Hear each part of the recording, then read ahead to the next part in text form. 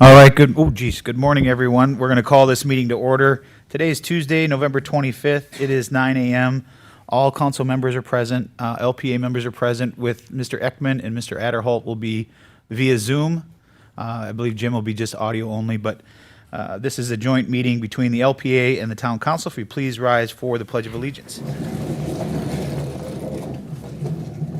I pledge allegiance to the flag of the United States of America and to the republic for which it stands, one nation, under God, indivisible, with liberty and justice for all.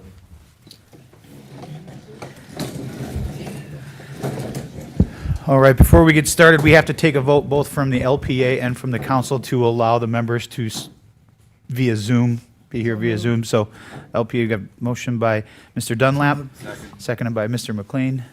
All those in favor signify by saying aye. Aye. Opposed? Hearing none, that motion carries unanimously. Next is the town council. I will make a motion to approve Mr. Adderholt being via Zoom. Seconded by Vice Mayor Safford. Any further discussion?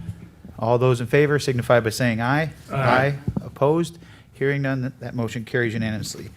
We have one item for discussion that we will have public comment before, Nancy. That wasn't on here, but we're going to have public comment.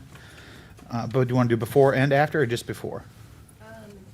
As long as the public has an opportunity to comment on what you'll be reviewing, you can do it before, you can do it after, you can do it once, you can do it twice. Okay, is everybody okay with starting once, and if we have to do it twice at the end? Would you prefer? If you'll remember, I sent you a message about this. I think Oh, if we can do it in chunks, I think it'll be the most expeditious way to go through this, and it will allow everybody to kind of get out of their system everything that needs to be said. So if we take element 1, element 2, and allow public comment during those elements, does anybody object to that? I don't have any issue with it. John? Yeah, Yeah, that's perfect. great. Great. Okay, that's what we'll do then. Is Thank everybody you. out there okay with it? They're just like, let's get going. Yeah. All right. Our first item for discussion is ordinance 2410, the comprehensive plan adoption. Chair Saracita, would you like to kick this off and kind of explain how we got here? Yes, I'll explain how we got here, and I'd just like to thank you, Will, for your accommodation of this joint meeting and all the staff. And, you know, as I kind of, my first reaction to this was, what's going on? And since the, what's going on, I've stepped back and just kind of thought about how we got here.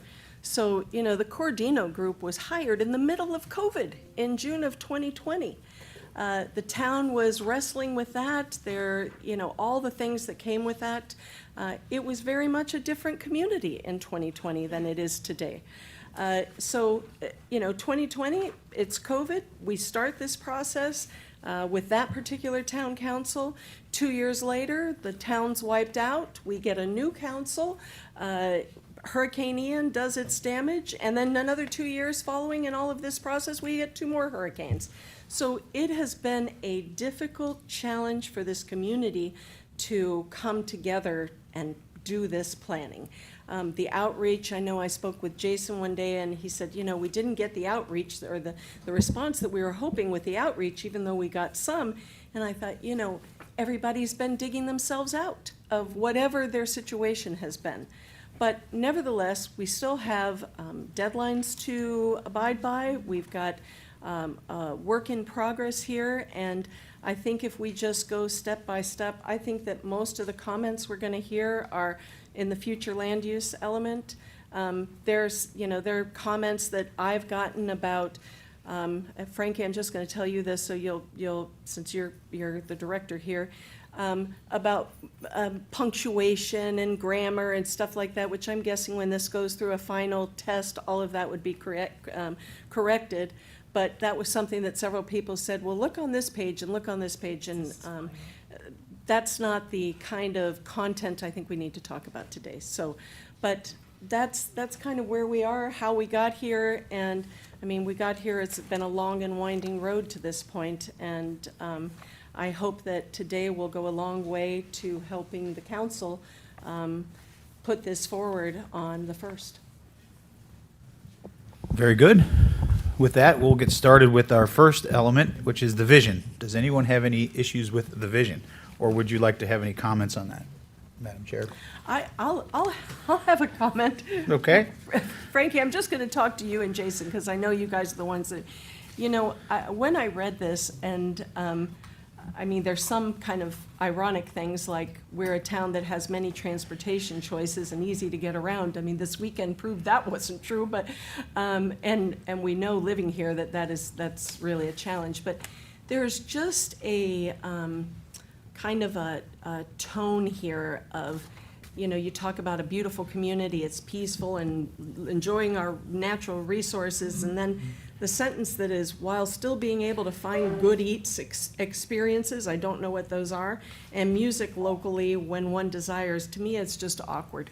It's awkward. I'd like somebody to take another shot at this. I don't know if anybody else agrees, or if you all think, hey, that's great. It comes across honky-tonky, yes, yes. Jason, do we know who came up with this wording, or was it just kind of a? Oh, Ed's here. Yeah, he was hiding. Hey, you're going to be so glad to get rid of us, aren't you?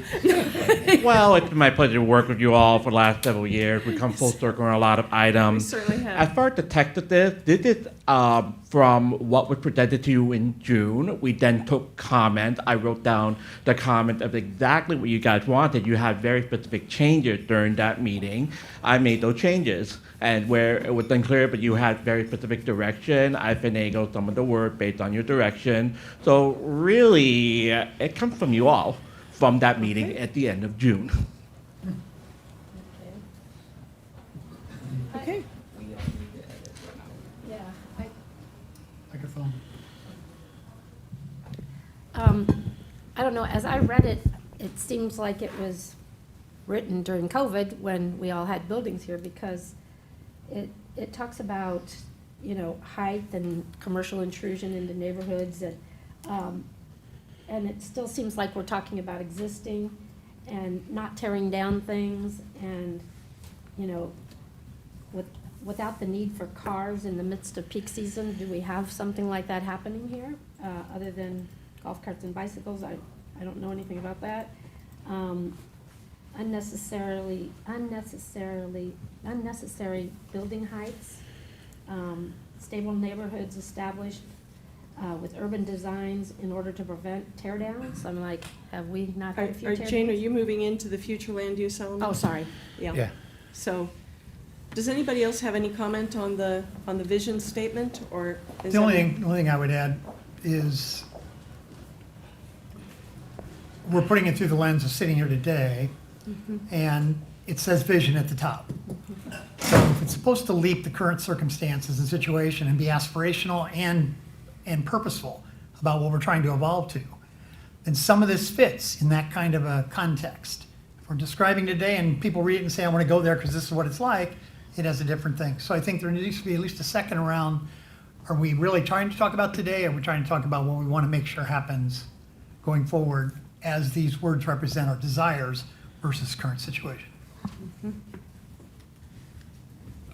Anything, My- Jim? Yeah, my comment would be, when I read this, to me, it described what I feel, obviously, I defer to people who've lived here much longer than I have, but the feeling and the aspirational vision of this town, I feel is captured, whether we can quibble over good eats versus fine dining, but I don't think that that's really what this That's right. this town is.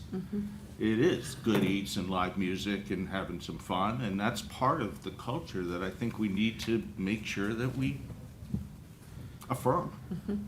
So, I don't know about, I mean, we got a lot of people around this table. Wordsmithing every sentence is Yeah, probably well, not what we should be doing. Not what we should, no, We should absolutely not. be focusing on, are there any big, I don't really like what this is opening the door to or shutting the door on, and focus on those types of issues as opposed to editing for grammar or preferred language. If I could just add, I think it's our vision is a sense of community, right? Like this is a community of homesteaders, a community of vacationers, a community of part-year residents. Small businesses. And so to the extent we could somehow capture the sense of community and the memories that are created in that community, I don't think it's just about what we're doing now, because we're obviously rebuilding now, and we certainly have an opportunity now that we didn't have in 2020 with respect to tear downs and other things. But so to me, it's about community, and I think there's a good chance we could still maintain that same community we had before. It feels like, we're kind of moving more towards a vacation spot, Disney World. I don't want to say Disney, but more of a entertainment attraction island than maybe where we were before. But I think we have to find a way to capture the essence of both, because we are all and have been residents here. We all have memories here where we've been part of the community, either as a vacationer or because the way you become a resident here is at some point you are a vacationer, you are a visitor, and you have to have an experience here and a sense of community to want to live here. Agreed. John, I wholeheartedly agree with you. I think to go line by line and try to wordsmith this would be counterproductive. It would be. We would be here for days to try to get through that. The vision, although very important, I don't know that it's as important as the nuts and bolts as you get into this. I have not ever seen one person come up and say, well, the vision says in any project that's come forward, right? Usually it's 4A or, it gets down into the nuts and bolts. So I agree with your sentiment that the wordsmithing, over the next 2 weeks, if people want to send in suggestions, we can certainly look at those. If there's some edits that maybe you want as far as texting, we can look at those and have that discussion on the first. But I think today, I agree, John, we should just focus on each element and what is in there. If there's issues with consequences or try to get through what we think, try to see around the corner, if you will. Are we good to go ahead? Yeah, I'd like to add, thank you, Mayor. I love the comments that you had. I think one thing we might add is the generations to come. We want to continue this on and on. And if I may, I would like to make a swipe at this and send it on later. Just the high-level vision that the folks. Thank you. How about we take some public comment on section 1, on the future land use map? On section 2, you mean? Or in section 2. Well, they could include section 1, 2 if they want, but that might be an easier way to start that. Sounds good. Doug, did you want to say anything? No, ma'am, that's all well said. It's nice to see you. Nothing to add. Hope you can hear me okay. We can hear you just fine. How about you, Jim? Not at this time. Thank you, Anita. It's nice to not see you there, but to hear your voice. Good morning. Good morning. Okay, public comment on future land use element or the vision. Bill?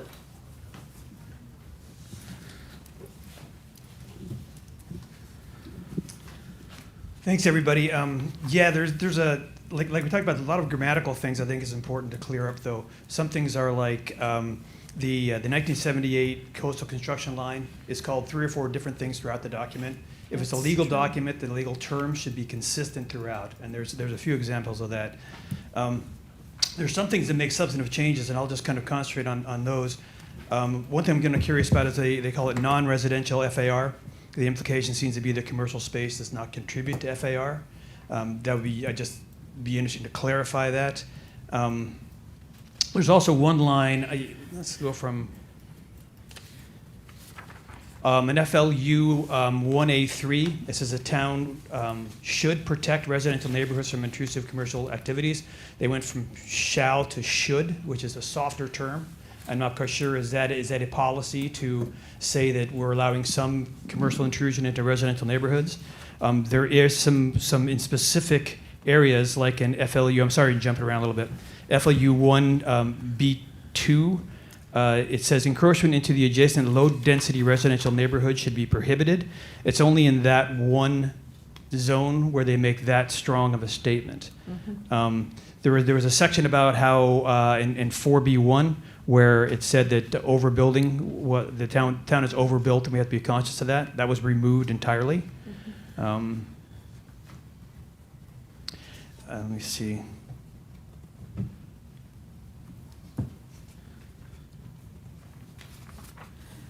Like you said, it's a big section. Probably most of the changes are in this one section. In FLU-1-C4, there's a change, and this happens in a few different places, where it changes from 2 to 3 floors above flood throughout the different areas. Now, this seems to me, I remember one of the first directions we gave to the group when they came was that we don't want to have any more density or height by right from changes to the comprehensive plan. It seems to me that changing this, even if it's done in the for the sake of consistency with the different sterile commercial zones, I think that it seems to me clearly to be an expansion of floors and density. The other thing I found was really interesting, and I think it can be positive, but I think it's got to be maybe hashed out a little more, is the ADU, the accessory dwelling unit. That's FLU-1-C-7. Just basically says that they're 0.5 density units without any kind of definition or conditions. Later on in other parts of the document, they start talking about those conditions, but it's not in this section. And that to me seems a little vague, because it doesn't say are there limitations on uses, on sizes, or any of that kind of thing. And I think with that, my 3 minutes are up. Thank you, Bill. Thank you. Anyone else? Terry? You're lucky dad. I only had 3 minutes. I didn't bring all my notes with me. Good morning. Terry Kane for the record. I want to thank you all for having this meeting first off. I want to thank the council, LPA, and the staff for going through this yet again. So thank you very much for that. I appreciate it, and I think everyone does appreciate that. Some areas of the comprehensive plan are great. FLU is one that you're going to find I think we need the most meat. Like I said, I only picked out my top few because I knew I only had a few minutes. So just like what Bill just said, FLU-1-C-4, building height. Again, they deleted, or whatever you want to call it, scratched out the 2-story height and added the 3-story height throughout the plan. It's throughout. And I think it should remain the 2-story. This is just not my ideas. This was 63% of the population that just voted because it wasn't a popularity contest. It was a policy recall that we had. On FLU 1-B-1, map adoption, when you look at our FLU map, you will see that there is a recreation area, and we no longer have, I guess we didn't have before, I was trying to go back and forth, an environmentally critical area. Usually Bowditch Point, the beaches, Little Estero Island were environmental critical zones, at least for, and so I think we need a future land use map that has environmentally critical areas for preserves, reserves, and beaches. The recreation layer takes a layer of protection off of those wildlife areas. FLU 1-B2H-10, wetlands. I have a question here. Why is there a density attached to wetlands in a conservation area? I don't understand that. As you get to know me, I'm all about the environment. And I think, let's see, they're all the FLUs I brought with me today. There are many more. As we said, if you go through this section, it's pretty intense. I'm sorry, I didn't bring my other notes with me. So please review it again, and I thank you very much for doing this. Really appreciate it, really do. Thank you, Terry. Anyone else? No one else? Okay, thank you. So Nita, I think, as everybody I think understands, this is probably going to be the most discussed one out of all of it. Maybe we go each policy one by one to make sure we get it as close as we can as far as what everybody's vision or what issues they see. It's going to take a little bit of time, but I think this one in particular is probably the most important that we spend the most time on because it does have the biggest implications. You okay with that, Eddie and Jason? Okay. Let's start with the first one, the objective for FLU 1A, small town character. Are there any major issues that anyone has with that they'd like to discuss? I'll let you get back to the. Yeah. You're right, Jim, out there in TV land, you will, you can't see it, or maybe you can see it, but I've gone down the Adderholt Forest path because my battery is dying on my computer, so you're here in spirit, What's my the friend. Adderholt Forest? So he always used to I have do- I the do agenda- too. the I do agendas too. yeah, he likes the Yeah. paper. I think that I'm good, thank you. the statement maintaining the small town character is important to folks. Of course, that definition becomes relative as the community changes, but I think the feel will remain. Okay? You know, there was a question someone sent me about, if I could just, well, maybe it's not. Never mind. Well, if it comes to you, we can always come Thanks, Stan. revert back to it. All right, then we'll move on to policy FLU 1A1. There was one line that was scratched out, but everything else was added. Does anyone have any major changes to that or any issues with that section? Jim asked me a question earlier. It says Villa Santini. That's Santini Marina Plaza currently. It's had a lot of incarnations name-wise, and I just wonder if we shouldn't identify it the same all the way through the plan. Because currently it's called Santini Marina Plaza. Okay. I don't We know can if make that matters to you. Yeah, it generally doesn't matter, but if you want to make it Santini, whatever you want to name it, that's a very easy change right there. I would just, go ahead and name it the way you would like to name it. What do you think, Yeah, Jim? it's, You brought that up earlier. I think it should be consistent, it should be correct. Consistent and correct. That's where I I am. agree. So what should it be called now? What is it, what's it currently called now? Is it? It's called Santini Marina Plaza. Okay. I don't have any issues with keeping it that. Does anyone have any? No.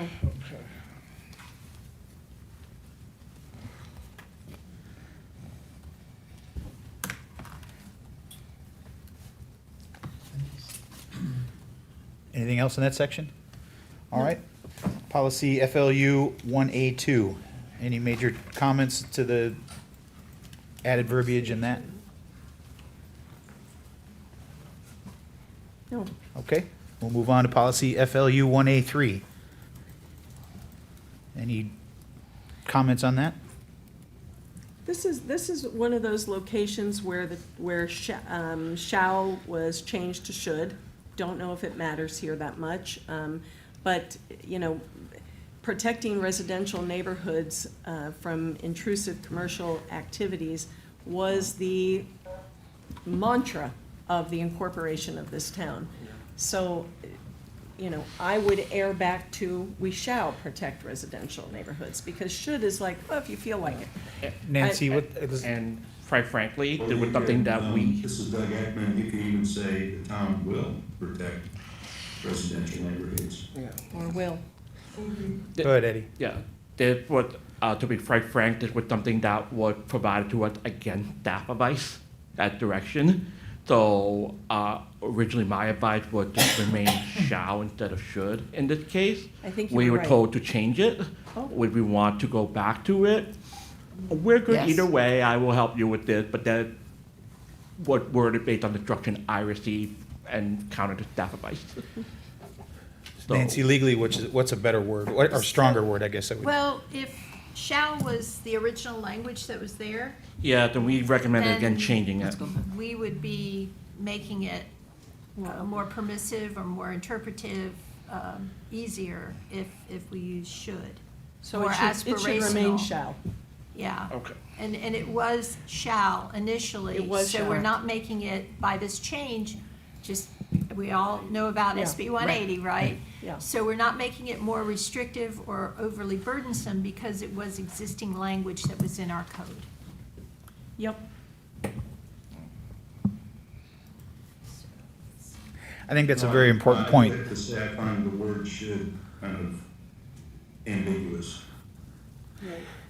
So could we just say across the entire document, if it was shall, keep it shall? Because you raise a good point, Nancy. If you go to should and it's more, Permissive or- you're never going to go back. Correct. You're never going to be able to go back the other way. we would, from our end, double check for you on if that's the general direction. We can change everything back to shall, with the exception of where you may have rules that are loosening up and create internal conflict.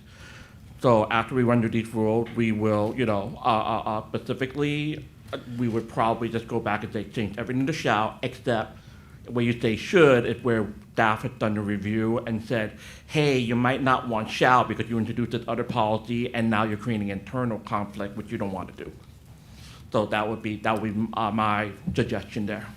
Do you, off the top of your head, Eddie, know a particular example of that? Because I'm trying to think of what that would be. Well, not off the top of my head, but for example, one that might come up would be if you decide to keep a regulation that allows you to build on the second floor, and then you actually have a shall that shall be a freeboard of 3 feet. Those are mutually incompatible because shall at 3 feet doesn't really give you that 10 feet for the second floor that we're aspiring to and what the public has mentioned in their, in those workshops. I see what you're saying. Yeah. Okay. So we have to tread carefully on some of those. So then it goes on, and I think is important as shall and should here, the end of the sentence, that none, zero, of any kind, negative impacts on adjoining properties result. Yeah. So who puts that through what filter, including a shadow all the way to pick your no? That one's more dangerous to me or more challenging to me than the should and shall. Because it's subjective. Because it's absolutely clear, and that case can be made for and against in every single circumstance. Sounds like a public benefit, huh? Not Well, defined. yeah, it sounds like a lawsuit is what it sounds like. That's what it is, yeah. Yeah, Okay. that's what it It's sounds the like. eye of the beholder thing, and that's where it gets dangerous and muddy. What do you think about that, Eddie? Do you know what Jim's saying? The last sentence in 1A3, these regulations should incorporate criteria for determining compatible home occupation uses and standards to ascertain that no negative impacts on adjoining properties result. What are those negative impacts? I think that is complicated. I didn't highlight that, but it's a good point. Yeah. I would defer to the city attorney on the legal implications. I would say that from a planning perspective, based on what you have in your land development regulations, it's no different than the criteria you currently review. It's pretty standard text. You should. I don't like that answer at all. Right, so, The fact you take you in can take it or leave it on this one, honestly, but No, yeah, I from a mean, legal standpoint, I defer to the city attorney's office. Are we losing anything if we remove the sentence? What part At of the least the sentence last- do we have to have? Or at least the last half of it that has that Standard. and standards to ascertain that no I negative think that impacts has on to be, if we're gonna Yeah. operate, and then the dialogue becomes real. I think it becomes pertinent to the moment, situation, project, and not a blanket statement where we could have challenges endlessly. Well, you have to define it. It's just that simple. You'd have to Yeah. define You it. have to define it. There you go. A height Perhaps, of 30 feet or a color of Purple. hue, purple or pink, I mean. Oh, not to say anything about purple, Mike.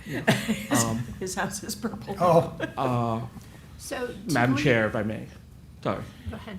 Well, I was Um, going to say that if you want to minimize, you could say, and standards to ascertain, to minimize impacts on adjoining property results. If you use something like that, it puts it back into the discretion of the LPA as far as your deliberations and then ultimately the town council, as opposed to saying no negative impacts. I mean, that might be Yeah, so, a language. yeah, I think the attorney and I were on similar pages. What I was about to suggest was to, compatible minimize. home and standard to mitigate impact of the proposed use or development would be one way to think about it, because that Still way seems to it gives you an mitigate angle to say, It is, but you know, it's not there are hard gonna be and fast. impact, if there's anything negative, you're gonna be able to mitigate it and point to that from an LPA and council standpoint.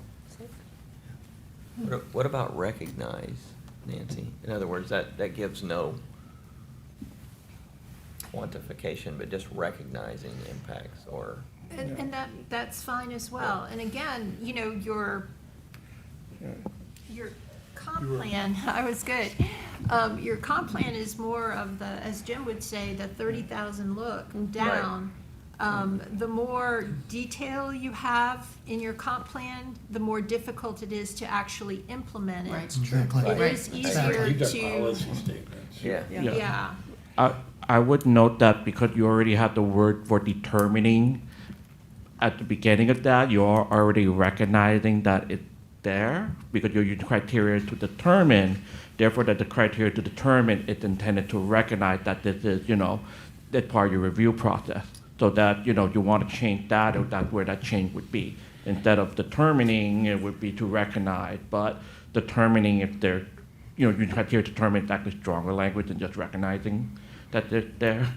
Because you're running through a kind of like a checklist and like professionally based review from staff to provide the advice to the LPA and the council in that point.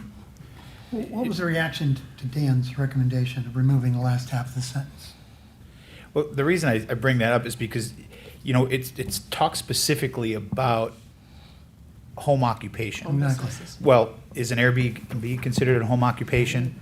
And is you having a swimming pool that people enjoy till 11 o'clock, is that a negative impact on the neighbors? I mean, it's a lot of open-endedness here that could cause a lot of conflict between neighbors based on just what exactly is a home occupation use.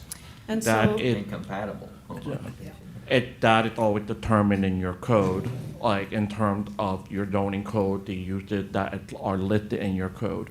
You want to keep it broad and then determine in your code because these uses may change, new uses may occur. That's why I generally recommend you going overly prescriptive on what compatible and home occupation uses are because it's applied code of ordinances, applied zoning where that really should matter.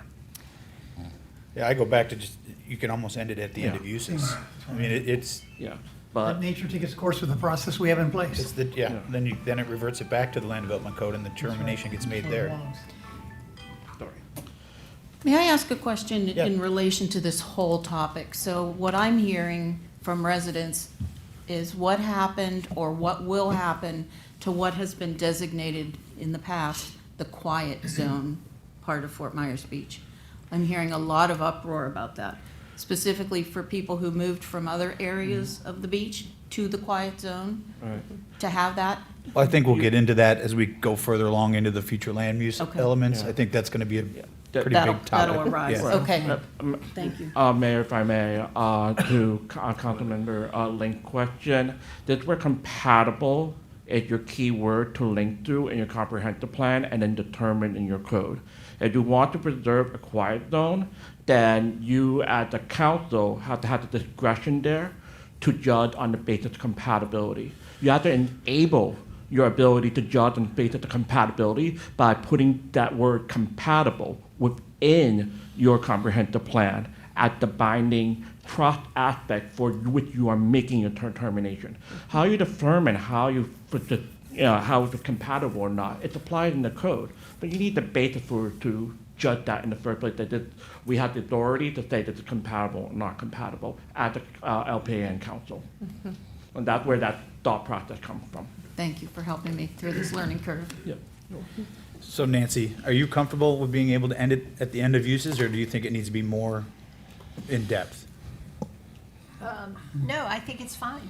I think it's fine to end it there, because your LDRs will bring up the standards. I support that. yep, I do too. Good one. Anyone? Yep. Have any, okay, you got that change, Eddie? Yep, that was good. If I could just make sure I am getting it right, just like, when we went through an hour work meeting with the vision in June, so done with the verbatim in here, I want to sure because we're in such a tight timeline that we want to make sure we get that right. So these regulations should incorporate criteria for determining compatible home occupation uses and. Period. Period. Yeah, period. All right. Period. We help you with that? No and. Yeah, no and. Okay, that And. is Period. much more That's what my clear. thought is. Thank you. I appreciate that. Thank you. Yeah. Yeah. See, that's why I'm like running through. That's That's good. great. That's good. All right, anything else? We'll move on to the next one. All right, Next is FLU 1A4, discussions on the changes proposed there. Seems pretty straightforward. No issues? No. All right, we'll move on to FLU 1A5. Any questions or comments on that one? Do we have any areas where parking garages are going to be built that could be built? Well, remember, this is aspirational. Yeah. Explore. Well, I think this is where the land development code then comes in. We have things in our land development code that are preventing the building of parking garages that we're gonna have to address after this is done. Am I correct in saying that? It's gonna be fun, too. Well, yes. Buffers and all that kind of stuff that are in the land development code right now that are restricting the building pretty much of any parking structure. I'd say we are doing that where we're putting a parking structure in the flood area, right, underneath of a building. There's a couple across the street here, right, that were built. Technically, yeah. I'm just talking about just a specific parking garage. Okay, yeah. I think Oh, that's by what, itself, yeah. as a standalone, Right, I think that's what It this. seems aspirational. It is, Yeah. well, Yeah. Quite. That's just what we like. all right, then we'll move on to FLU 1A5. No, Oh, I that already was did, it. I just did that one, Yeah, sorry, sorry, 6, 1A6. Any questions or comments on that? No, You want to get a copy of it? No, all right. because this is talking about protection of the shorebirds and the shoreline and Yes, everything wetlands. else. And we have shall, yes. Right. This is where we would, from staff standpoint, encourage you to make the change because it's the basis by which you're gonna hook onto when you have accretion, when you have those new dunes, when you have to look at the fact that you have split parcel and then can do an overlay perhaps in your zoning for where you have the conservation that edges along the residential areas.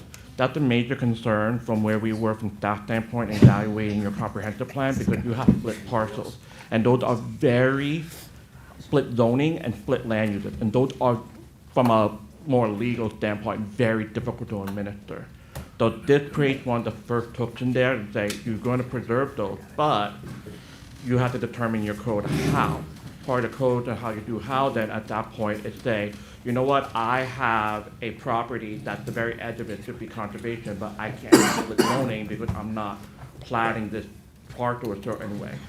So I need to rezone and put an overlay onto those properties a different way in order to protect that conservation aspect. This is kind of the beginning of that you need in there. Okay. Any other comments? No. All right. 1A7, nothing changed in that? I assume no one has any issues with that one? No. FLU 1A8, that's a whole new added section. Are there any comments or suggestions on that one?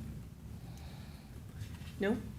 One thing it doesn't specifically call out is the fact of perhaps doing the barrier, yeah. I think that, yeah, I think it's pilot programs to adapt sea level rise and storm surges. I don't know if that would, if we need to be specific to a wave mitigation wall. I'm fine with it the way it is, but it's such a big topic of conversation. that- Yeah, I think this covers that whole idea of trying to. Anything else? No. All right. FLU 1A9, no changes to that. I assume no one has any issues with that one. 1A10, just a couple of minor changes. Anybody have any issues with that?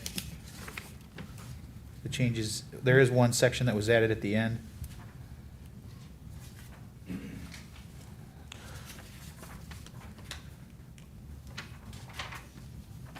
The rest of it looks like it's just Yeah, text that's- amendments. It to ensure consistency with the other portions of your comprehensive plan that wasn't there before regarding concurrency. It needs to be in your future land use for that to be active. Okay, then we'll move on, FLU 1A11. Most of that was crossed out with the basically you're just condensing the wording is what it looks like to me. There's Yes. not a huge change in what you can or cannot do there. Yeah, there's no really effective change in this regard. It's extremely wordy and cumbersome to read through that several times, and we're like, there's an easier way to state this. All right, then we'll move on to FLU 1A12. It looks like you just got rid of the duplication Yes, of that's the, what it is. of what, you moved it up. Right. Not, I know we didn't want to go into grammar, but it should be provide, not provides. Can fix it. Might as well, we're right here. Well, if you see something, you might as well throw it Yeah, out. just Save their just time. flag it, and we can bring it back. So just a question, if I may, for the expert. These next couple three started a process of calling out the LDC as the governing doc for specific details. Is there a reason that fits there and is not implicit in everything we're doing throughout the comp plan in this particular section? Why does land development code have to be called out as being the governing doc on that if it isn't called out in the other sections? I'm not sure if I understand your question. See how land development codes shall provide detailed regulations that distinguish, et cetera? Right. Why is that in the comprehensive plan? Well, that's Just from so your I original text, and so I just also noticed the grammar from your original text that we didn't take out that S there. Normally, it's there to just provide guidance that you need to, it's a specific issue that you need to address within your land development code. Not that it's the only issue, but Okay. in some areas, it's just putting extra emphasis. Did it from your Yeah. original text, so your original Cool. text said you know. As long as it's it a belongs specific- there to- and not other places. To me, I read it as Right. though there was nothing in there before Oh. that referred, because there was always, Oh, when it okay. came to heights and Right. those kind of things, people didn't Oh. understand that it was the land development Yeah. code that dictates that, not the comp That's plan. a distinction. So that's how I read this, is this was Okay, just helpful. Yeah. added language to let people know where they need to go to find that information. Specific to this type of use, hotels, motels, or transient residential, they usually fall under a special category, and including how it's defined under state statutes as well. And sometimes with some preemptive aspects, for example, you see aspects of vacation rental being preempted, you see other aspects of how it's defined in state statutes.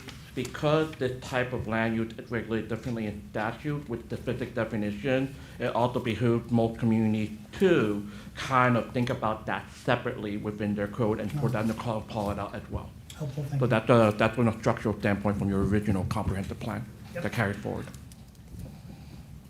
This is Doug Ekman. I've got just one comment, if I may, not to wordsmith again, but I would say the land development code shall provide regulations that distinguish. I don't think the word detailed is useful or helpful there.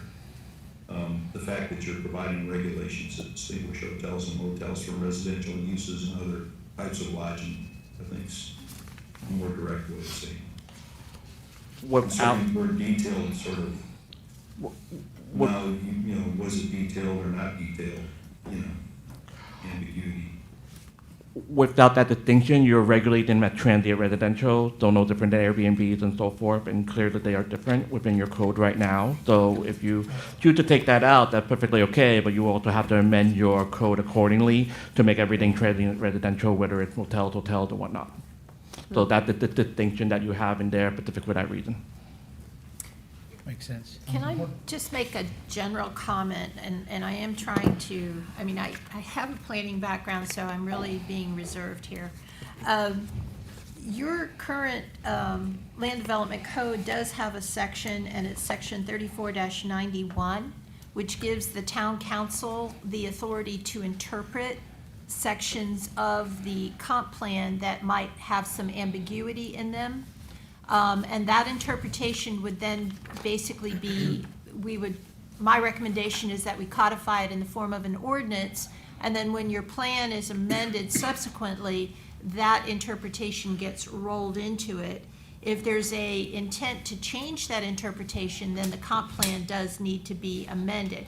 So as we're going through this, if there are some ambiguities, it might be okay to leave them in there to get through this process, because if it does become an issue, we could, under that section of your LDR, come back and ask, LPA, what do you think this means? Council, what do you think this means? So that process and mechanism is in place. So if we don't get it perfect, it's allows okay. flexibility. Yes. Yeah. Eddie, what do you think of that? You kind of nodded like yes. Yes, what the attorney is saying is correct. I would posit one caveat to that. The caveat that I provide with my client is this: consistency of findings. So, yes, you are subject to interpretation. But if you have one type of finding and you're finding the fact for one property and you do not, for a good reason, do that for another property, then you run into issues down the line at the community where someone can come back and say, why do you interpret this differently for us without valid or proper reason? So there's a balance here, right, when it comes to the ambiguity. There is an aspect where you get to a certain point where it's categorical, and there may be still some ambiguity within those categorical aspects. Sometimes that's clarified by state law, as we saw in the recent passage of 1730 with the Live Local Act update, where the state came in and clearly defined what commercial and industrial meant as far as Live Local Act. And other areas, then it's subject to your interpretation. But ultimately, it comes back to if you are being consistent in your application of your code, and equally so among the different applicants. And I agree with that, because my comment was that when an interpretation is made, if it gets to that level, then it would be codified in an ordinance. And so the ordinance then would have to be applied equally and not in any type of arbitrary or discriminatory manner. So we're on the same page. Yeah, we are. And I was like, yeah, the attorney's absolutely right. Yeah. What'd you say, John? James, I'm sorry. I said it also sets precedent. Yeah. You interpret ambiguity in a certain way, then the next guy comes along and said, hey, you already did this, why am I different? Right. Because each property is different. But precedent isn't necessarily based on the property. It's on the right. interpretation Yeah. of how it was Okay. applied. Okay. And this clause that the attorney is always, I think it's also important for any community as well, particularly in a community like ours here, which is rebuilding. You know, notwithstanding the fact that technology is changing and different uses come into play, you know, life changes, right? In 5 years, there may be something new that comes along. But you also have a certain level of potential reinvestment in the community, and someone might come up with this cool idea or an idea that you want to be able to evaluate on your own terms. So some guideposts are important, some ambiguity there is also important, with the ability under your code to continue and make those interpretations that make fit. So you need the flexibility a bit in the comp plan, instead of being really, really precise. And I think that was kind of a comment made as well. The other thing I want to just put out there so everybody keeps it in mind, and then I'll try to be reserved a bit. This will come back to council on Monday. Today is Tuesday, and we have a holiday. So staff will be working very, very quickly in order to perhaps have a list of all these changes so that it could be reviewed on Monday. The agenda for Monday has already gone out with this document. Right. We would know from an administrative standpoint, the people who are formatting this are on Thanksgiving leave right now. I actually canceled my leave to be here today. You know, I appreciate you all and your trust and confidence over the years. But, you know, what we would have to do as a matter of record during the public hearing is the changes that we have today, we would have to, you would have to approve, and because it's always published, that's the other important aspect that the city attorney pointed out. We would have to approve with the prescribed amendment listed. We will run through and make scrivener as needed for the final thing, but it's actually the content that's important here. And so there's specific procedures that we have to follow on Monday based on the changes that you want today. All right. Carry on. Good to move Mayor? on from that? Yes. I'm sorry, as a newbie, I have another question, and I Sure. don't know if it's the appropriate time, but thinking aspirationally, I'm not sure the acronym begins with a C, but the discount we get based on how resilient we are. Does any of that impact our vision in the comp plan, or would that all be in the LDC? So if we want to strive for 25%, we do these things. If we want to strive for 50%, we do these things. Would they have to be included in the comprehensive plan or not? It's a good question. I get he probably would be able to answer that the best. My initial it would be that no, it doesn't have to be, that the land development code would cover that, but I could be wrong. It goes both ways. Sometimes folks put it in the comprehensive plan because they want to be stringent about it and have maximum cap. you want a bit of ambiguity, you can come about with some exceptions. Like there are some things that are required under statutes. So in those cases, I wouldn't recommend that, but in other cases. Yeah, I've always it's found, good, at least my opinion, that the more options that you have, and, this, if you get too strict, as has been said, you really are hamstringing restricting yourself to yourself, right. options or potential options down the road. And that's why you have the backstop of the land development code, Yeah. to be able to do those types of things. So if in the next 20 years, we wanted to be more stringent, we wouldn't be limited because it was missing here. You would That's just, all you I'm would just, looking yeah, you for. would just adjust Right, the land you're- development code. Yeah. So- Thank you for that. I'm certain, I don't want to, Yeah. Eddie, Yeah. he's got it in there because I remember reading, you've got some very general language related to your policy concern that you've raised. Right. And then the other thing I would just put out there is you do have a strategic planning session that's coming Right. up. And that is somewhat the implementation perhaps of some of the things that are in the land use arena. Thank you. I appreciate that. And I think there's also an inventory of items that go into the calculus of that discount, that we can put as strict as we want in here. If we can't physically, through parks and other things, meet the criteria, Right. you could kill yourself trying to get there and get no impact, so. Right. Well, and I think you Right. just Just give be more reminded of that. ammunition to That's why the Sanibel has interpretation it. of the federal government, how they could Exactly. interpret things. Right?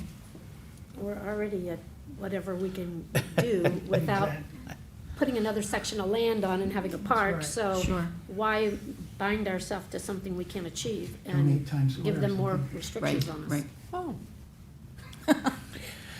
Might be Thank you. wrong. That's very helpful for me. All right, if there's, we'll move on to the next one. This one's pretty straightforward. 13 is just, anybody have any issues with 13? That seems pretty straightforward. Get it done. All right. Next one is 1A14. The only comments I have on this one is, to me, this reads as though it's telling us we have to basically come up with some sort of, not necessarily point system, but something that provides an incentive for development through an ordinance. To me, that takes away flexibility.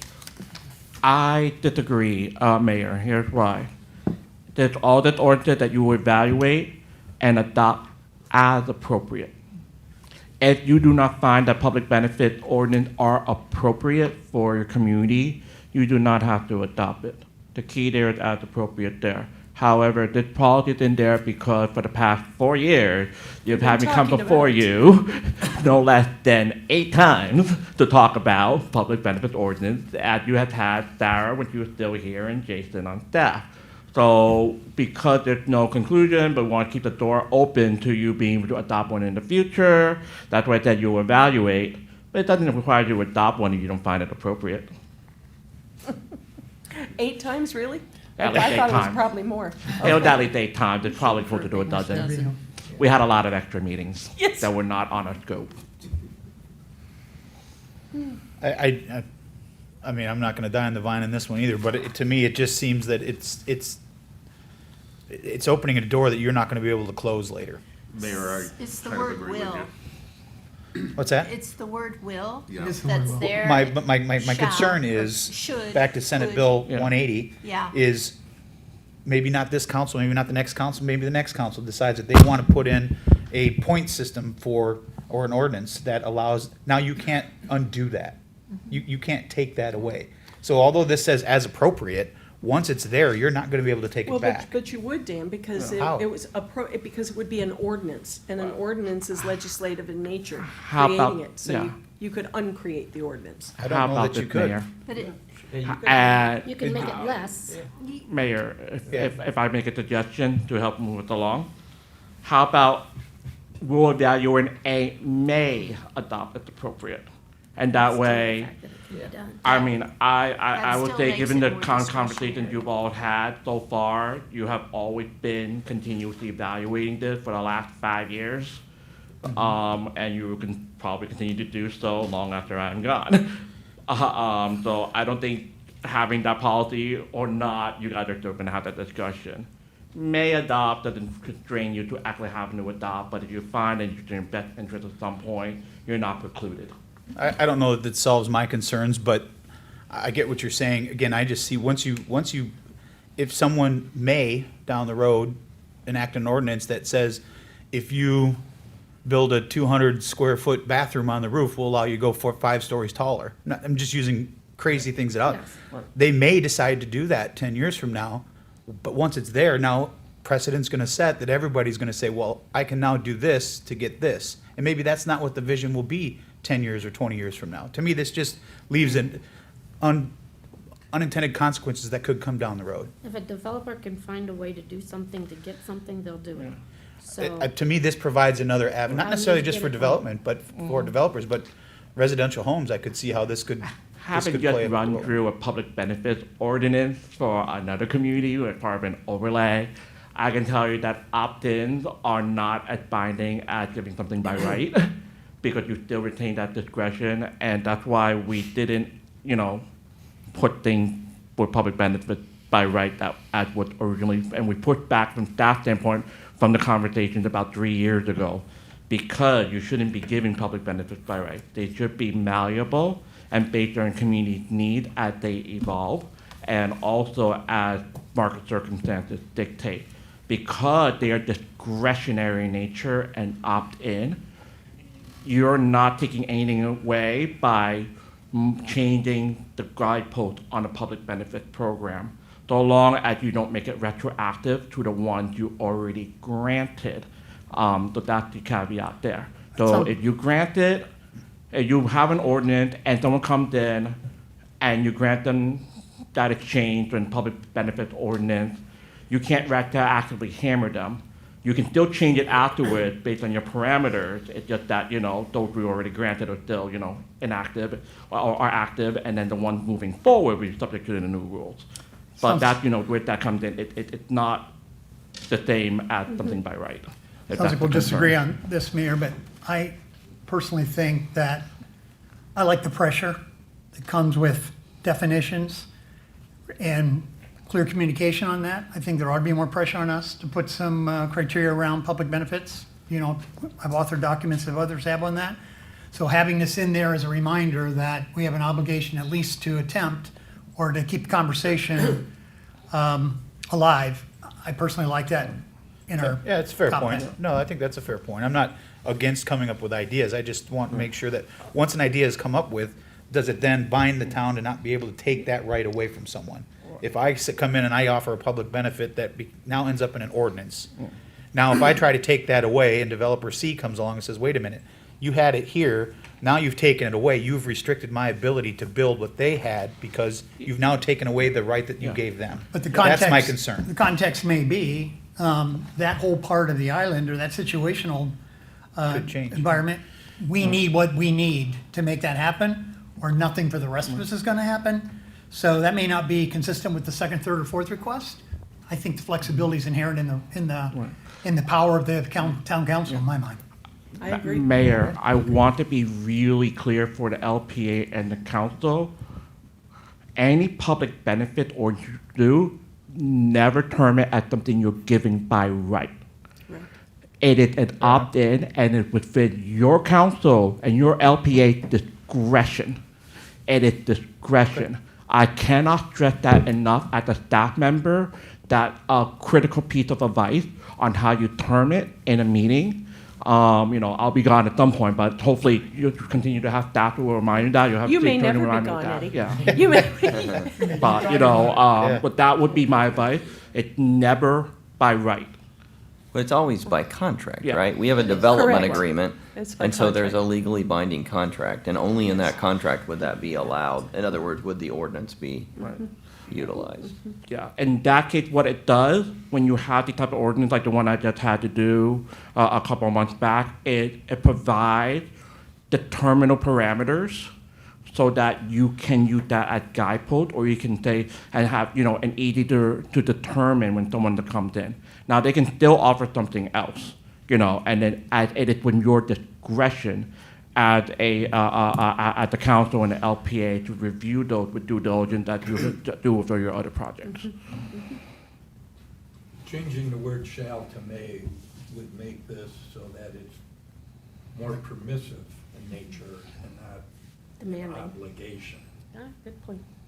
So, but the word public benefits, I think later on, needs to be defined as a policy statement somewhere. Absolutely. And it is not. The word public benefits through this document needs to have some teeth put into it. Right, agreed.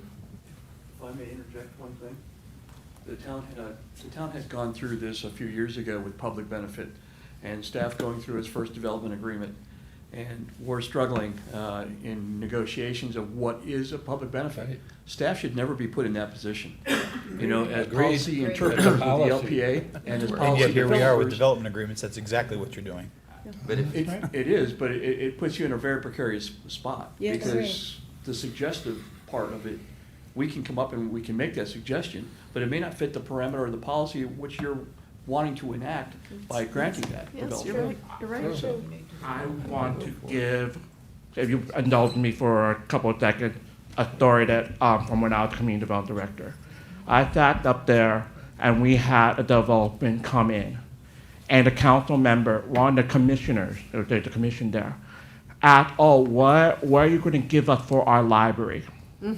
It was an illegal ask from the dais because they had no backing for it. We had no public benefits ordinance, and it was seen as coercive. The developer said, "We'll give you 40,000, and then turned around, came to my office and said, "Well, we were coercing it during the public hearing." We had another instance where we had the same thing with the right-of-way. Guess what? That community that had to give back $500,000 of money because it was an illegal act from the dais. These guideposts are important because unless you tie certain things into concurrency or your public benefit, they may be seen as illegal acts when there's act from the dais during the public hearing. A lot of That's illegal acts. very important to remember. Very good, all right.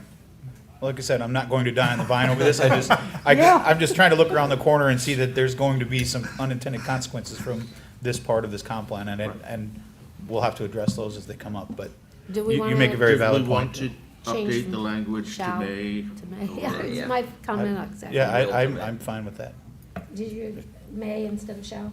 So the town may May, evaluate. I think that was, I had suggested may, Yes. may adopt as appropriate instead of shall be appropriate, yes. So you So- will evaluate, but Yes. you may adopt. There you go. Yeah. As appropriate could be criteria, general criteria that could be applicable. That's much better. Will evaluate and may adopt. With criteria. As appropriate is fine. Oh, as That's how I'm appropriate, okay. interpreting your as appropriate. Ah, okay. Just wanted to make sure. Yeah, that is, but look how much Maybe we I need to talk stop about. putting question I marks mean- behind these, it is drag. All right, are there any other, you got that change, Eddie? Yes, sir, thank you. Okay. Any other, think we beat that one to, Nothing left. okay. FLU 1A15, variation regulations, anyone have any heartburn No. over those? I like that. No, I think it's good too. All right, 1A16, small lots. Any No, I think heartburn it's over any of that? And, Okay. Gentlemen on the screen, you got any issues, just jump in, otherwise we're gonna just keep moving. 1A, okay, 1A17, community development. No major changes there, just looks like they added a couple words and enhances the. Yep. We'll go back where there's no title or so forth to make it consistent. We had that in your prior comprehensive plan as well, where some things were labeled and some things were not. You know, in response to also the public comments, we, as I was running through it, as you were saying, I was like, oh yeah, there are some things in your original comprehensive plan that were internally inconsistent as well, like coastal construction line wasn't capitalized with C in some areas, but they were capitalized in other areas. That's part of the original plan that you have, so we will try our best to catch those grammatical and typo issues from your original plan as well. Thank you. All right, Yep. so the next one, the entire thing got crossed out. Eddie, you just want to give us a quick, brief overview of what you did there, if you put it in other areas, so that people understand why that entire section. Oh, this one has come full circle in the 5 years. Or if you recall, at the beginning, when we were first hired, we were told to really push the envelope, and we gave these different much higher densities. Then we were given the instructions, and we've held since then, to just maintain your existing densities, which is what we have done. The main difference being while maintaining your density, trying to open up your land uses a little bit more with different nodes across the island that were more equally distributed to deal with your traffic issues, because you have a one-way road. And the land use overall then provide for the mixed-use district that are really just concentrated along Estero Boulevard at very specific points that we discussed. And I think about 5 meetings over the last Yes. a year and a half, as well as in the 3 public additional workshops that the council funded over this past year. We brought those maps to the public as well at the music festival, at the opening of the library, and then a 3rd workshop where we tried to have a charrette process, and I bought about $1,500 of Legos up to the 3rd floor in case people wanted to, play with that. And we showed you those in pictures in the June meeting as well, so to try to get that community input on where things should be distributed. Importantly, where the youth conversation originally came to play was that back in 2020, 2021, we're finding that folks who are trying to put new users in on the island that were services, such as the bank, at the example that we keep going back to, they weren't able to do so because your land use code was too restrictive. And so trying to opening that up then allow for that investment to occur a little bit differently. But your rules do still provide for those restrictions where you can't have certain uses that are trying to come in. Thanks, Eddie. Next is 1B1, that's essentially just the map adoption. There's nothing major there. I have a question Yes, on that one, go Mayor. ahead. I don't understand the last sentence. It says, "This map enhances the principles of this comprehensive plan by assigning one of 9, 8 categories." Yeah. Is that like a 6, 7? I'm sorry, Councilmember Link, can you point to the thing Yes, for us? policy flu 1B1, map adoption. 1B1. The last sentence, Let's see. assigning one of 9, 8 I categories. believe we were trying, that to be a strike through on the 8. That just was So a it's 9 formatting categories. issue, because there was, with the different changes, it changed from 8 to 9 categories in order to differentiate one. Thank you for that. Eddie, I think we all received an email where a resident raised the question of encroachment into residential areas with the business nodes that are being suggested in the land use map for the benefit of that person. Could you explain the process or how the residential neighborhoods would be protected or buffered from a business node? Right. Originally, when we had gone through for the node, we actually had a much more expansive area. That included some changes to the medium residential and so forth based on the direction at the time. After meeting with the LPA and the council in a joint meeting, we were instructed to scale those back, and the instructions were scaled back to what was currently a pedestrian commercial or other similar categories where those uses would already have been in play in order to protect against the intrusion. In that sense, the mixed-use districts that you see were aligned with things there, districts that were designed with that in mind in the first place. So that's a pedestrian commercial that you currently have under your code. Further, when we went through and went with that, if you recall, during the discussion about the small arts mixed-use center, which is actually where we are right now, the LPA and the council felt that the area too expansive. And at that time, they actually asked us to remove a couple of properties from that designation and revert back to residential. With that map had been changed accordingly because it wanted to provide for that. The last aspect of intrusion prevention is by designating these areas for growth and for certain densities, you are helping protect those other neighborhoods because you're trying to corral that type of investment into these particular districts that you've already assigned in your original comprehensive plan. Just a little bit more loose in terms of what you can allow in those districts by changing the categories a bit. And Jim, I think we're going to get into that over the next 8 Right. discussions Right. that are coming through here. All right, the 1B2, that's just the apply to the future land use. I don't know that anybody has any issues with that one sentence. This is where I think, Eddie, you're going to get into the meat and potatoes of what everybody's had issues with, if I'm not mistaken. The first one is 1B2A, low-density residential. Any comments or concerns with that as it is laid out? Looks like they just changed one minor letter. Yeah. We added the word residential. Yep. Yep. Yeah. Just to make it clear. Next is 1B2B, medium residential. There were some cross-outs and some adds to this. Anybody have any concerns with this section? I just have a comment that we crossed out mobile home, but we left RV parks. Yep. The mobile homes were crossed out, but RV parks are left. You wanted to cross out the RV park now too? Yeah. Yes. All right, yeah, no, I definitely agree, but I just need, Geez, I wonder why. I would specific, strongly recommend yes, yes. if Yes, anybody. the most yes. Yeah. Every house becomes one. All right. That is good because it's actually consistent with where the state wants every community to go with reducing this over time, so, yeah, period, right?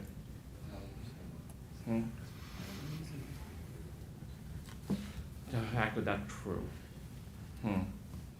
SB 180, yeah, right, actually, that, now that you remind me, that is why I kept it in.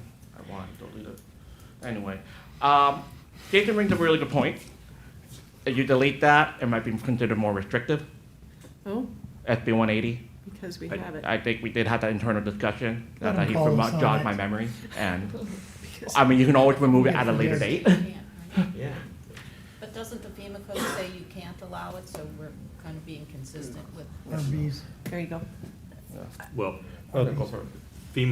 FEMA is highly, they don't want temporary structures like that in flood zones, specifically.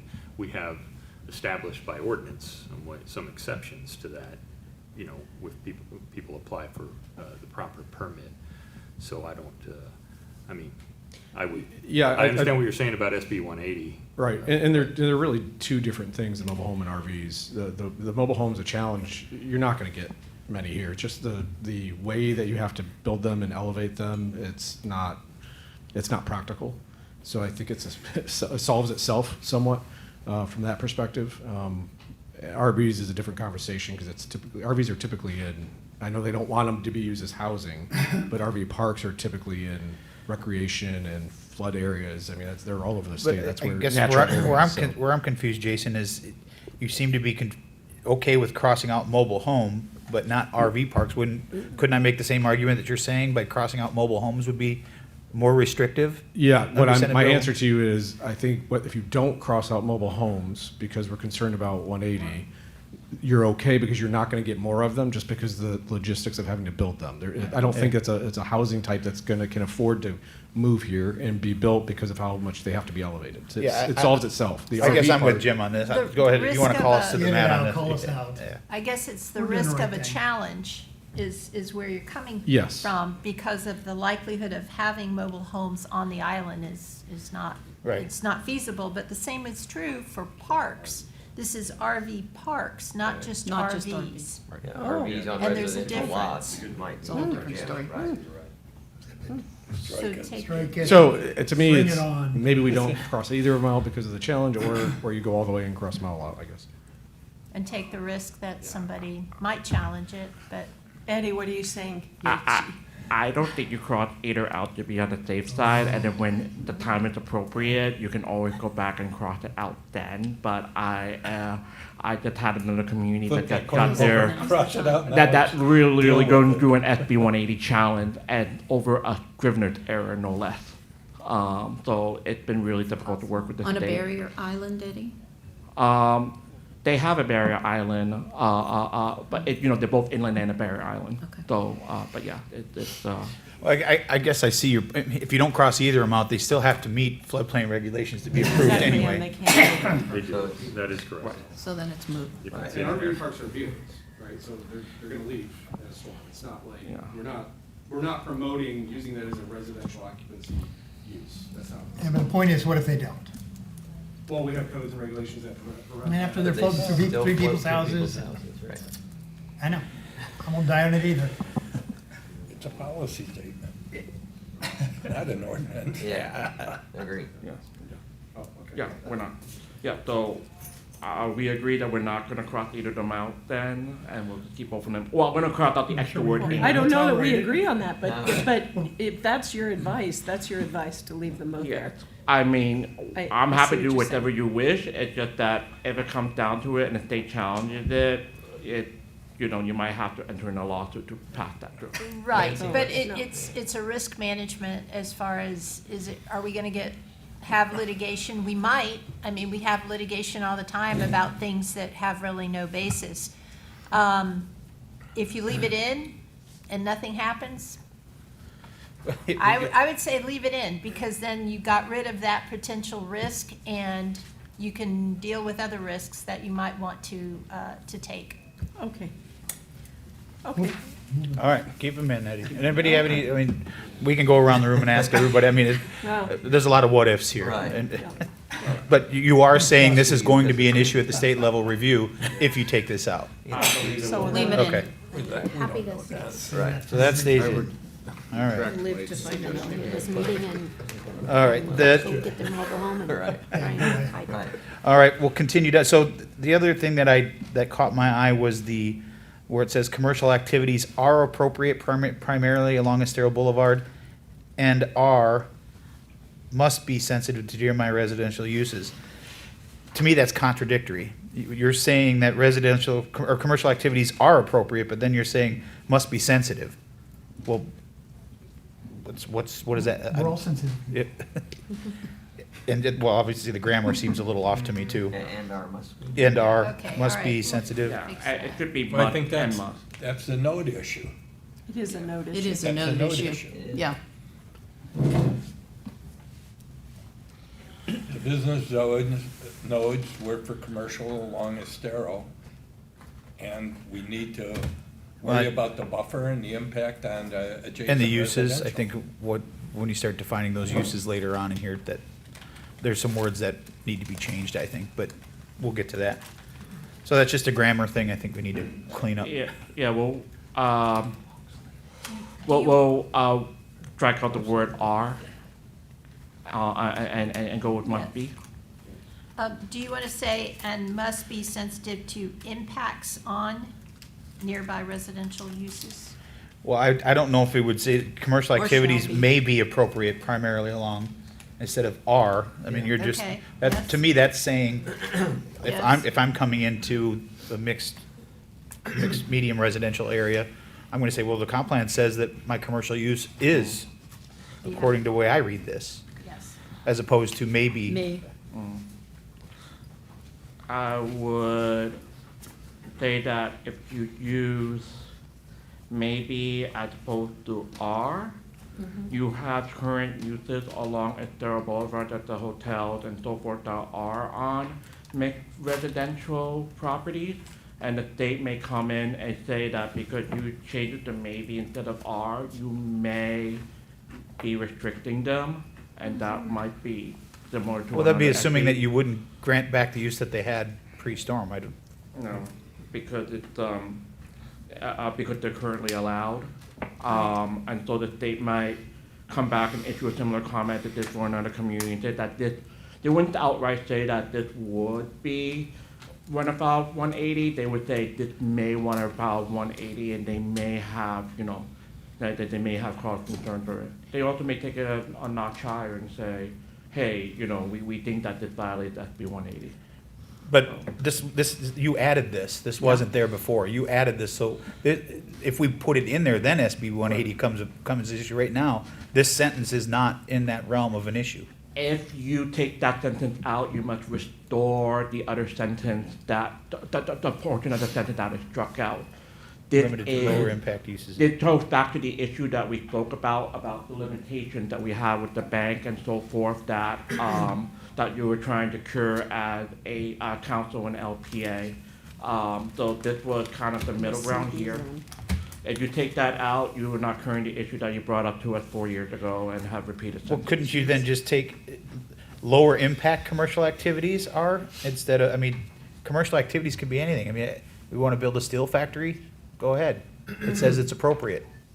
Well, no, because that, excuse me, Minister. Well, I think the sensitive aspect is to allow you that discretion to say what, to what level of impact, right? Okay. You say, you know, the sensitivity is low impact, but what if you have something that,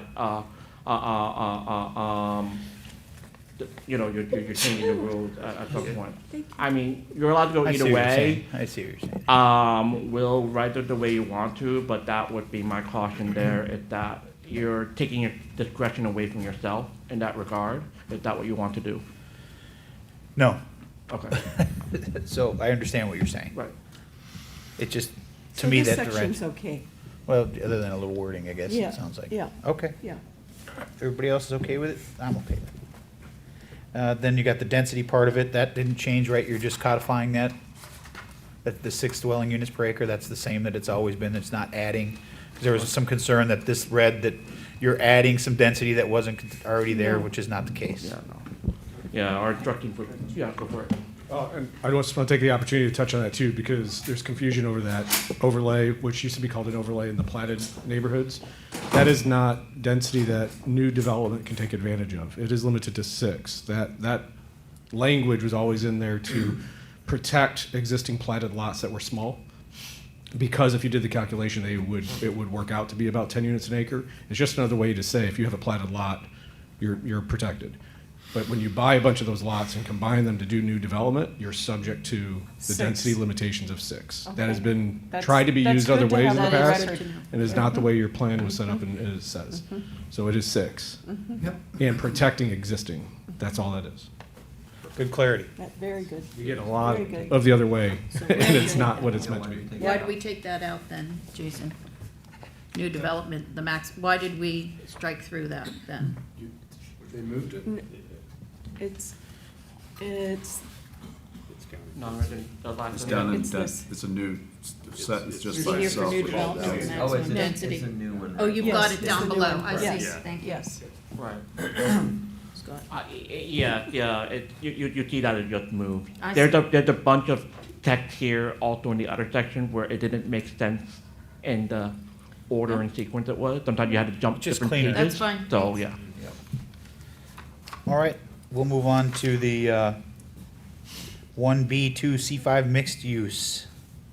There's a lot of added context here. Does anybody have any major heartburn over the way it's worded? It's not heartburn, but how we're using must versus will and shall. Yeah. Do we care? Last sentence. Being 13. I harped on Yes. this too. And I thought, is this something to worry, to concern about? But it is that consistency thing where That's you what want to see the we're same trying to do words today, I over and think, over again. Right, I think for the purposes of reviewing, I think we've assumption. already established that we're gonna go through and change everything to shall, except where staff has a recommendation to you where it should be should because of conflict or other Great. reasoning. Uh-huh. For time purposes, because I know we have a large document to get through. Yeah. Yeah. Anything else on that one? All right, next is the Times Square Mixed Use District. Goes into the purpose and the uses. Just a typo there, you might want to catch the word used, mixed, used, take the D.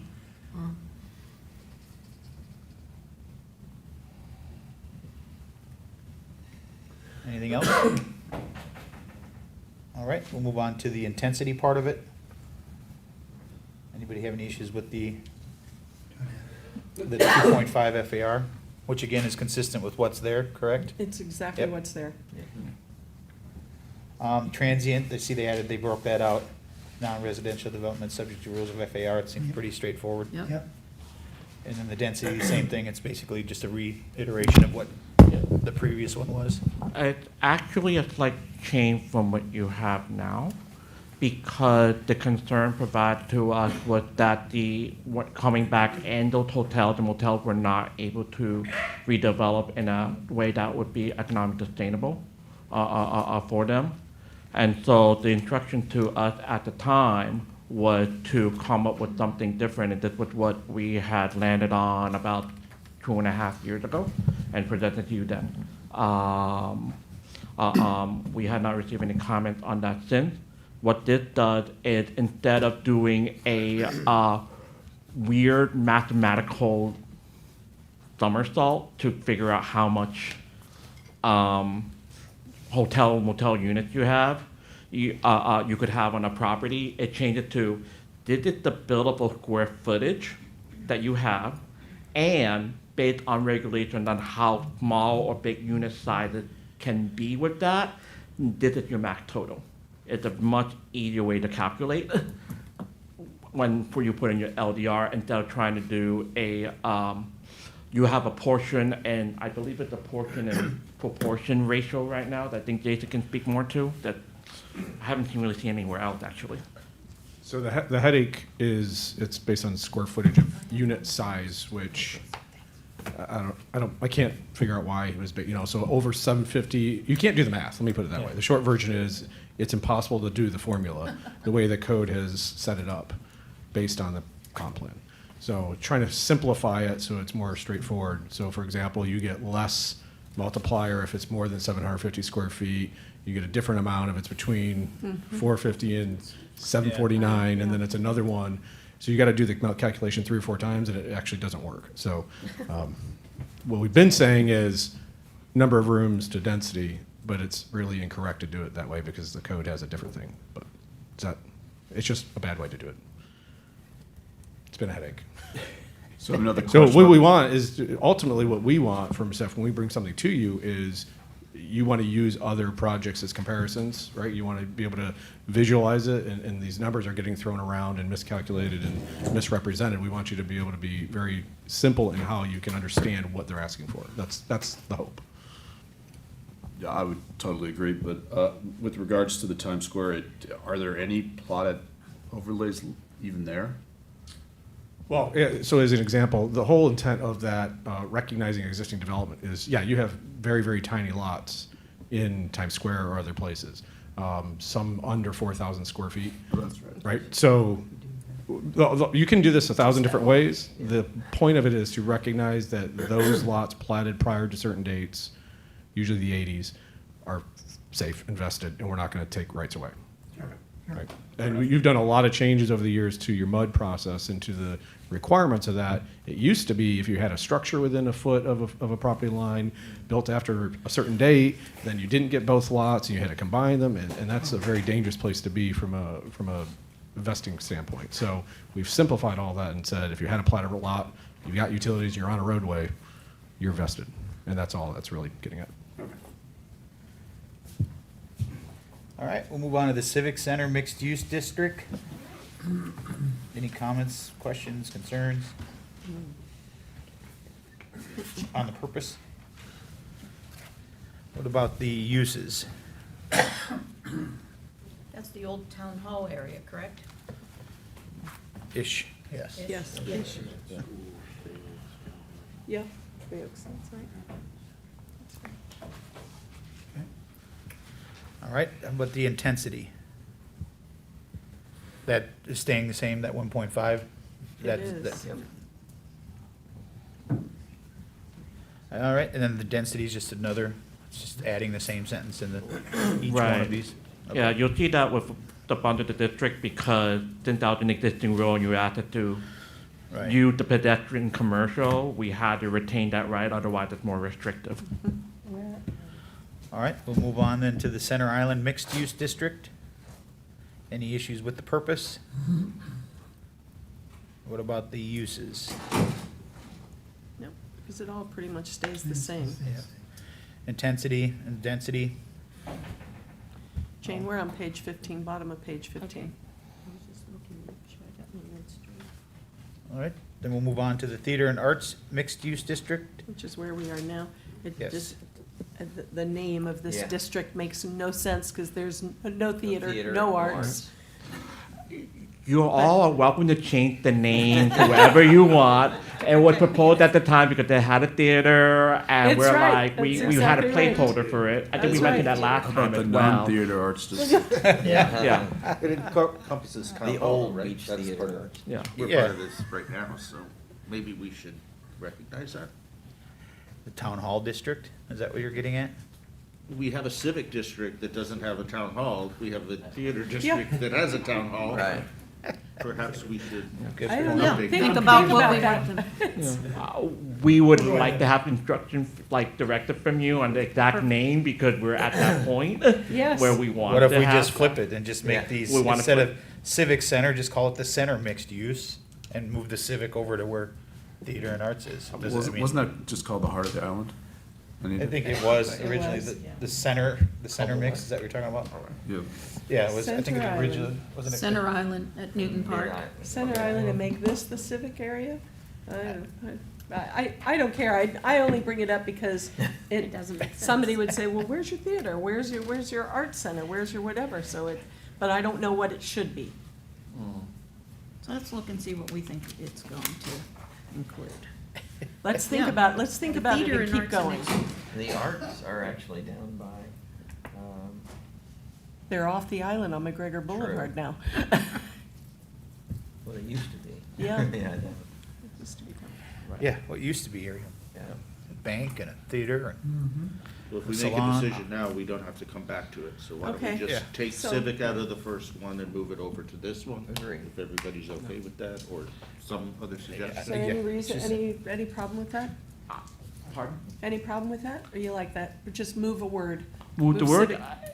absolutely okay with me. This is your plan. I'm happy to just. It's just a title, it's what, Yeah, the it- substantive stuff is Right, below Yeah. it. it doesn't change the Civic. content, Yep. but, I want to make sure It what you changes guys the want for the purpose. name, so. Yeah. So you just want me to just flip the name for B and C? I'm B and D.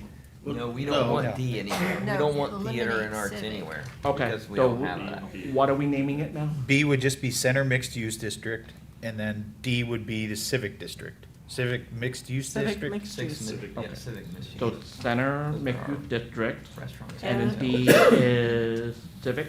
Well, then you Civic have mixed two use. center you have a center mixed and a center civic. island mix.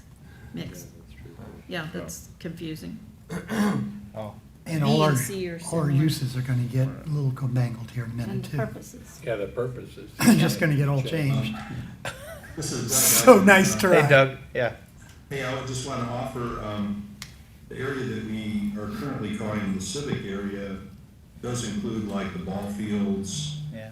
and, civic amenities. It's true. Yes, So community it just- It center. happened to at one point include town hall, but So leave everything the same and change D Civic. to town hall Yes. mixed use.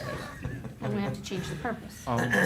How about center cultural Center cultural, Or just call it cultural mixed use? or cultural mixed use? Yeah, that can work as well. okay. Then do we have our purpose that needs to be changed since it starts just out the with word? theater? Yes. Those changes as well through the paragraphs. All fit. What's the title of the side? Can everyone live with cultural mixed use and leave everything else the way it is? Somebody will talk about us next time doing that, that's fine. No, we can't. I like that because that encompasses Bay Oaks and they're looking to do more things there. Yeah, yeah. so it promotes that. Good job, Doug. All Okay, right. so Civic Okay, Center cultural goes to and civic. cultural, Center Island will stay the same, and the arts and theater will then, No, I think we just went around. Civic, I right. think we went, I think we went the other direction. We did. I think B stays the same, civic center mixed use. Mhm. And D only changed, you get rid of theater and arts, and it's called cultural mixed use. That was what I was, oh, cultural, you're saying should be D. it should be D, Was yes. that it? That was what I thought we were Yeah. talking about. What we were talking about, it doesn't still feel anything like I would cultural. second. Whatever. Well, every town council meeting, the culture changes in here, so I don't know. That's true. It's kind of a culture. This sets the culture, right? A lot of pressure on the Good culture. point. I think this is important. Civic here. Civic here, cultural where Bay Oaks Right, is. Bay Oaks, okay. Yes, Thank that's you. what I Yep. Whatever. We will make the Whatever you want. Okay. I like So that. go back. Yeah, we do civic things here. We do Okay, cultural. perfect. Bay Oaks. All right, flip it around then. Yeah. And this is civic. Just I could call play it cultural. pickleball. And library and all kinds of classes, yeah. Okay, Santini Village. Do you want to change the name of that? We do. You want to call it Santina Marina? What'd you call I it? would call it Santini Marina. There you are. All right. Yeah, people will love to know that there's a marina. We just call it the Southeast. Santini Marina. If we have a determination there, I will make that change. Santini Marina. Can I take out the word "the"? I'm sorry? Can I take the word "the"? You can if you like. Okay. So is it Santini Marina Village or is No, it Santini Marina? Marina mixed use. Okay, just making sure I got it right. So we're getting rid of village and the. And nothing It changed does say that here. later down in the body, too. It does, it does. But nothing changed here as far as density or FAR. It's all the same. Correct. Yeah, it is the same. If you recall, part of the earlier discussion was, do we add on to this for the marine type uses or for extra residences? And LPA and council said, no, just revert back to the original, so this is where we are. Yep. Good. Okay. Boulevard. Comments, questions, concerns? What about for the density part of it? The increase for workforce housing, I just don't know what the reality of it is, excuse me, but it doesn't bother me that it's there. Yeah, I think the original discussions, however many years ago, was, could you use that as an enticer to go higher in Right. certain areas to be able to offer that? Yeah. Whether or not that's, lots changed since that initial discussion. Right, yeah, that was what our instructions were with the LPA Yeah. and council at the time. Yeah. Does anybody want to remove it, or is everybody fine with that staying in there? Again, each I'm okay project's with gonna it be. staying in there. Okay. Well, it's gonna come up again under Yeah. housing Yep. 1E2. Yes, it is. Then we'll move on to FLU 1B2E, pedestrian commercial. Nothing major changed in there that I noticed. Anybody have any issues with that? 0.5, good. Well, you just, That is- again, that wording, Villa Santini Plaza. Yep, Right. again. Yeah. Right, we're gonna change that. Okay, that can be good, so it's just, so it's consistent. As a reminder to the council and LPA, originally this portion, why it's still a category here, originally all of it was put in the mixed use. The remaining portion that was carved out, we need to keep this definition in here because you have to reduce the area further without changing the land use for those remaining parcels. So that's why you have that pedestrian commercial here. And the 2.5 is the same FAR it was. Yeah. Yeah. And of course, we do need to retain that aspect of the density that you see under here. Yeah. That, no change, actually, that was the original text right there. So moving on to Marina, there seems to be and I'm just trying to reread it here, a conflict of Marina has no density, but it encourages residential use, which would require density. The Am I density missing there, something? FAR, floor area ratio is the form of density and it allows for 1.5. We had originally suggested you allow up to half a dwelling unit per acre, and we were told to reduce it to no residential and only to make it fully commercial from a floor area ratio standpoint. That's how that ended up the way it was. So we had recommended that under the marina, you allow for a little bit of, about ground floor residential, but we were told no. Well, how did we get to where we are with the marina from Moss Marine? They did a comp plan amendment. They changed their designation.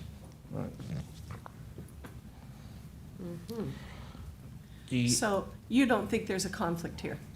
We don't think there's a conflict here. Okay. It's a category in of itself.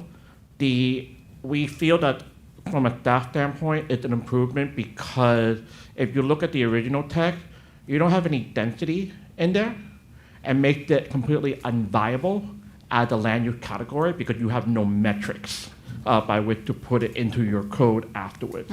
So at minimum, however formatted, you don't strike it out, you need to put metrics in there. So this then contributes to the conversation we had about how essential we felt marinas were to the community. Right. And I think, to your point, Anita, to me, in my mind, it becomes counterproductive. If, in order for a marina to be viable, if you can have some sort of dwelling units that they can do, to me, that's a way to try to ensure that you save a marina. Right. But how do you word it in a way It that? just seems conflicted Yeah, to me. right. I don't know, maybe it could just be me. We had originally recommended the residential because marinas have different aspects that you see even like elsewhere in the state where they do have some of the residential components either in a vertical or horizontal mixed use. And that anchors some of the businesses within the marina. It's also folks who keep their boats there might want to live close to their property, right? But they go in the water for a reason. We live here for a reason. And so that we thought, that's one aspect. The other aspect is that while it doesn't always pan out, if you have some residential and someone's willing to offer that at workforce housing as an incentive, then that's where some of those workers may live. That's not always the case, particularly at a low ratio for marinas, actually. Like you have an incentive program that almost never happens for marina because of the high value of those properties. Eddie, can you answer me a question with, in our current codes, I'm just trying to think of the pink shell one, when they came back and they added some liveaboard space. Do liveaboards count as residential dwelling units in our current code? I I don't just believe thought I so. remembered that that count was being counted towards it, but I I don't, could be I don't wrong. believe it is counted towards the overall density and intensity. Shouldn't it be? They were limited by permitting. I think there's a number of liveaboards was in their DEP permit. I don't know if that has more to do with waste or Pollution, what, yeah. but pollution. Well, I And know size of it the slips increased, and I guess what I'm trying to get at is, if liveaboards are not considered dwelling units, Currently in your code, They are no, not. I don't think it is. okay. There are some codes that have that as a definition in the keys, as a perfect example. They very much regulate them as density, but yours does not. Yeah, to me, this one is really fights itself, because you don't want to give away density, or at least that's been what people have said, but you want to save marinas. And most marinas now will have some sort of density to be able to operate as a marina. So we can't have it both ways. Either you're going to have a marina that's going to operate the way it is now with no dwelling units, or you allow them to have some dwelling units. And your recommendation was a half a dwelling unit per acre? Originally, I don't remember. We've gone back and forth so many times, I can't remember. Well, Mid-Island Pardon? has residential and, I think we originally proposed half a dwelling unit per acre, and that would have to be reduced to nothing. well, basically what we're saying is that, Mid-Island has residential, so what we're saying is Santini cannot, because that's the only other Or, marina. or Snook Bite. So Snook That's Bite what has she's it. talking about, Yeah. Mid-Island. That's old school. Yeah. I'm old. was there, I don't remember the zero conversation, to be frank. Was that because of overtaking the marina, or was it in becoming the option instead of? No, I think it was just, it came up as a conversation in the Moss discussion, because the current code or comp plan doesn't allow for any dwelling units. Right. So it didn't allow any flexibility, which forced them to go through the comp plan amendment to be Okay. able to do Sure. what they wanted to do. Is this an opportunity to correct some of that? So if there was, say, even a half acre, Mhm. or a half a dwelling unit per acre, or even one, whatever, or you keep the same language of the 6 dwelling units per acre. Right. Would that then, should Snook Bite or Santini want to come forward to do something, would allow them to be able to do that without making another comp plan amendment? Or would they still need to do a comp plan amendment based on the numbers? No, I mean, if you regardless? add the density, then you can include that. I would also include some percentage cap so that it doesn't overrun the category. You don't want it to become primarily residential, right? So a lot of categories throughout the state have if you're gonna do this mix, they define the percentage mix within it. So you would wanna, yes, 6 units an acre, but no more than 25% is residential, something like that. That's, it's up to you. I see it as we're restricting Santini because everybody else has it. Snook has it. Right. This is Doug. I'm just Go ahead, Doug. trying to get my head around this a little bit too, but like Snook Bite does have Yeah. What else you can rent? I mean, like, you know, for people on their boats and they go there and then there's room, there's a swimming pool. There's a swimming pool? Is that, it seems like marinas do need, maybe not, I don't know if residential is the right word, but they do need accommodations for overnight guests. Yeah, and I'm not sure why we're concerned about. I'm not sure why we're concerned about zero. Exactly. If the marina has to operate by all the rules we currently have in place, we want to encourage the marina to continue to operate and not be tempted to sell and turn over. I think we would make it as attractive as possible to multi-use that space with the proviso that the marina has to remain a full marina, fully operating, all the things that are in the codes already today. So I was interested in whoever talked you out of that, which doesn't sound like anybody knows anymore. But I think, Dan, you raised a great issue. I have no problem supporting dwelling there at all. Of course, that is increasing the density.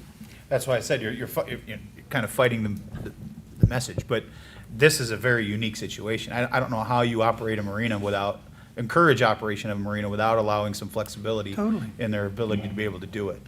Yeah, and we even talk about broadening those uses.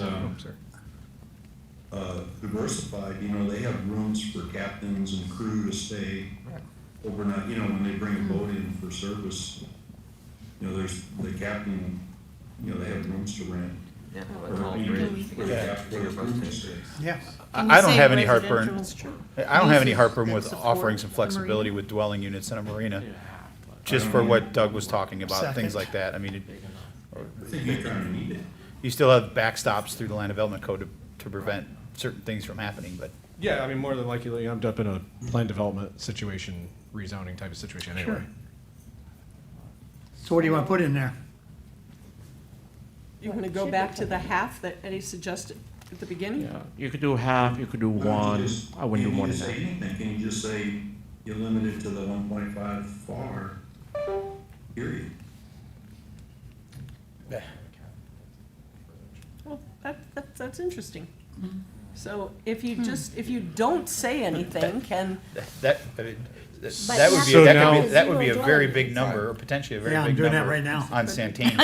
Yeah. Yeah, There's so a lot of land to there. go There is. from 0 to whatever's in the box, That's a big jump. knowing you Oh, yeah. guys, I don't know. I That's get it. No, no, High no. rise. What about permanent? well, no, you still have height restrictions. and things. Oh, I had just a concept of density. trying. It is transient. Yeah, right. Well, that's That's what I'm also saying. limiting it. Yeah. Oh, yeah. Well, does it make sense to keep consistency that has been throughout with the dwelling units per acre?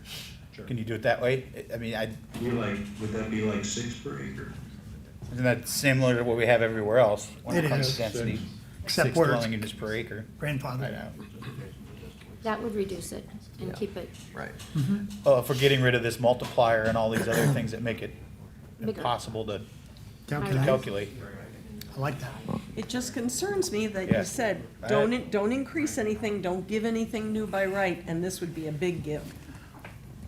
No, I Well, 100% agree. It's a clarification too, because it's undefined right now, right? So it doesn't say 0 now. It does, just doesn't right talk, here. well, no, the proposed does. The existing policy doesn't talk about it. So if we left the existing policy as it is, the 2 existing marinas we have would be obligated to come in, as Moss Marina did, for an amendment in order to pursue whatever other development they might want. Is that correct?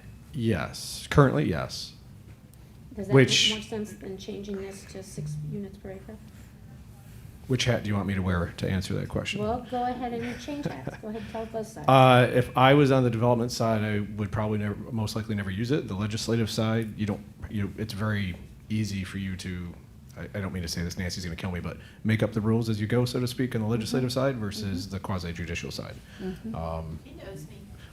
Right, so if I'm on your side, you want as much control as you can get over that. So it just depends on which one you want. I don't think our whole point from the beginning was diversify the marinas, keep them. Marinas, but we And gotta if keep it they can happy. still have that option, if it's not enough and they want more, they can still come through and do an amendment to the plan. I mean, you got an application now that's pending, that's gonna be an amendment to your plan already, so somebody else always has that. So if you gave some, move forward, hopefully it helps, somebody The can more come in and do. the more you keep talking, the more it doesn't make sense to change it. in my opinion, because if they can do it anyway. Sure. And we're not Well, gonna they go can come through through with an what we have to deal with. application Yeah, to amend right. the Then we'll future deal with it land case use by map. case as it That's comes right. up. Right, so they could come through with a site-specific Doesn't restrict plan, them. with an amendment, they could create a new category for themselves, they could ask for an existing category if it fit, I mean, there are options, yes. But it won't take a comp plan amendment if they come in for residential application, inclusion with their, I think it would. Yeah. if we leave it like it is, I mean. If we leave it like it is, they'd have to do the same Yeah, thing that Moss if Marine they would run have. any resident, right. Yeah. So the marina portion on the changes originally came out as a change because the original look at the mixed uses included the aired marinas. And so we had originally struck the entire section out and had subsumed it into the mixed use. During the meeting, one of the joint meetings with the LPA and the council, we were asked to separate that back out of the mixed use and then restore it as a separate category because it wasn't, while we're focused on one area of the map, there were discussion on whether or not other portion of the island might be rezoned at some point to a marina use, not just where we're talking about with that particular property by Old San Carlos.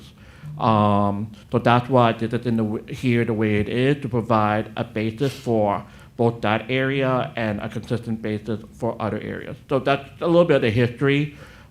We're good to change it the way you want to, whether retaining or not, with, I would say, you would, if you don't give any metric on it, the state may also still come back and say, look, you didn't change it, but you didn't put a metric either. So how are you gonna regulate this? Like, you can't, the comp plan doesn't make sense in that regard. So you run that risk of that happening too. But that's where we kind of have to, pick a number. May have to, you said, if it comes back from the state. You don't want to come back on second reading, no.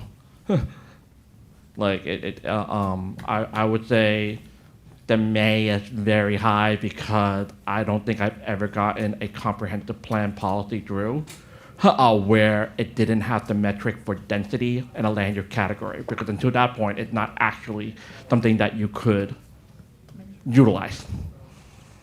Madam Attorney, do you have any thoughts on that? Well, I agree with your comment, and putting the 0 in there as you have, it kind of, I think, keeps what was already there, because what was there was basically 0, pushing people to go get a future land use change. I know there was some reference made to Santini, but there is a separate future land use category for Santini. Yes, that's true. So, is there some inconsistency if we say in 0 dwelling units per acre, and then in the last sentence, we say inclusive of commercial and residential uses, provided the uses do not displace marina-dependent related services? Yeah. So we talked, in the last sentence, we talked the redevelopment of existing marinas shall encourage a working waterfront with mixed-use development inclusive of commercial and residential uses. There's the That's true. conflict. Yeah. Right.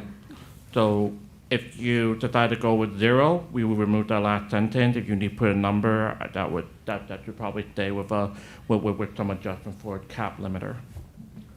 So if we stayed at 0 and remove the last sentence, Yeah. does that still give you heartburn as to the state kicking it back? No, because No. it did. Okay. Because you're giving metrics.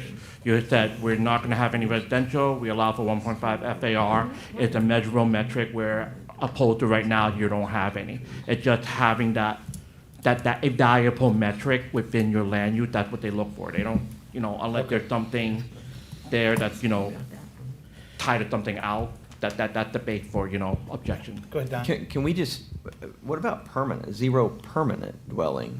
Because, a transient, which is what a marina residential use is a use. It's a residential use, it's just not a permanent residential use. Could we do it just that simple, or? I agree with you, because I think that addresses what Doug brought up around the business being able to be more modern and competitive Right. with Yeah. some With of the other. temporary, transient, Yeah. yeah.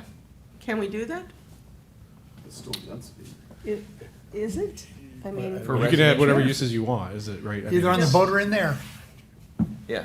same person. Well, what about I mean, you implement it through zoning, essentially, but yes. 6 dwelling units per acre would still keep it lower than any other way to.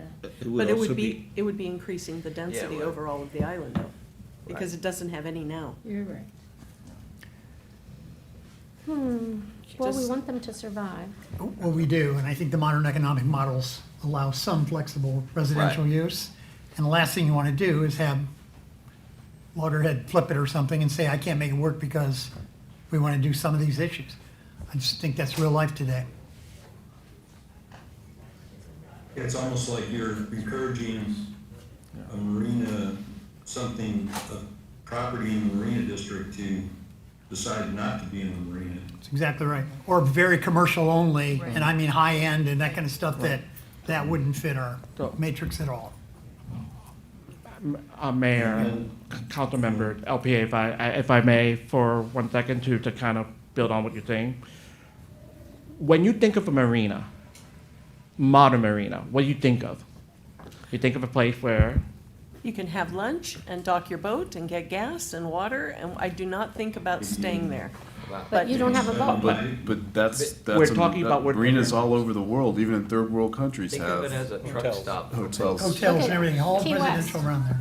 All of them have houses. So you see, You bring Let- something in for maintenance, for example. Right. Exactly. That's- Could be 3 weeks. Yeah, the AC's out on the boat. Don't listen to Need a me. place to stay.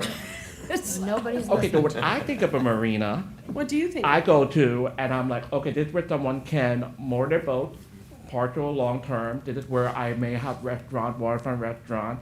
I may have, other things like a convenience store or like a place where I can go ice cream. I'm Yeah, big on we ice go to cream. the same Oh, marina yeah. evidently. Right. Yes. Now let's take a never look at stay what on it the actually boat. currently says in the struck out portion, if you were to revert back to it. This categorizes for recreational boating. Repairs and fuel and, Yeah. Yeah. purposes to maintain a boat too. If you were to keep your existing definition, Yeah. none of that's allowed. None of it. You only allow for recreational boating and related accessory uses I know why the without knowing question's what they raised. are. Exactly. You can't have a restaurant if you were to put marine district under your definition. You can't have a store, period. Oh, gosh, that does Yeah, you have flashback to the to public respond- CPD. if that is was what all that you're- conversation. Yes, you're absolutely right. And Yeah. your vision is to allow for those restaurants, or for, big or small, whatever, you can always regulate it, know your code and size and typology, or you want those stores. This isn't gonna fly. You have to say commercial, and then in your code, when you establish that district, say, these are the type of commercial uses that we are going to allow.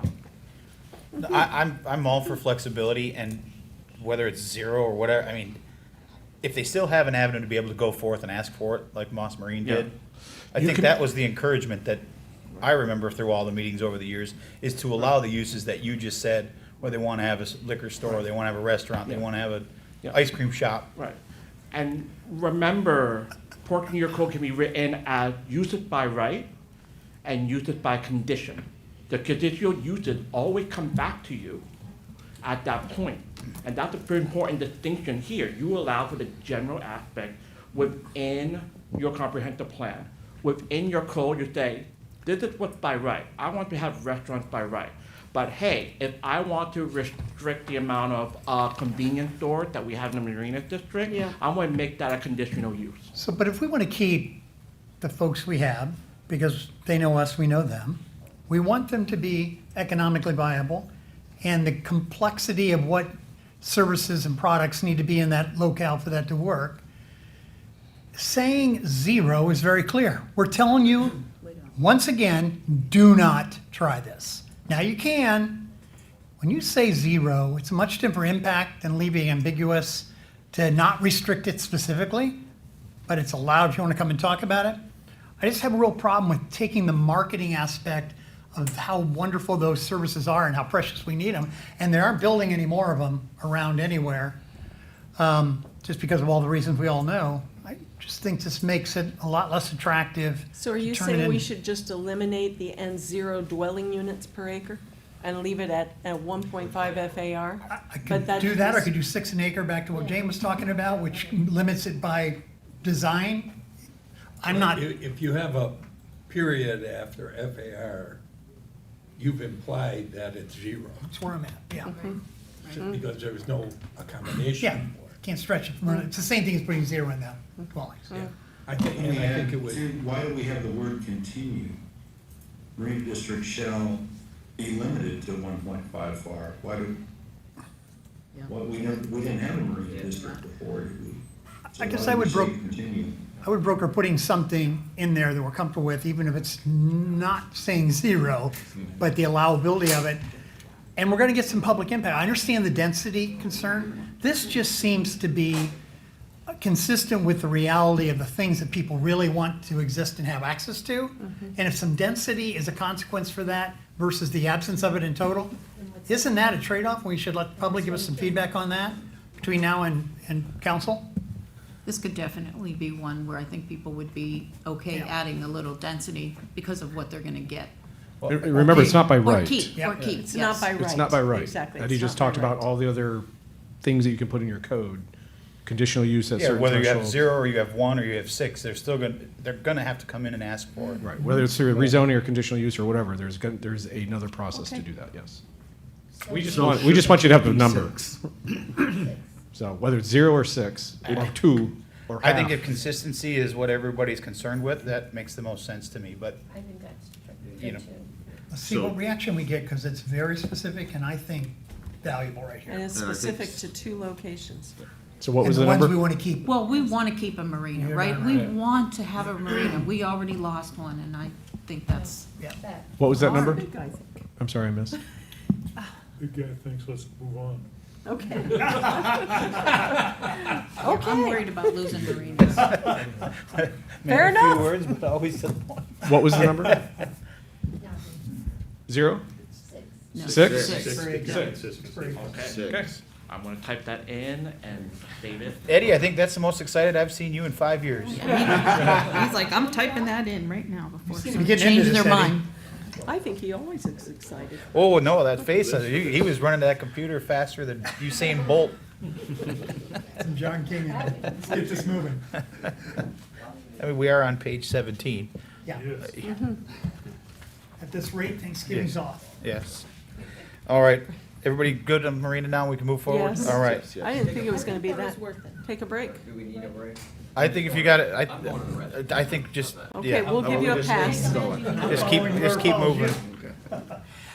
Let me just say something about recreation and open space. Here's the overriding concern about that, is that instead of recreation and or what folks are concerned about this category is that it doesn't say, critical wildlife area, or it doesn't, in other words, these are all areas that should be protected. And the idea of recreation doesn't necessarily imply protection. I think this is where, one, you look to the conservation element, which does have to cover certain things by statute. And you have anything like, for example, sea turtle nesting, terns, in other places, gophers, bass, and so forth, that to do during SDOT reviews. Those are in the conservation element and were checked by the, DEP on their policy review, which is why we got comments to just make changes which were included. Here, recreation and open space, you have a separation within your land use category between recreation, open space, and wetlands.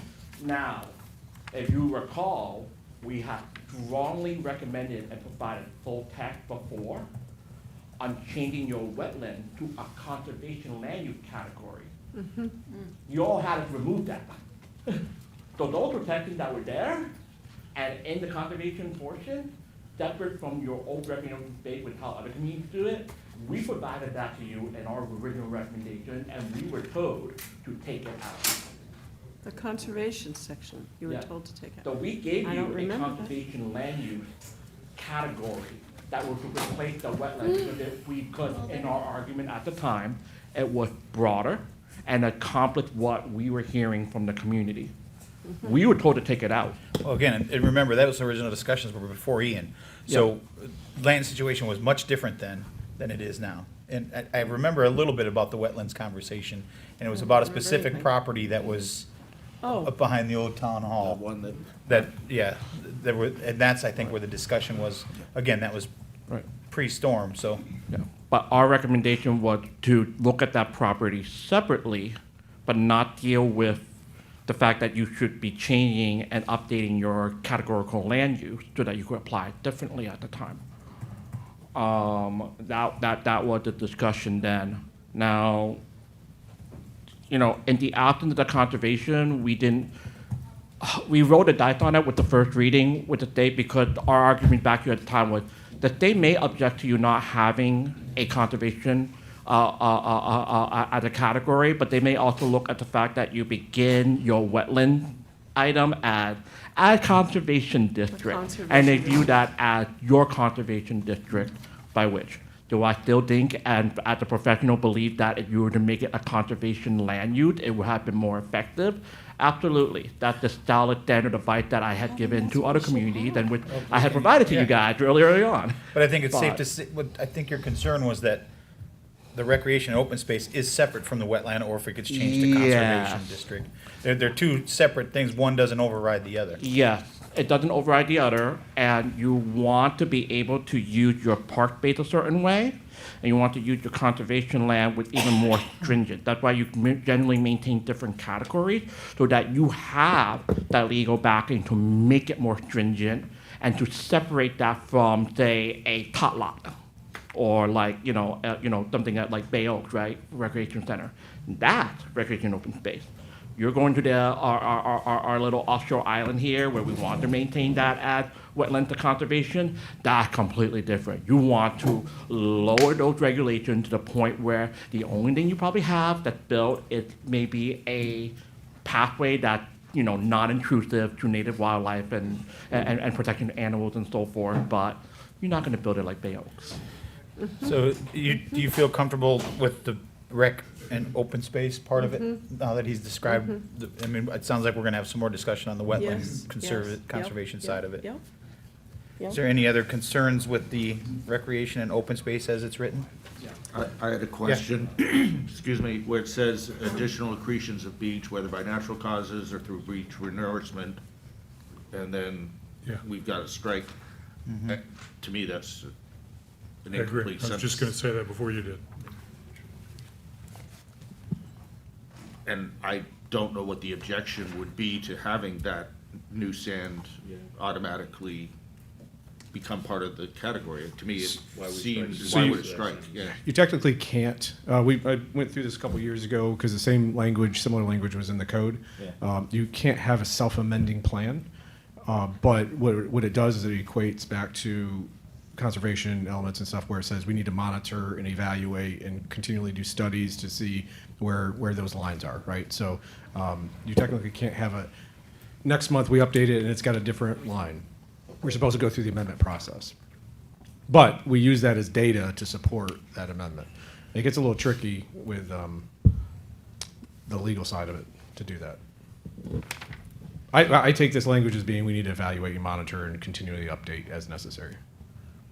I guess I don't get that from additional accretions of beach, whether by natural causes or through beach renourishment. That's just a sentence. What does that mean? Which one? So, Jason, you need to either add what you just said or strike out the whole sentence. Right. Yeah, I think that portion shouldn't be deleted. We'll automatically assign it a category. Yeah, we just not delete that portion. Right, I think if Either or, if it can't be self-amending, then change it to what Jason recommended. So essentially, replacing the part that's struck out, Yes. because it can't be self-amending, will be evaluated through Will be studies. evaluated, yes. Thank you. Thanks for bringing it up, John. You got that changed? All right. Then we'll move on to the wetlands. Can I jump in for a Yes. minute? So the recreation and open space designation provides for public parks, schools, then there is a separate section on schools. And I guess when we get to there, I just want to make sure there's compatibility between Consistency, those yeah. sections.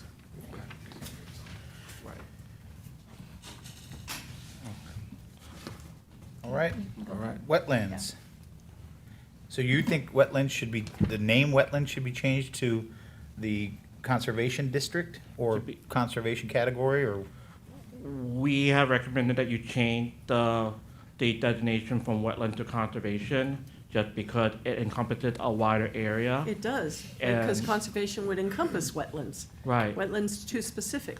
right. Yeah, You I have agree more with than wetlands here. Yeah, you're right, you're right. Wetlands has like a specific definition It does. legally. And then, and then why the conservation district applied to all remaining wetlands? I don't understand what that sentence means. Well, you'd have to rewrite that if you change the name. Right. Yes. There were other things that we had put in there as well with the name change. What And was that- it? What we had recommended that you do certain things about restoration. Well, it's already here, restoration of degraded habitat, but we added, we were suggesting adding aspect of like protected species and other items that I normally do in like a review, like for example, if you compare to Key West, where I was evaluating the old Hawk missile site and its utilization for recreation area, with former land that was occupied by the Navy and given to Key West. We went through some very specific criteria in that evaluation of whether or not you could put a private park there or a public park there. Regulations about what facilities you can put on there were restricted. Of course, that city was also subject to a federal lawsuit on protected species, so we had to incorporate that aspect. We won't have that here. But generally, we wanted to have some aspect of like consideration for species protection, water management, things like that as considerations. important. Not necessarily absolute, but shouldn't be missing. It shouldn't be missing, and it is missing. It is. So we have provided that recommendation before. We were told to revert it completely during that conversation. This is where we are right now. I'm happy to take further instruction on whether we keep it as is or we make certain changes moving forward from Monday. Can we recommend that you all look at that language again? Yeah, on I'd say Monday? bring it back. I mean, Yeah. again, that discussions were happened before the land changed. All right. So we. And I don't think anybody, I certainly don't remember, maybe Jim does, but what the language was Right. back then. All right.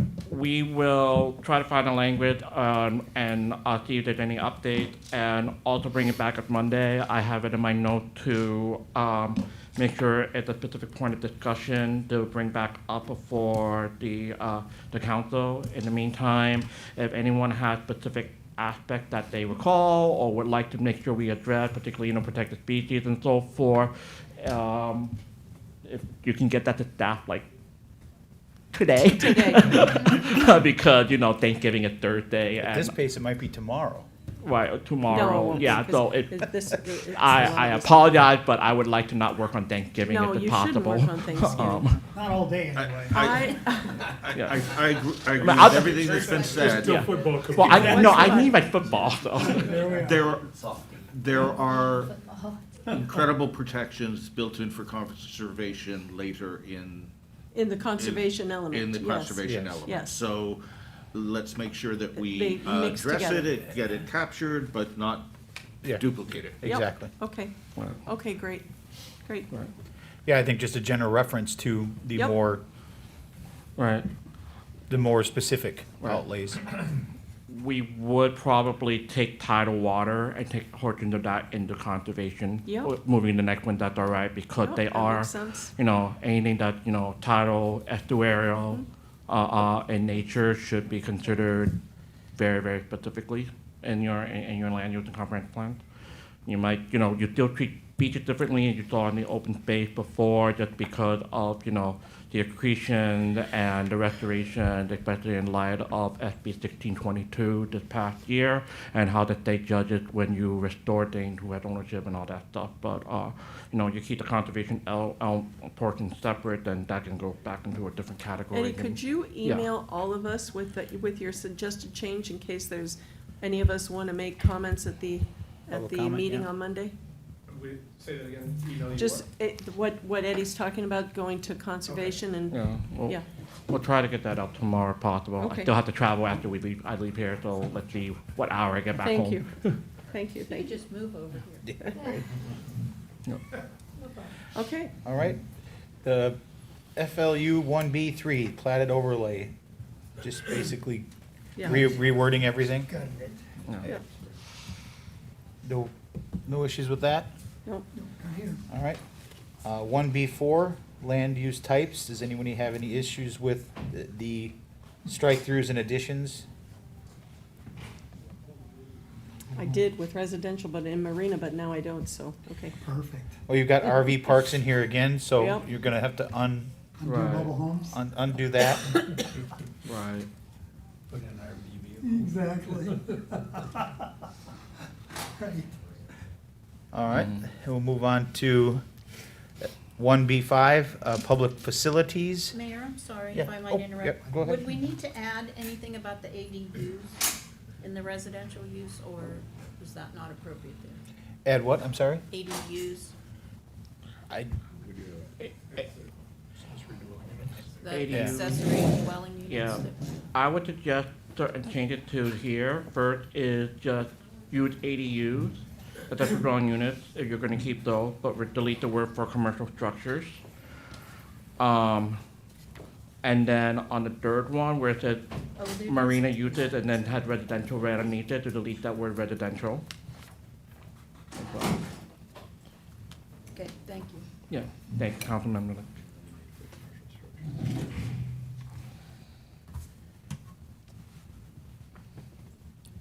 Is there any need to look at recreational uses, because it's a very short definition? Just for compatibility, if you want to just check the box, make sure it's okay. I think similar uses with the kind of the catch-all there. I would say that the definition hadn't changed, but I would actually consider that you might want to consider indoor recreation as part of it. That isn't there before, because when you're in a community that doesn't have that land space, you have to think about that verticality or indoor recreational space, and you already have that at Bayonne, but you know, that's part of a park, and so that's how you want to move that forward. You know, similar uses does technically cover that, so there isn't Yeah. necessarily a need to say it, but at the same time, it's at the specific direction you might want to go, it doesn't hurt to specifically note that, given the, you know, you're on a barrier island with no more space to expand. I like saying it, because Okay. then if it comes up, it's not an issue, because it's stated. so you want to add indoor recreation to this? Is Yeah, that what- just to the list. Just And to the then, list of- and similar uses. Okay, So we've already defined from a policy that indoor recreation is a similar use. okay, Yeah. sounds good to me. Anybody have any objection? Move on. And we're walking. We're walking. We're skipping. Keep on. All right, public facilities, any changes or concerns with the scratch-throughs or additions to that? No. None? All right. 1B6, schools. There's some crossouts and some additions.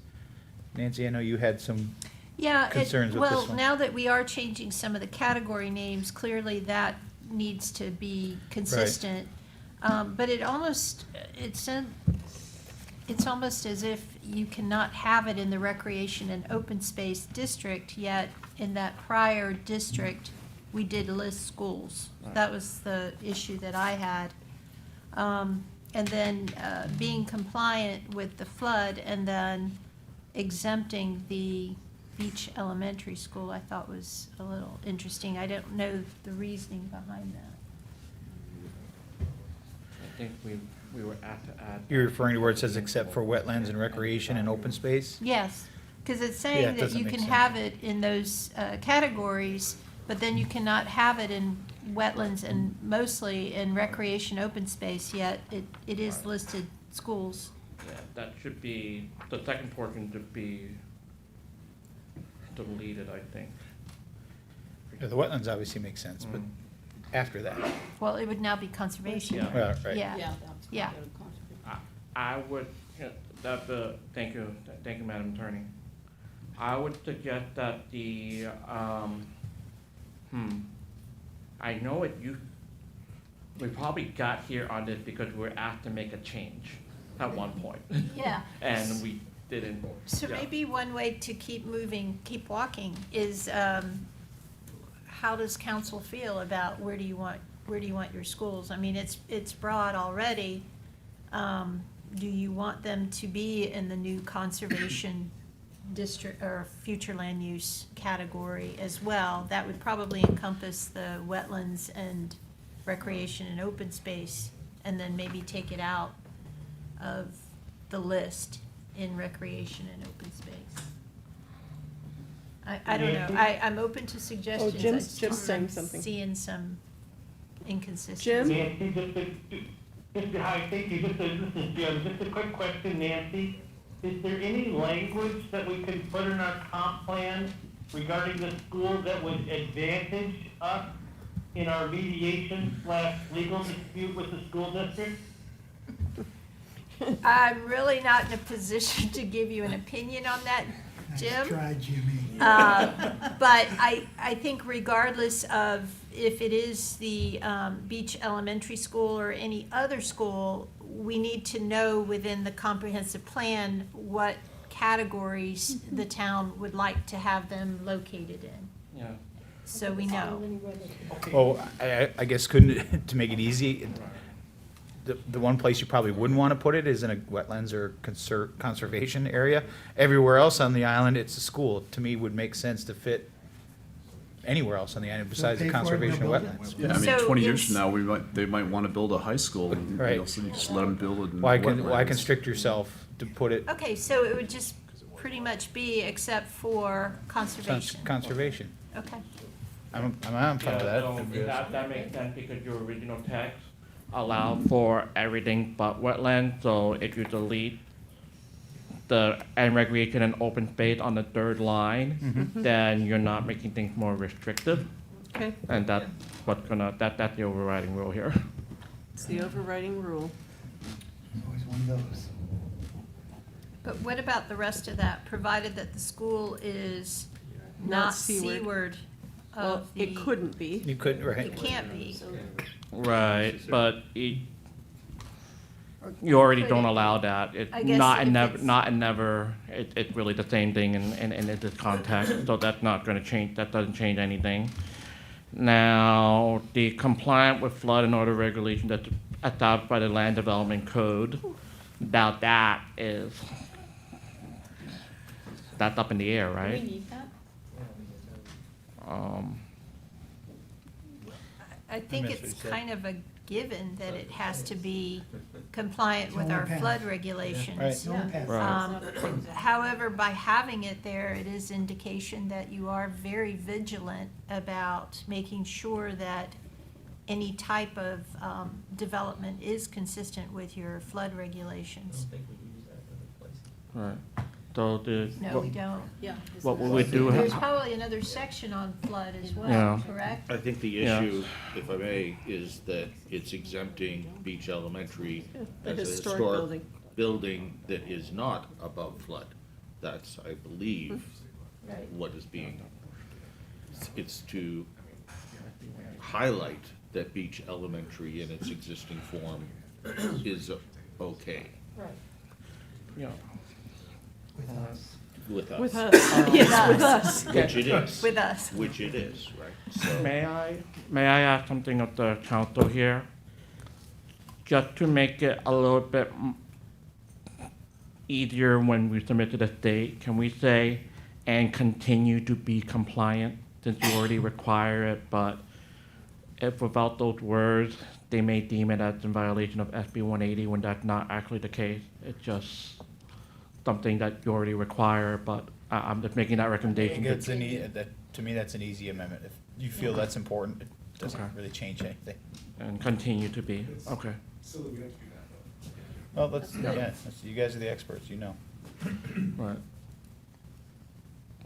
Yeah, I'm just thinking through what the state review is gonna be like. and it hasn't been easier. We want to connect the dots for them. Right. Perfect.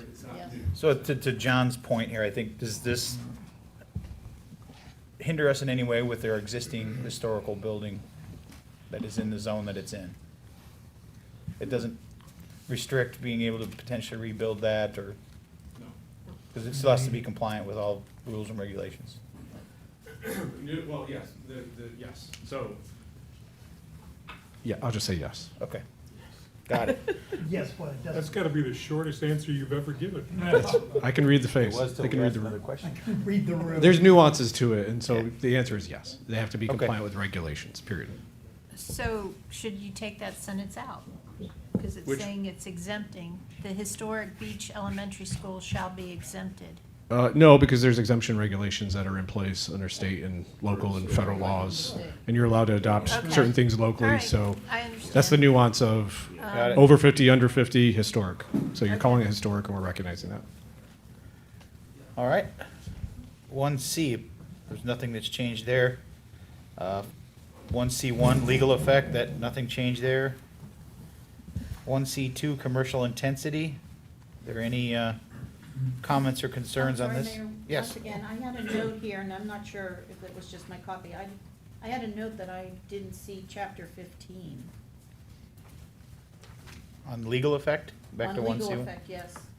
Chapter 15 of this plan. Yes, because there's only 13. And so, for some reason, I Yeah. didn't think I had a 15. Yeah. Pardon, go ahead. Eddie, on, It said- should say under legal 13, yeah. effect, it says, at the very last sentence says, chapter right. 15 of this plan, but there is no chapter 15. I think we just, I think that was part of it, to the old plan, that we just need to go in and delete Yep. that sentence. So you're gonna delete that entire sentence? Confusion by design. Yeah. There's a lot of cross-references in your original plan that are Yeah. not needed. Understood. Catch the ones we can. Thank you for that, Mayor. Yeah. Thank you. Good catch. Commercial intensity, any comments or questions, concerns? Yeah, I had some notes about keeping some of this. Let's see.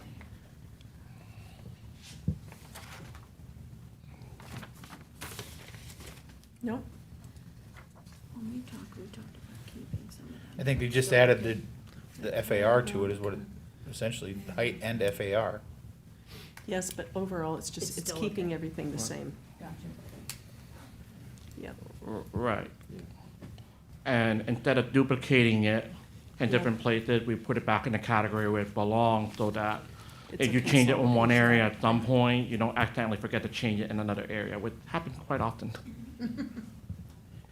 That makes sense. All right, we'll move on to 1C3, commercial locations. Is there any comments, questions, concerns on that one? No? All right. 1C4, building heights. Easy one.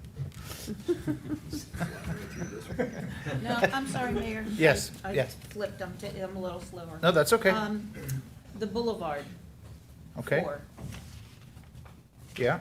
Proposals must be sensitive to nearby residential uses, contribute to the public realm as described in the comprehensive plan, and meet design concepts of this plan and the land development code.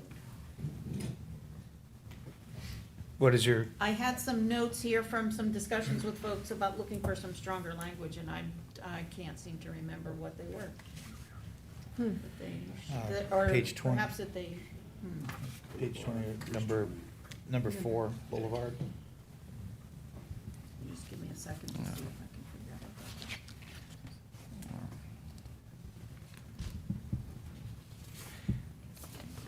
that. I don't have anything on that. Yeah, I think we're okay. So are you- Take that okay. back. Well, again, this goes back to kind of like the other one where it says they are permissible, and then could there be confusion to, how does that fit into the interpretation of the second line that That perhaps could have that been why. I made that Rebecca note, but read? it's So, not jumping out. again, should that be maybe permissible or something? Because I think. Well, we were reading it, I mean, that your project has to still has to be- come back. Well, it has to consider those things, proximity to the residential. It must be considerate of the neighbors. That's the way I read the sentence. But Right, this what goes I'm back to that getting at, boulevard. if I'm a developer and I come in and I've got my land use person up there, I'm gonna point out the first sentence. I'm not gonna say anything about the other sentence. I'm gonna say it says they are permissible. And then there's gonna be the argument about, well, it needs to take into consideration, and now we're back to where, I know. Wait, we, by the state law, you have to define uses within a category. I think that's why we have a tendency to say that. Okay. But, however you want to word it. This really goes back to that boulevard conversation and the zoning, and there's other ways to mitigate uses adjacent to residential through landscaping, lighting, all those other things, rather than just real restrict use. That makes sense, Jason. Learning curve on my Yep. part. So as you redevelop or whatever, additional buffers can buy you more intense uses because you're doing things to mitigate it. Sound, air, light, all that. So let's move on to height. So the height, the big question that's raised is changing 2 to 3 stories, even though the 30 feet has not changed. And it seems to me that that's just a clarification of how it's measured, but it may not be. The real question here is, are we increasing height?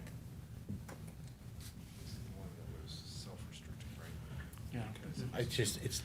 So, no, if you measure by the raw number, the issue was the town's policies or codes have regulated both stories and height. Right. And if you read that 2 stories and 30 feet, that's 15 feet per story, but you're also limited in your height per story, right? So there's several places in the plan and in the codes where it's, I'll call it falsely restricting. It's saying you can do something, but you really can't ever achieve that. So What's it called? falsely, so it's promising, it's saying you can do something, but you really can't. And so I like you it. can get 3 stories within 30 feet. And if you can design it that way, then if height is what you're worried about, then let's focus on the 30 feet. So 30 feet that's it, right? Okay.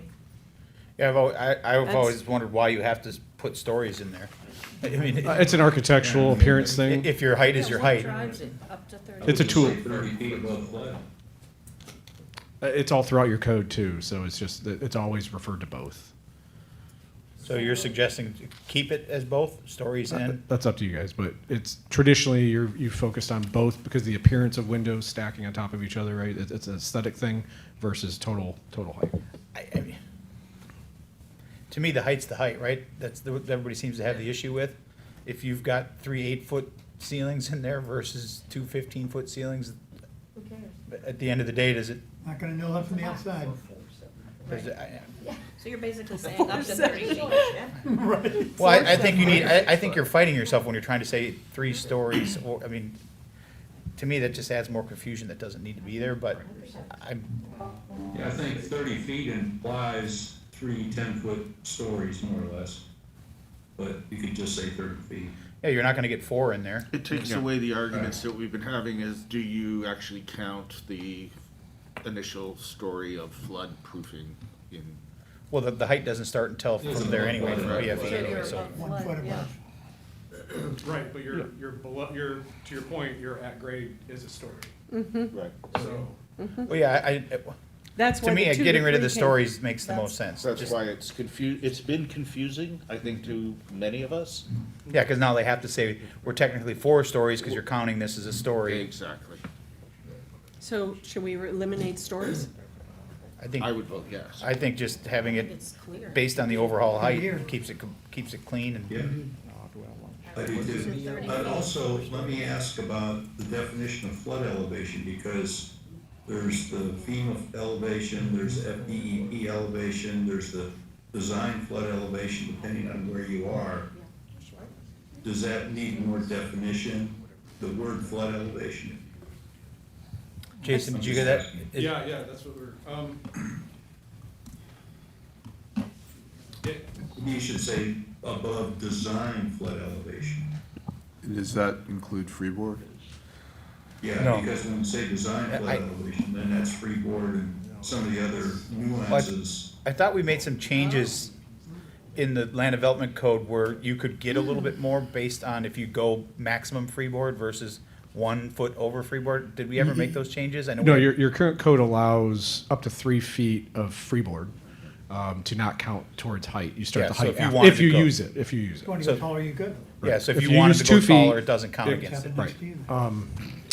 Yeah, let me get back to you on that. I don't want to over-define it because we do have different DFE, BFEs. You have DEP regulations and height that supersede FEMA flood regulations. And by eliminating. Building code has a different definition, That so. makes sense.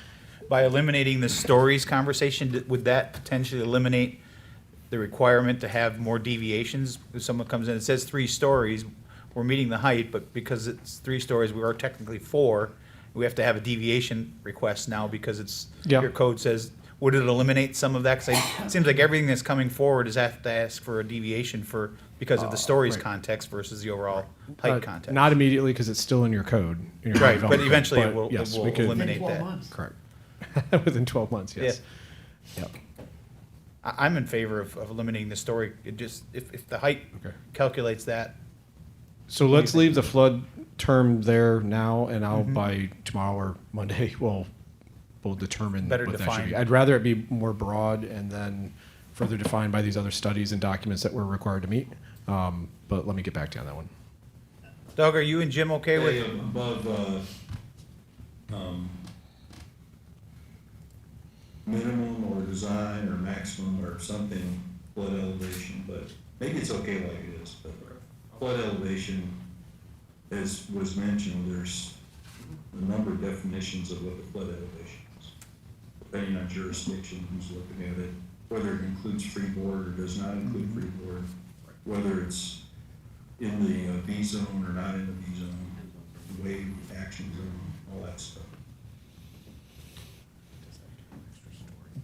So another section of discontent was the town may consider taller building heights in the mixed residential, and the mixed use districts if appropriate. But what does that mean?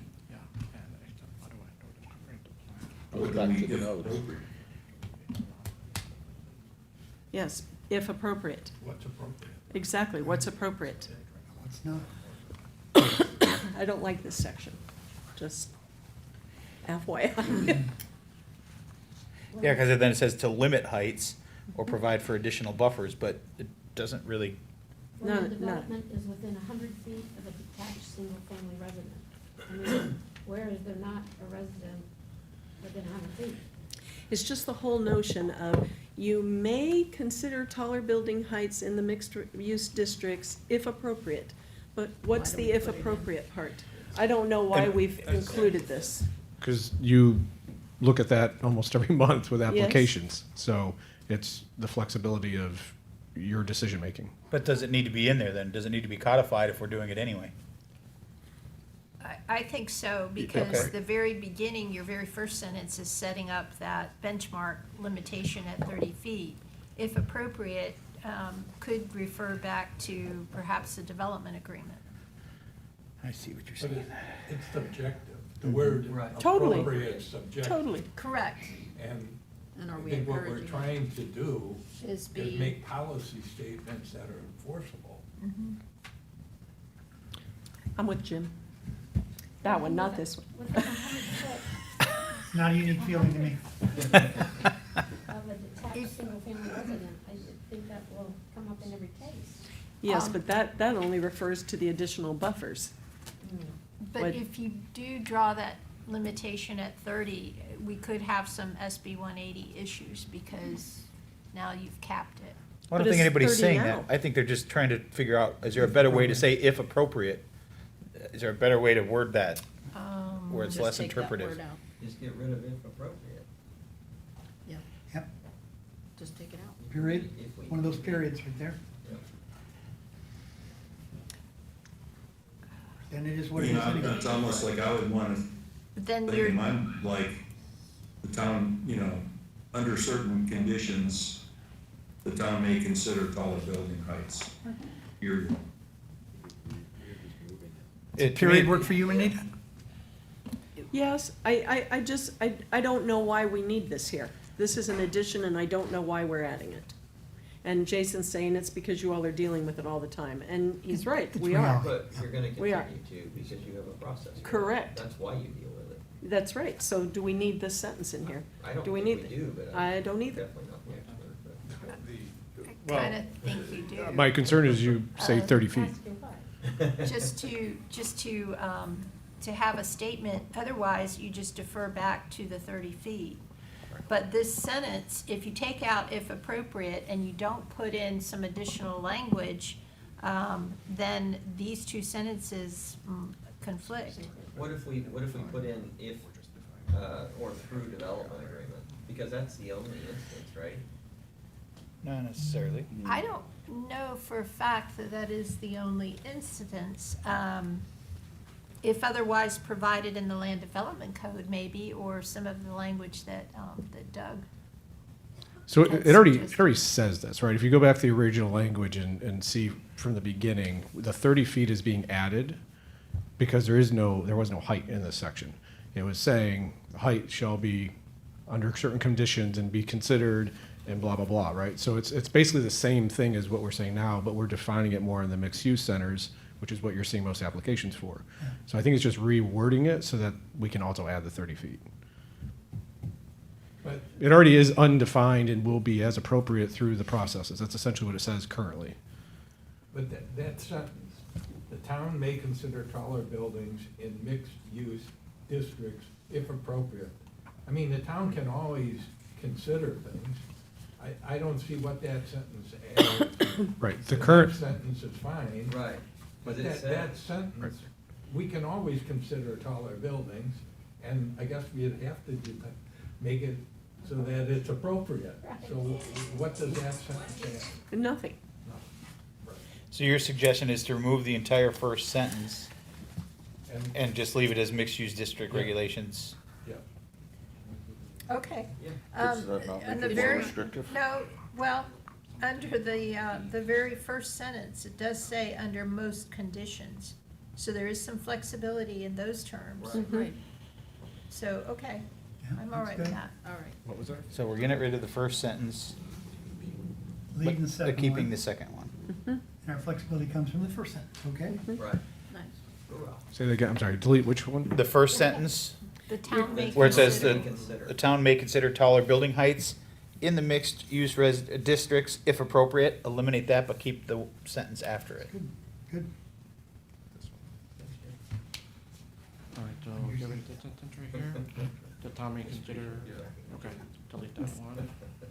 And then. So then again, following that, we have the 2-3-story height limit. Again, Yeah. do we want to switch that to 30 feet?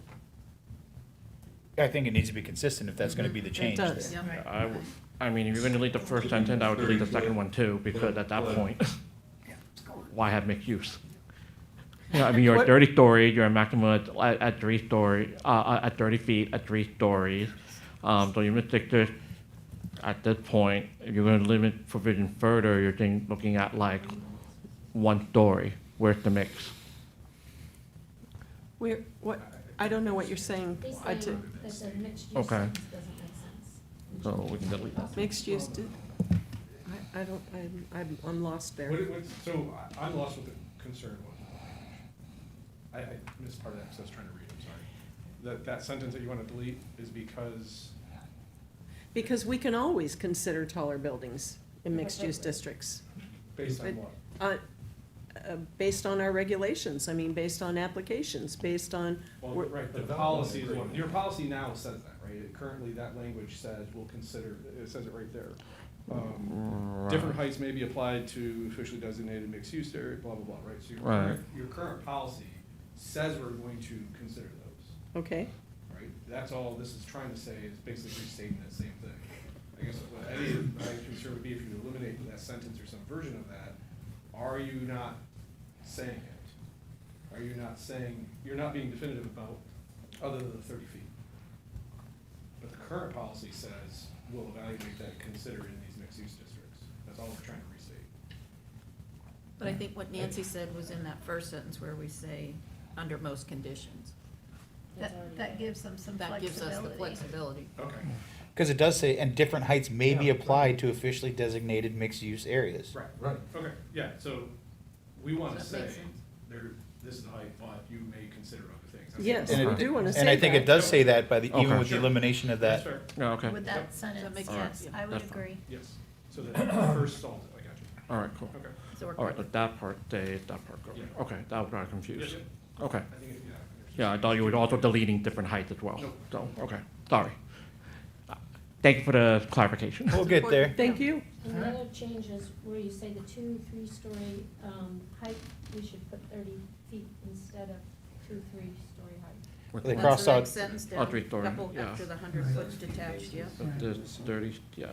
yeah, just get rid of 33-story and put 30 feet height limit again. You just restate that. Then it doesn't look like we just gave everybody an extra floor. So density, the FLU 1C5, nothing has changed? Oh, no. Well, We go wait, back. oh, yeah. We're still in the Oh, building good. heights. Nice try, Nina. There we go. I was trying to Diversion. go. The last sentence of the paragraph. Jim, you need to be on mic. Jim, you got it. Yeah, Turn your mic turn on. your mic on. The last sentence of this paragraph is really, I think, the gorilla in the room. Oh, it is. And it says that we're going to balance public benefits and height. But as a policy statement, I would think that we should make some statement on what public benefits are. Because without that, it's totally subjective, and it's everybody's individual interpretation. So both Jim and I submitted earlier to the joint session we had, thoughts on public benefits.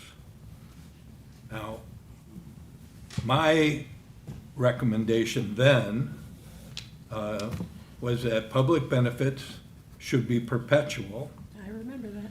and while not exclusively for public use, are intended primarily to benefit the public. And there was also had some discussion that complying with the town's code requirements would not be considered a public benefit. Yep. Oh, So I think we should have some discussion on whether or not we need additional clarification to the last sentence. My only concern with that, Jim, I agree with everything you said, is does it need to be codified in the comp plan? Because in here earlier, it talked about creating an ordinance, and these would be through that ordinance. It's still in the comp plan, but it's not specifically laying out And the specific. comp plan has a different position in government than ordinances. Ordinances can be changed at any time. The comp plan is a whole different process, and it's our philosophy. It's not our I see what you're implementation. saying. The ordinance is to implement it. So you'd like to strengthen it with words like perpetual, things like that, that you, I or think the that- discussions. Yes. To define public benefit a bit Yeah. more in the comp plan. Or Make remove it permanent. from the comp plan until Well, if you we, remove it. Yeah, yeah, I don't- Yeah, until we that's define the fine. public benefit and then amend it. So, Eddie, what I'm going to play devil's advocate for you all. Say you define public benefit, and you define it broadly, you can go back and change it, but if you define it very narrow, say, you know what?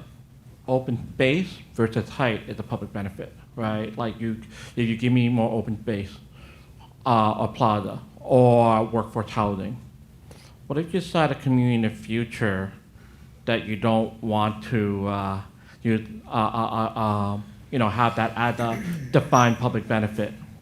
Now, convention said that you have the ability to go back and change it through a comprehensive plan amendment, which you will always have the right to do to add or delete.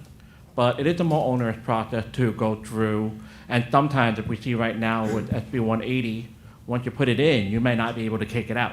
But if we're broad enough, I think that, the open space, a point system, a scale, a percentage, all of that would be in the ordinance, the way I would see it. Agreed. The ordinance is easier to be changed, and that's how it's implemented. But a statement about what a public benefit is, I don't see that as being restrictive. It depends on how you define what the public benefit is. If you take it to a certain point, then you are being prescriptive. If you don't take it to a certain point, then it really doesn't provide for what your intent is right here. So, Eddie, react to his specific statement. Jim, read what we did with the, What we discussed before? Yeah. All right. Public benefits shall be perpetual, and while not exclusively for public use, are intended primarily to benefit the public. I think that is broad enough that you would be fine here to include that language. If you know, I don't think that would hurt. Let me add, because Jim and I submitted these simultaneously, and I think this is consistent.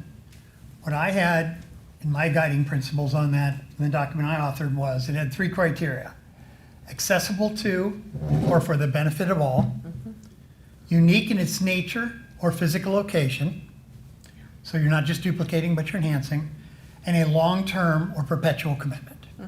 Those are the 3 guiding principles I had before I wrote the details.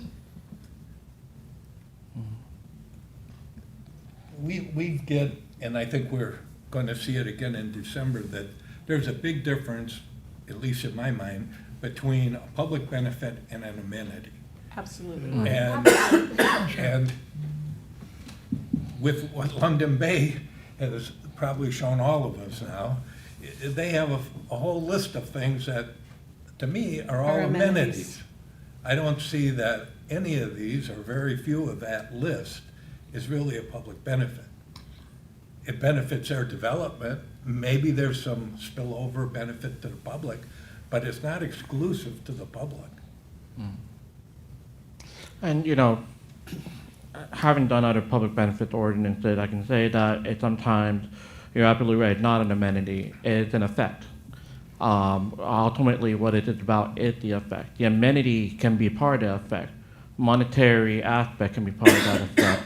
You know, if you have amenities like a trolley system, that's sometimes viewed as a public benefit, but sometimes the public benefit is actually preservation of value to community because it's allowed to design a certain way. Preservation of viewpoint, a view shed, may not be deemed as amenity by some folks, but it can be deemed a public benefit because you're maintaining a certain character by offering something in return. I think that what you have provided is, at first glance, pretty innocuous. It doesn't, but it doesn't really extend beyond to constrain. Madam Attorney, would you, on first read, would you agree, or? I don't think there's much there to constrain them. Yeah, I would keep it as broad as possible. Yeah. What I did hear, the word perpetual. Yes. So there may be some agreement on that specific word, adding that. Perpetual and Jim? public, both of them had that in their. Well, and not to confuse it even more, if you go before that, where it says particular attention would be paid to any permanent view corridors or the Gulf or Bay waters in exchange for, you're already saying that that's a public benefit in the comp plan. So if a developer comes in, which we have seen, they're gonna say, it says right in your comp plan that I gave you a view corridor, it doesn't specify it. You're right. But that's considered a public benefit. So that whole section, to me, needs to be cleaned up. If we're gonna change it, to me, that's basically saying, You're if you defining do it. this, that's automatically a public benefit. And I think we saw firsthand, when they provided view corridors, it changed the construction of the buildings in a way we didn't like them. That's Now right. they got taller. Right. So that view corridor thing kind of diminished in my mind pretty quickly, taking the IBC in particular. They tried to comply with that public benefit as you're suggesting, Mayor, and up went the building. You know, the squish had to happen to get the same number of units back. So there's the unintended consequence of some of these things if they're not general. Can I just bring one point to light, and that is, everything that you're mentioning is great, because it's giving guidelines. Frankie, you gotta move over by the mic. It's giving guidelines for staff as we move forward, and for you to make policy, but can we please constrain from naming out developments that haven't come before the LPA or council yet, as it might show prejudice in some way, fashion, or form? So those comments about any future development that may be coming before LPA probably should be stricken from the conversation and just keep it to what is a public benefit. Good comment. Jim, can I ask you to read what you said one more time, but slowly, and as you go, I'd like to think we can say, sounds good, continue, Which sounds good. Jim, the good one or the bad one? I haven't figured out which the good one or the bad one is. Because they sometimes they flip. I'm gonna say Jim Dunlap. Yolanda. Because I liked all of that. I want to hear it piece by piece. Sure. Number one, accessible to or for the benefit of all. Good. Unique in its nature or physical location. Good. That's I because like the South physical is- location. Because the South needs a changes- restaurant. Yes, Third, a long-term or perpetual commitment. like it. And Jim, you had something else that he didn't have, didn't you? Yeah, there was something Oh, additional. Well, what I had said was, public benefits are perpetual. Covered. But while not exclusively for public use, are intended primarily to benefit the public. And are intended, if that could be added, and are intended for, yes. And then the last part was, doesn't necessarily mean a policy statement, but complying with the town's code requirements is not a public benefit, which That's is just what a we're being statement. sold all the time. is, Yes. Yeah, Well, you're gonna get foundation planning, yeah. and that's a benefit. Well, there's a 5 or a 10-yard setback, and you gotta do landscaping anyway, so it's a code requirement, it's not a benefit. Yeah. It would be Yeah. helpful for you What do you- if they'd send you what they do. Are you I like taking all that this in, very Eddie? You got much. any recommendations? He's thinking. And or. Or. And or. What do you mean? Are all those that were just listed and or? Are those and or? Is it all inclusive, or are they individual? Well, I think it's I would say go with or. I think they're ands. I do too. No, they're not ands. You want to give Was that yourself? a trick question? Yeah, there was. But I want to make sure that we thought about it though, because you could Okay. and then you have to have matter other conditions, and if it's unique to place, you have public benefit types that are not necessarily unique to place that you may consider in the future. For example, workforce housing. And under the definition we're provided, workforce housing may be, someone that privately might benefit, but it's still technically a public good because by taking that out of the pool, you have a collective effect on a community's ability to have affordability as a whole. And so if you make it too restrictive, Can we yeah. let's try to throw something out here to see if we could get closer to, where it says particular attention could be paid to permanent viewing corridors. Would that be a good place to add, particular attention would be paid to perpetual, however you want to see it, sustainable, incorporate what you both gyms have there. You're eliminating the permanent view corridors, but that still would be covered under perpetual, or Right. potentially could be covered under Absolutely. perpetual. And try to get that sentence to keep it more broad versus specific to what is a view corridor or what is to me, a view corridor, that would be a perpetual thing, until another development Yeah. potentially could come in. But And to that could try to be- stay within the guidelines of Senate Bill, the Senate bill as And well. that could be specified in the ordinance. Correct. That a view corridor is Sure. a public benefit. No objection then, no. I think that makes great sense, good idea. especially because view corridors is the only public benefits that's called out in any of these, In the in this right. document, anywhere. So people are hanging their projects But on that's, that. but that statement would be broad enough to include Now, that. we would include it, Right. but it wouldn't be But they restricted. can think of other things. Yeah, I like that. What do you I think think, that's Eddie? the right place to put it.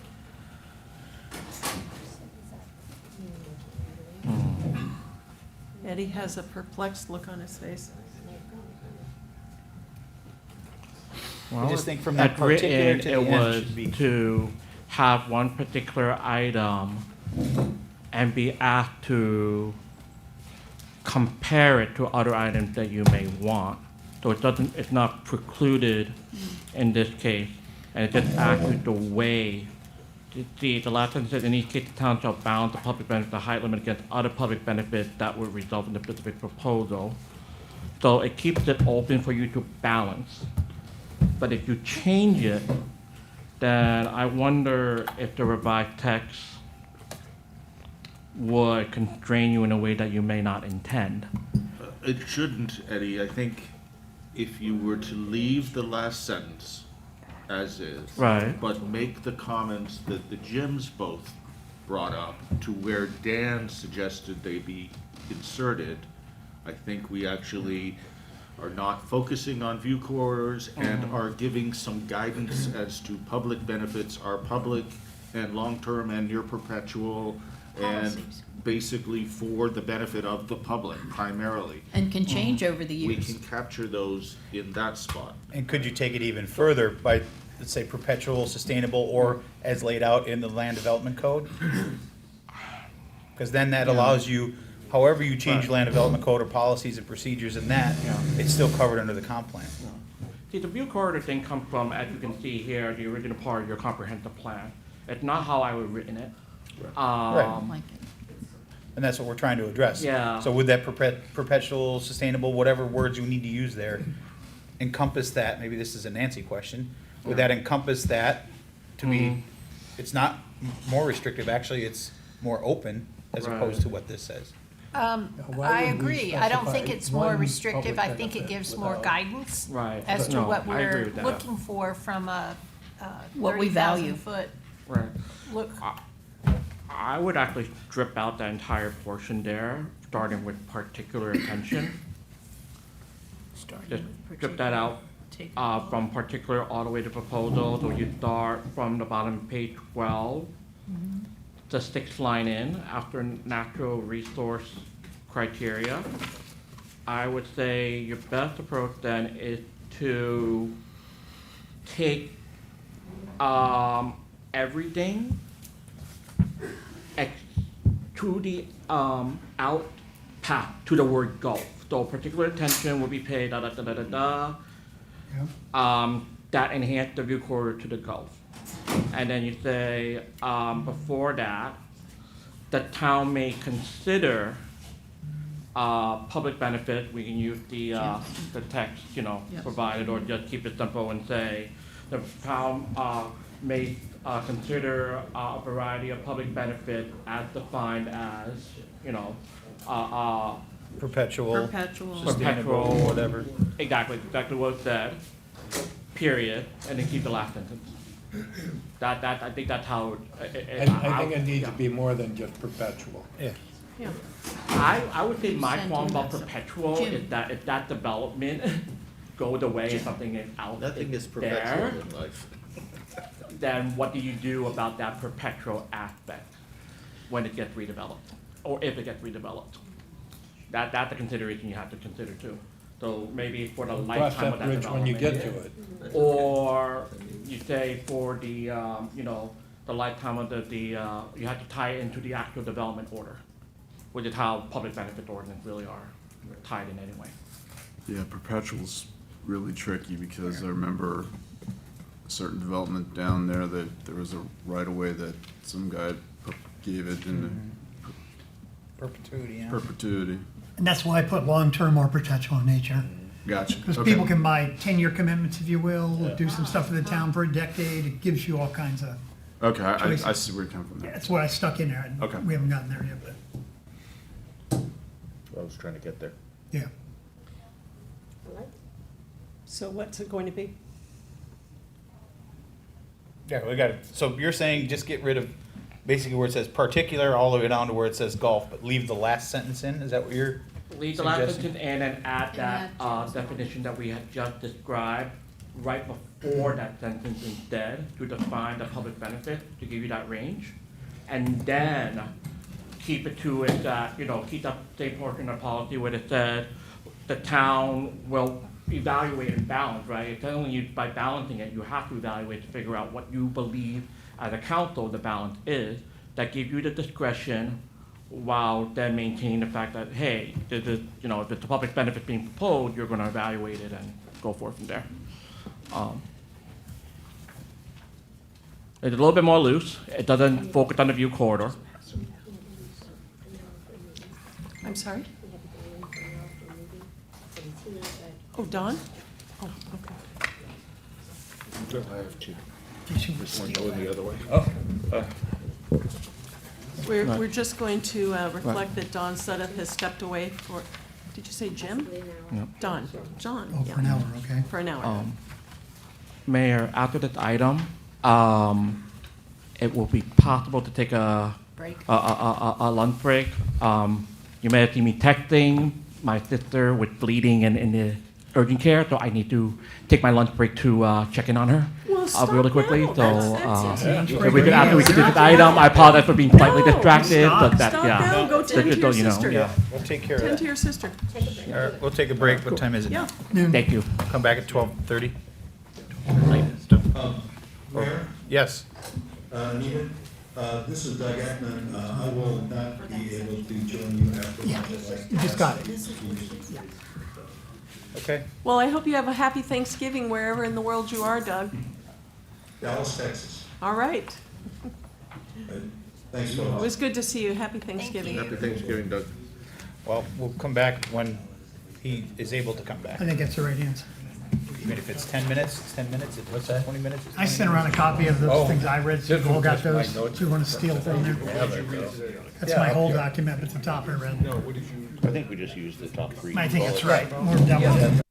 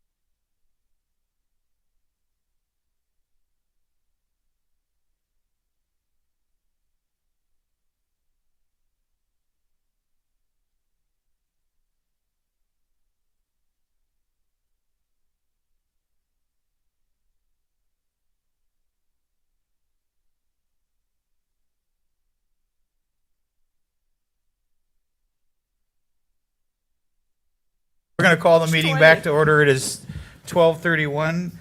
Believe it or not, we are still on Building Heights on page 12. You guys. Page 20. Well, yeah, the document's 12, but page 20. I correct my wrong, Mayor, but I think that we have to set on that one. Well, that last line, yes, I think Nancy made a very good point. You guys understood where we were going with it, and Monday, come back with your suggested, Yep. and we'll review it on Monday if everybody's okay Yep. with that, because everybody will have a chance then to read it. Yeah, definitely, yep, thank you. Okay? Yeah. Then we'll move on to 1C5 density. That did not change. Anybody have any? Nope. No, okay. Then we'll move on to transient densities. Pretty much summed it all up in one word. Does anyone have any,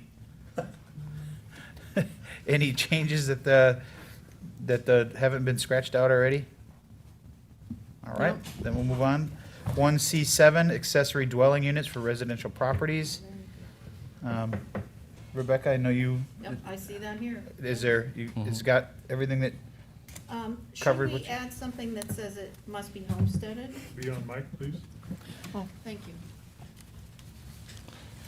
Can you repeat that, please? Yes, so I'm curious as to whether we might consider adding that the property must be homesteaded, so we don't have a rental property trying to get another rental, but you have a homestead resident maybe trying to have their mother-in-law. You're going to restrict it more, so I don't think you can do that. Mm. And, turn your mic on. sorry. You're going to restrict that, and they are grandfathered in accessory apartments. And that's why I don't understand why all of this is blocked out. I mean, is why it's all stricken. Because the accessory apartments are grandfathered in that are still around. But new ones. Well, there's, Jason, do you have anything to say about this?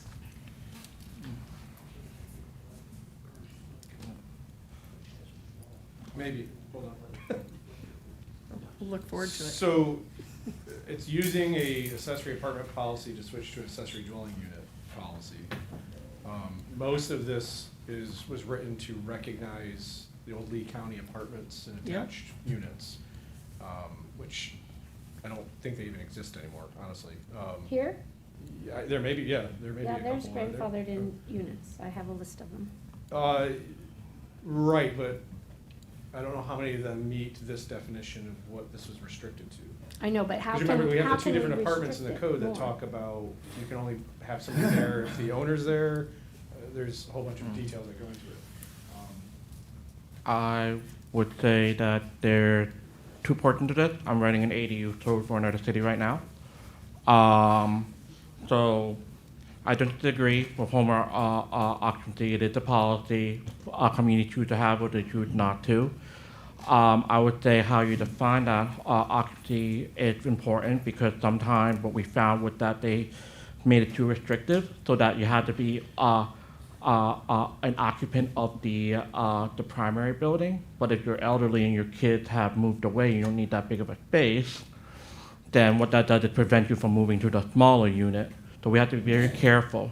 In addition, for using homesteaded, it's important to think about the fact that from a state statutory standpoint, what proposed on the table and only narrowly got defeated last year and it's come back and been refiled again, is that they are looking at treating the accessory dwelling unit and the primary unit as different from a homestead and taxation purpose. So how you deal with the wording on that may come into play with the state where I wouldn't necessarily use the word homesteaded. I may use the word, the property owner must, be in either the accessory dwelling unit or the primary residence, and that's a little bit more clean from that standpoint, if that's your intent from a holiday standpoint, because they are running through language at the state right now that may impact how you use the word homesteaded. Okay, so could someone potentially use it, let's say someone is rebuilding their home here, they used a portion of it before to rent out, and they lived in a portion of it, but now they may consider an ADU? It- rent their house and live in the ADU? It so they depends can on how stay? your code is written. ADUs by their nature can be attached or detached. And communities, when they run through and write their ordinances, can go either way. The ordinance that I'm working through with one of the cities right now, they don't want to detach ADUs. They want attached ADUs so that it's part of the primary building. They may have a common entrance, but it's, for all intents and purposes, it's its own separate unit with certain minimum requirements that make it an accessory dwelling unit. These include the living area and base minimum for living areas, as well as kitchen, bathroom, et cetera, to make it a living unit. As a community, you can do it either way. Some communities allow both attached and detached, others only allow detached, and others only allow attached. That is a policy decision. Okay. Thank So you. are we planning on allowing accessory dwelling units in the future by eliminating that they were previously from 1962 to 1984? By crossing all this out? Pardon? Are we now going to allow accessory units, whereas they were only grandfathered in if they were prior 1962 to 1984? By crossing everything out, you're eliminating those dates? It allows you to enact an ADU ordinance that will allow for it, but you do not enact one, they won't be allowed. So that would be the, In what? What did you say? In actuality, it won't be allowed? they can be allowed Without the only you put it in your ordinance. zoning code. Without the ordinance, yeah. If you don't So- put it in your zoning code, they're not allowed, but if you do put So- it in, yeah. So if a unit was destroyed, are they allowed to rebuild that or not? The build back regulations allow for that Yeah, right now. so I'm reading this as being more broad than the existing, or the proposed is broader, and not limiting it to what you were talking about, which is just during those dates as a possibility. We still have to fix the So code. it is going to be broader and not I more- believe so. From the Senate Bill 180 perspective, I would say yes. However, implementation of it, we still do allow the build back. So for those units that are above density but had 2 units, we can prove that, then they still are provisions to allow them to build Okay. back. Good to know. The code, would- Mike. the code or the ordinance would grandfather in these older units? You already have the build back provisions in your comp plan and the But land development code? It didn't get Correct. destroyed. It's still there. It was there. Right, so if There. if it was built, if it is built, then yes, it's legal. Would it have to be on the grandfathered accessory list to be legal? No, there's an apartment list that was floating around years ago. I've never actually seen that, so. Jane Mail it to has you. it. Okay. And I believe that was because of safe. these dates, right? Mhm. So I think what this does is open opportunity for somebody that if they didn't meet those dates, they could potentially get an Okay. ADU. So it is broader from that perspective. Okay, I just want to make sure. Right. All right, are we okay to move on to the next section? Yes, there is. Oh, go ahead. It starts off with accessory Mike, apartments. Yeah, that should say accessory dwelling Just, unit. remove the word I have a note here apartments. as well, yeah, it should say accessory Okay. dwelling unit. And Yeah. just so that I'm abundantly clear on my end, is the consensus at this point to say we want to ensure that our ADUs have to have an occupancy rule, or no? I wasn't clear A on little your more direction. detail what you're asking. Well, we, Just- Councilmember Link had brought up, the aspect of, the homestead, portion. I had gone through an explanation, but I don't believe I have a direction either way on whether the owner needs to occupy the primary or accessory dwelling unit or not. How Oh, we I see had what it you're saying. was that both units could not be rented. Okay. And that might be something that you would put in a code as opposed to a comprehensive plan, Okay. to be quite frank. Yeah, that's just how we're doing in other places.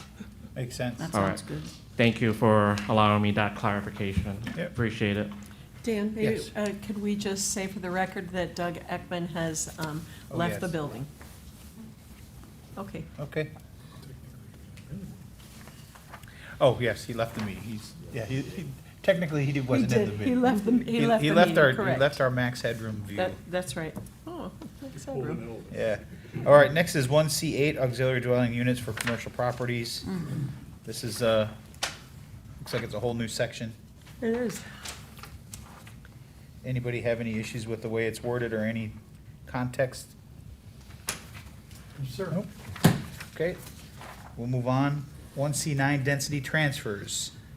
I have a question as to Okay. why, this has always been a thorn in our sides, is the proximity factor, because it's subjective. What's proximity? Is proximity a mile, 6 miles? That's why we crossed it out. And is that why it's crossed out? That's part of it. The other part of it is that for any density transfer, that you're doing a transfer development right scenario, you always define your donation and your receiving area. Proximity doesn't matter. You establish your district, proximity is the moot point, and you really should move toward that model because that's how they're supposed to be written. Okay. All right. 1C10, there was no changes. 1C11, no changes. Wait. Oh, okay.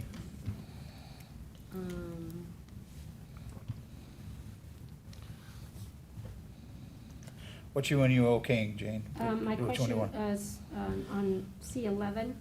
Okay. Let's see. C11 is Santos Road? No, it's, right now it's on map amendments. Oh, map amendment, 1C11, Levels okay. allowed by future land use map may be increased through formal amendments to this plan. To increase is clearly in the public's interest and not just the one asking for it. So what would that, how would that be defined as public interest and not just, it's the person who's coming to ask for it is asking for it, but it would have to be a public interest?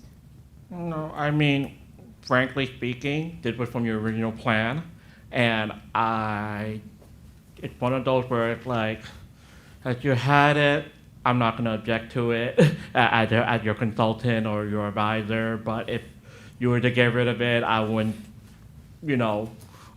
object to that either, because from a professional standard standpoint, when you look at that, you all have the ability to change this plan as you deem fit in the best interest of the town. Adding this language doesn't really change that, so why have it, right? It's kind of like, you know what I'm saying? Well, this is here, and I've seen several cases where staff has said, based on this policy, that it is clearly not in the best interest of the town, so it refers to this. Right. The latest, we had just had a development that came through that was approved where it specifically referred to this as clearly not in the best interest of the town. Right. Oh, so I have it's seen- as well. Where I have seen similar regulations is where in the code you may limit certain applications to portions of the year, but you don't normally see that with a barrier island. You see that in cases, for example, at a county level where they have an urban development boundary and they're constricting that boundary, and they limit the application period to twice a year. And so this then becomes part of the legal underpinning for that type of action. But you don't normally see this in a barrier island comprehensive plan. Okay. The timeline, though, may be of interest moving forward because in here it says 1 year. It doesn't say how the council would determine to accept more, because we got to take the application for you to know about it. But the 1 year may be helpful if we see a run on amendments to this after this is adopted, in consolidating those all into a hearing type of thing. I could see from a staffing perspective, instead of us running through amendments every month, it would become a nightmare. So, or maybe we go to two times a year, but limiting how often we come to you with the amendments to this plan moving forward might be beneficial from a staffing and perspective. Okay. I think you can make a good point there. The other thing from a devil's advocate point to think about in that standpoint is, after a failed application, if you end up deciding that there is a time period for which folks have to wait until they reapply with application, we see it sometimes with site plans, right? Either substantive change or you have to wait 6 months or a year, you see in other communities, then this would be part of that underpinning for that. If that is your intent, I don't see a harm in keeping this. Again, I want to stress that at any given point, that the council has the ability to go in and say, you know what, we want to make a policy change, and you always have the right to go back and edit this comprehensive plan after adoption through the process, so. Good point. Are you okay, Jane, to move forward? Okay. Santos Road, that was all completely strickened out. Gone. Gone. All right. Wetland buffers. Looks like the only thing he changes is cross out the C chapter 15 at the end. Got that, yeah. Continue on. 1D, post-disaster redevelopment. No changes to that. 1D1, post-disaster build-back policy. Doesn't appear that there's any substantial changes to that other than a couple letters here or there. Mhm. Some of that's because now's not the time to Right. mess around with it. Right, so right. We'll figure out afterwards. Right. Right. Policy 1D2, economic development and recovery. That's a new section. Anyone have any issues with the way that's worded? Only we have to update the Santini Village, strictly that. Yeah. To be the same context. You guys got that? Right. Got it? Pardon? The Santini Marina Village, Yes. up that text. Right. 1E, hazard mitigation. Just added a couple words, which are much more relevant now than they were Yeah. 25 years ago. No changes to that.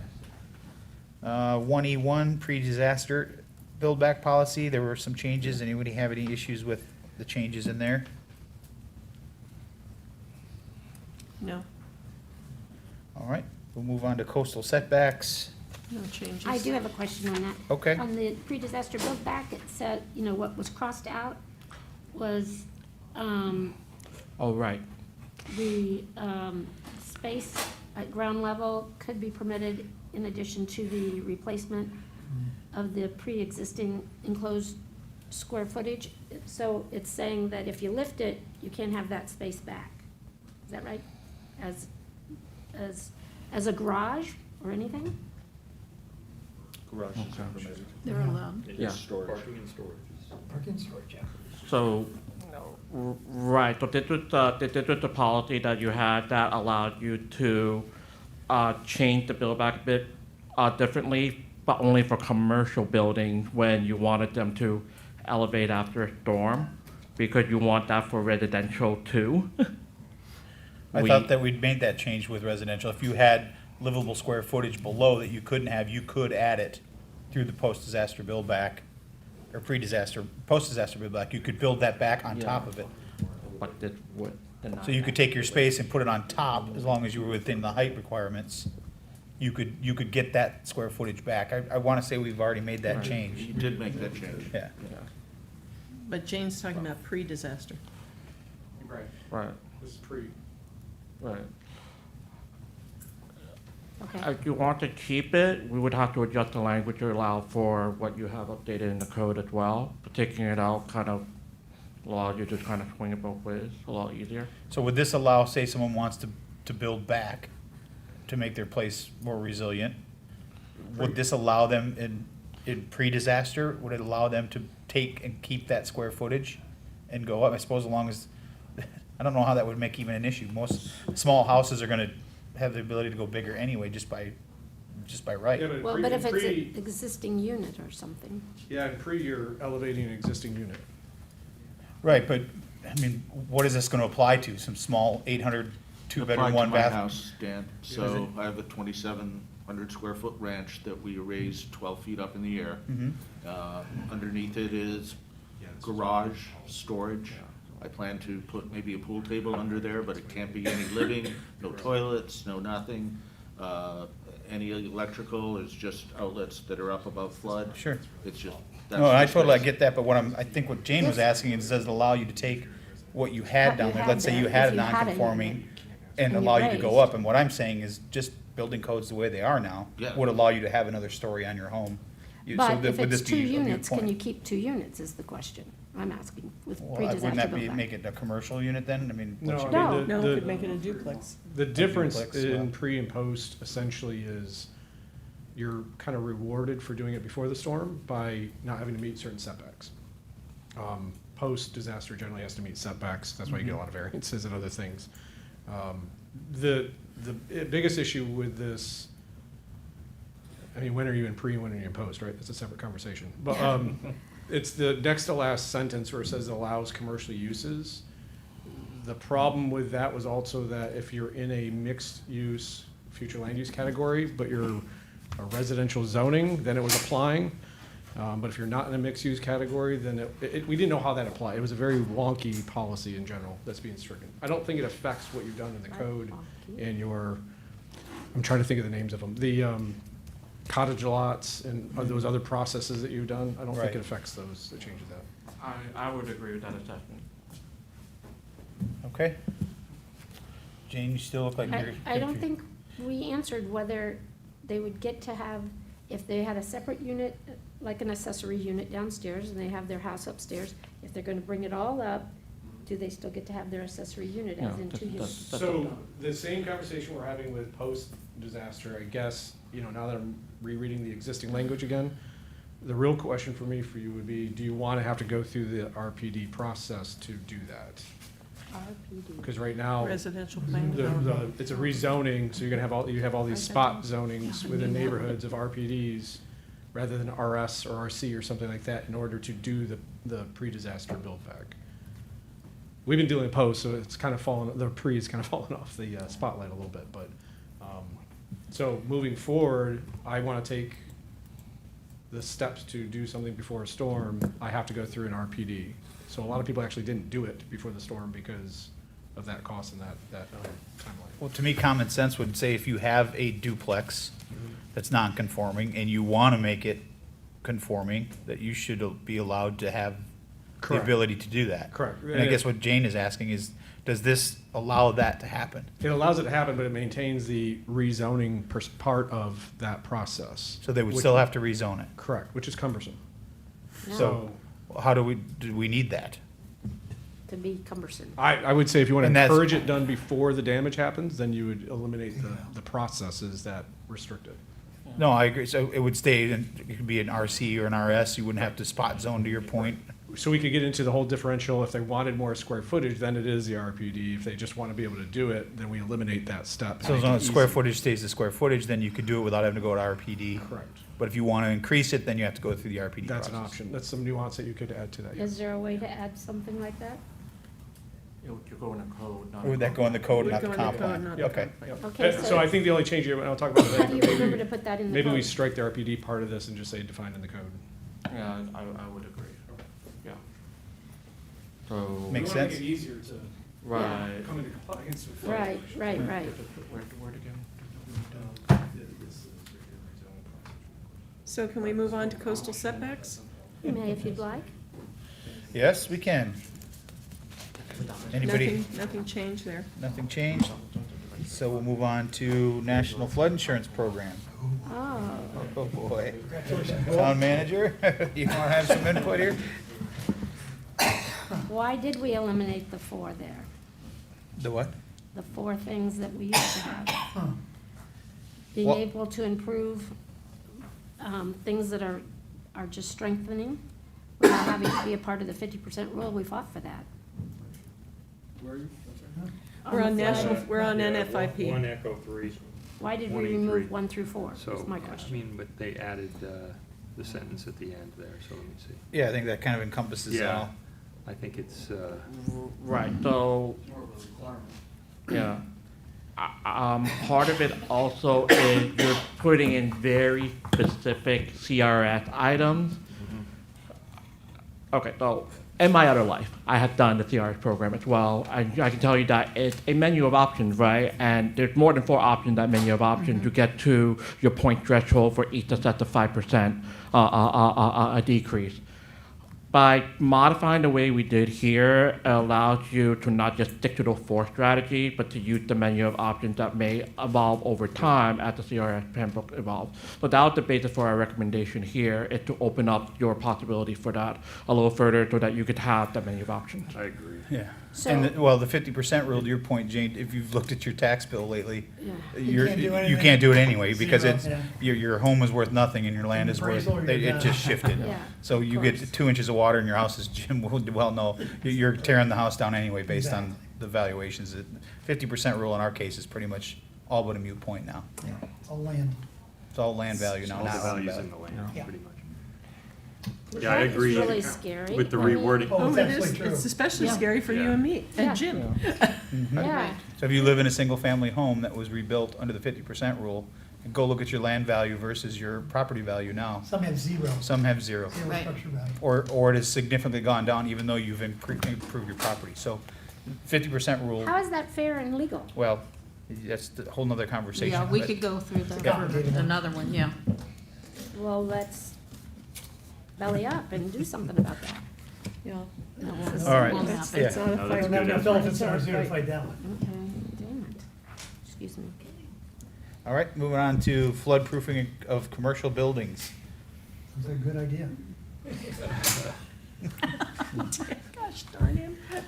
He's responsible for the obvious. All right, nothing changed there. Anybody have any things with the coastal building regulations that was crossed out? It was just picked up, I think, in other areas, correct?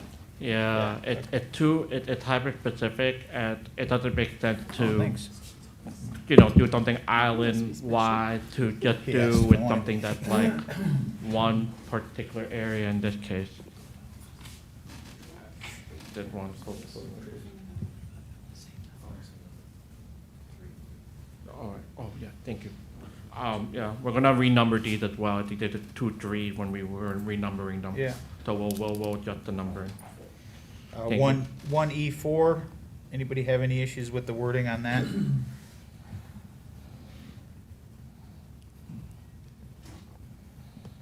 I Okay. do not. All right. 1E5, any concerns or changes to the free board?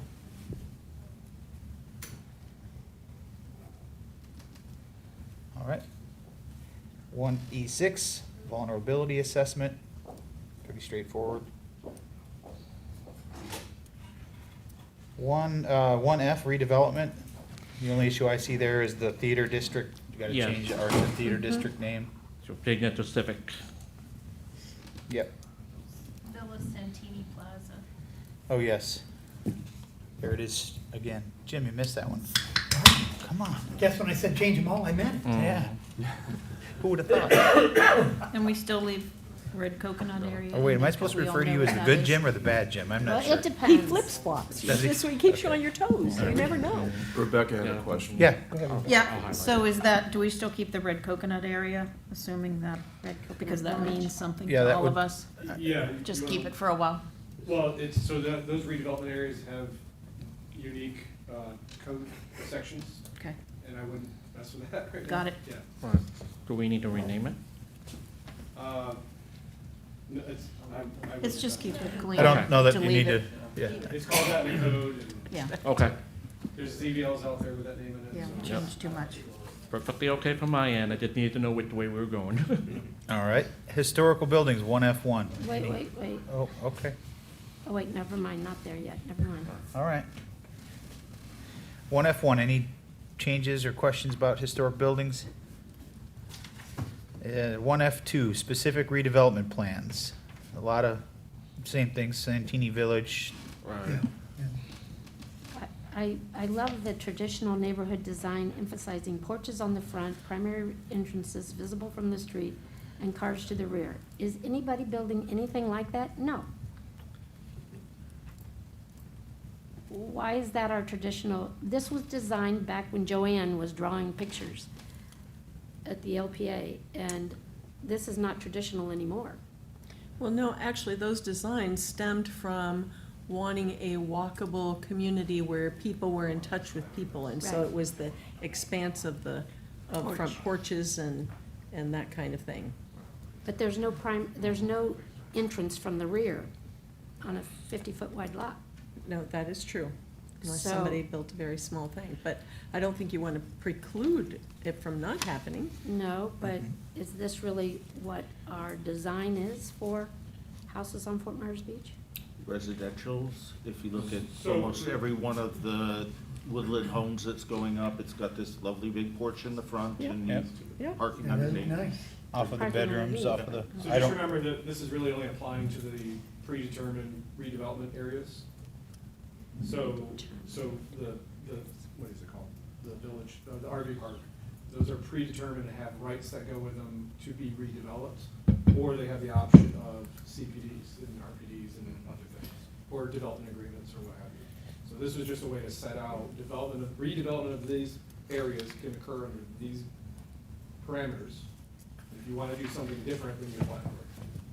It's not a mandate, other than to get the density and intensity by right. And it essentially mimics what's in the code right now, so you've had a couple that came in and wanted to do something else, so they applied and submitted something else. Okay, And I would only recommend not touching much of it, only because, Yeah. like I said, there's a lot of entitlements out there that are getting out in these sections. But it does not, James, to your point, it doesn't apply broad to the whole. Okay. I would say that J, I would add some words in there just for SB 180 purposes, if we want to, just to, in accordance with the underlying zoning. We don't have to, but it might help with that, J, so they don't think that we're adding something new when we're not. okay. Yeah, so that would be my thing Okay. All right. to suggest. What about H, significantly reduced density from the existing level of 27 RV mobile homes per acre? That's existing language. Okay. Right. So, And it only pertains to one property, essentially. right. Okay. And we don't generally consider RVs as density anyways, but I think this is just a reference, kind of show you what was there, 27 per acre. Right. Everybody good with moving on to the next one? Yes, please. Yeah. Okay. Workforce housing density. This is a new added end to the future land use element. And they're lining up at the door to add it. I don't have any objection to this. Me neither. No, I just asked for a clarification on this, and Jim? which zoning, Microphone? which zoning district is workforce housing appropriate in? Or is it allowed in any district? I think it was brought up back in this district.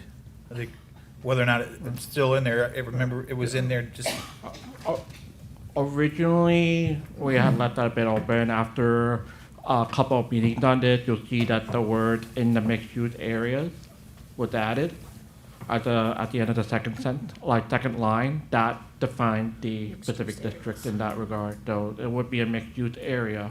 That will only be where this would be provided for in this. So any district that you designate as mixed use, now and in the future. okay? Okay. Everyone all right with that? Yep. All right, as we move on, we'll do public comment again for the next section, but unless, I don't think we need to go page by page, section by section, unless Dan, someone. before you leave the map, Yes, sir. does the legend match the changes we made to the titles anymore? No. It does not. So Yeah, the we'll map, need to- the map has We'll have to. to edit the map, yes, the And, titles. and Okay. I don't see a line for mixed use. For what? For which use? Mixed use? Yes. Where? What color is it? No, because you've got medium residential. Maybe the legend needs to read as to what each one of those zones are as it's Exactly. described versus, There you are. Yeah, so the medium and higher density. Yeah, so Santini Marina Village or, you know. I don't even know where to take my boat. yeah, it's in there. It's the, Well, it says at the top, Must have proposed the misuse legend, it says at the top, proposed Proposed. misuse districts, and then existing. right. But there's still no mixed use. Well, it tells you You're right, that Betsy, those Times are- Square, that whole every one of those under that Are all mixed are use mixed areas. use. Yeah. Oh. Yeah, you're right. Yeah, These it's are all in there. sub. So then would the word proposed come out if we adopt it and Oh. it is the mixed use? I would think that it would. Yeah, Those me are too. proposed, Yeah. but Okay. there's no category of mixed use. Yes, it Right is, there, that whole top boundaries. section. Right, it's not, no longer proposed. That whole area is Oh, mixed oh, use. oh, okay. It's defined Thank as you, that. thank you, thank you. Okay. Easier to do that than create another. Grammar. category, another color. Public comment Dang, we for got a ways to go. community, Yeah, well, Look at that let's place. finish, so if everybody's okay with it, unless you have anything specific within each one of the remaining categories, we'll take public comment. If they bring it up, we'll discuss it. If not, we'll move on to the next one instead of going paragraph by paragraph. Right. Yeah. Unless somebody's got But something. we're all in agreement that on this map, it's no longer gonna say proposed, Proposed. it's mixed use. Yeah, of course, because it'll, Okay, when it's all right. adopted. Once it's adopted, yeah. Yeah, okay. All right, public comment for the community design element. Bill? Hi there, Bill Veach, the record. A very chilly Bill Veach. Just a couple little points. One is I noticed that on CD 1D2, that the language went from must-have workforce housing to may consider initiatives for workforce housing. That seems like a softening of the line. Even with the hardening line, we're not getting a lot of workforce housing. Another thing is that in CD-1F, you talk about parking lot standards that I don't think existed before. I'm just not sure if that, is that going to make that more restrictive and burdensome under House Bill or Senate Bill 150? If you're adding new parking lot restrictions.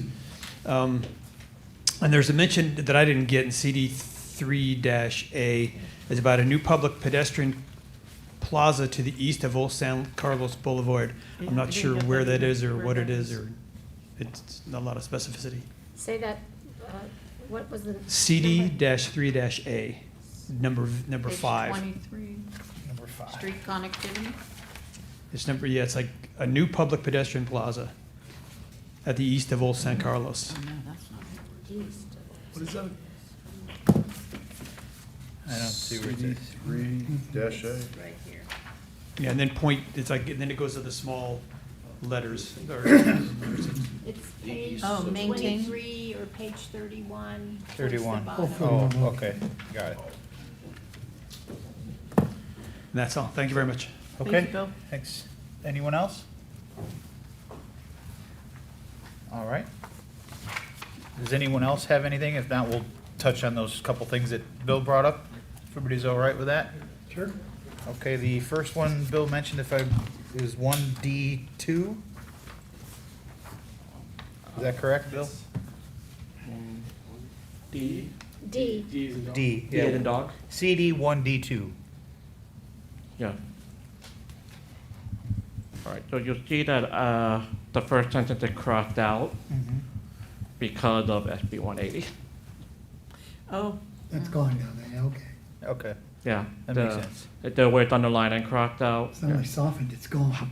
Yeah. Yeah, however, we kept the rest of it in our recommendation to you because SB 180 provides for, if you make it more restrictive, but you still have to add an opt-in. So retaining the opt-in portion of it won't run afoul of 180. That exceeding the 7 acres, however, would make it restrictive in a way that might possibly not pass muster. Yeah. Similarly for 1B3 as well, yeah. Okay. And then one of the other concerns was the parking. Looks like it was CD 1. all I'm the- sorry, Dan, Yeah, one yeah, more go ahead. thing. Go back to 20, the last paragraph. Page 20. Page 20, last, CD 1.D3. I just want to make sure you understand the flexibility here. Town shall consider measures in LDC for incentives for workforce housing as a public benefit. Yikes. Is that really true? as a clearly defined public benefit. Emotionally? Oh, I get that. Yes, yeah. But go back to functionally, Yeah. operationally, enforceably, legally? Can I keep going? Yeah, you could. Oh, sorry about that, yeah.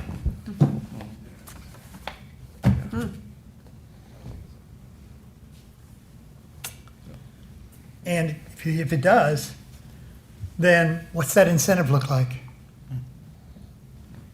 Taller, wider? Well, the incentives are on page 34. That sentence does only refer to master plan developments, so, I don't know, I don't. I that's just good. don't It's a want it to be very used good against question. us. Yeah, Well, what do you say, guys?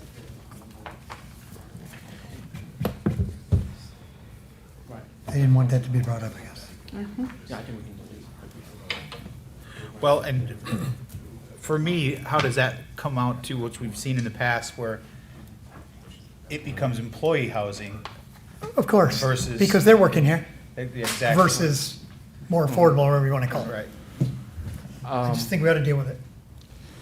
On this one, you could delete it. I will say at the rate of which you're deleting or keeping workforce housing, because you steered away from affordable housing, remember that under state statute for your comprehensive plan, you have to account Have to for account for it. for workforce or affordable housing. Now, we skirted it with the affordable by moving it toward the workforce housing, which is that higher level AMI. But the more you reduce on this, the more likely that your housing element is not gonna pass muster on Only state concerned level about review. defined public benefits. Yes, Yeah. that's, so maybe All we I'm just. Yeah, on concerned this about. one, that's why I said it's Leave okay to everything else in delete, there if you but- want. Leave everything else, just take Yeah. out that it's a public benefit, so. That's what I'm after. For So period incentives for of workforce, yeah. You can take out the public benefit that, yeah, are part of this. I'll delete everything past, like, As part of a clearly defined. as part of a, yeah. I would say instead of as part of a clearly defined public benefit, I would say as part of a package for master plan development. Yes.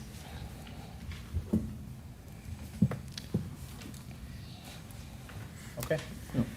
The other issue is around the parking lots. CD-1-F. I believe that was the, Yes. the one. Yes, that's, What page is that? 21.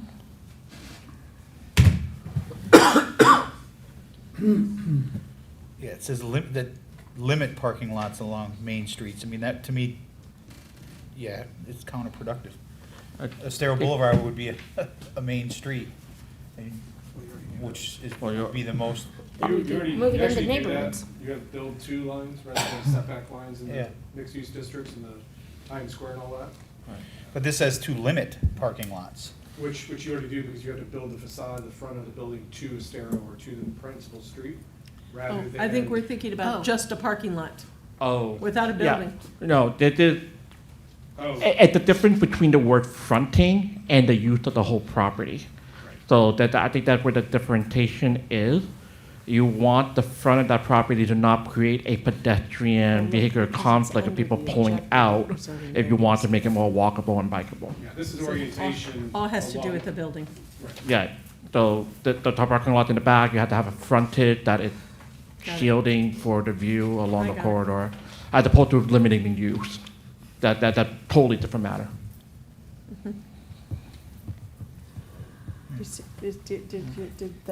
Did you get that light bulb? Because No, okay. the way I read this is that you can't have a parking structure build to Estero Oh, Boulevard. you're, okay. You're thinking about parking decks, Yes. and you want to allow for them, potentially, and your fears that this would. I'm not, prohibit- well, that's where the word limit, Right. I Yeah. mean, when you say limit, to me, that So- doesn't open up Surface an option to parking do lot? that.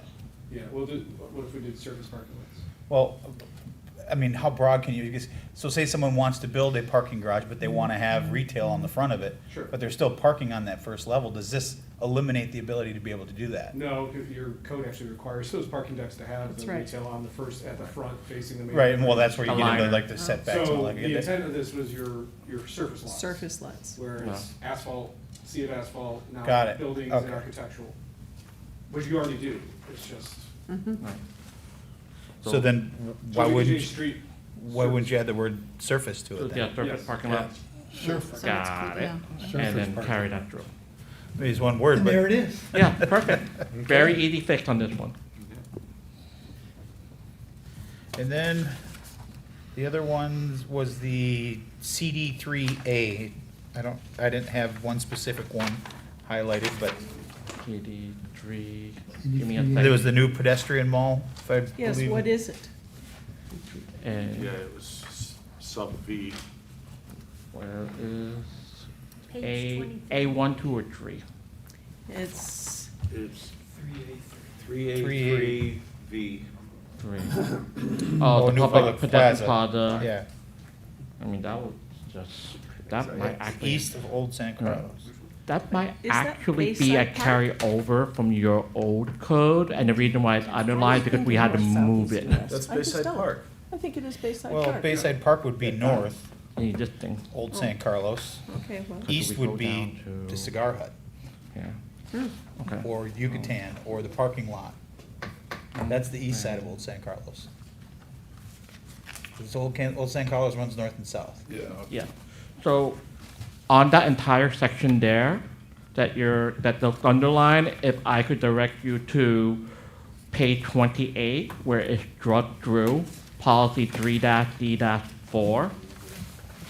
It's a copy and paste over. The reason why it's underlined that section is because since we had to move things around within your community design element, we had to strike through everything in order to do the reordering correctly in the, from a structural standpoint, notification standpoint. So everything you see here under CD-3-A-3 is a copy and paste over, maybe some minor modifications, so like kind of reduce the language because it was duplicative in some instances. Well, it is a difference If you because it want says to- work with the private sector to do that, not just develop that.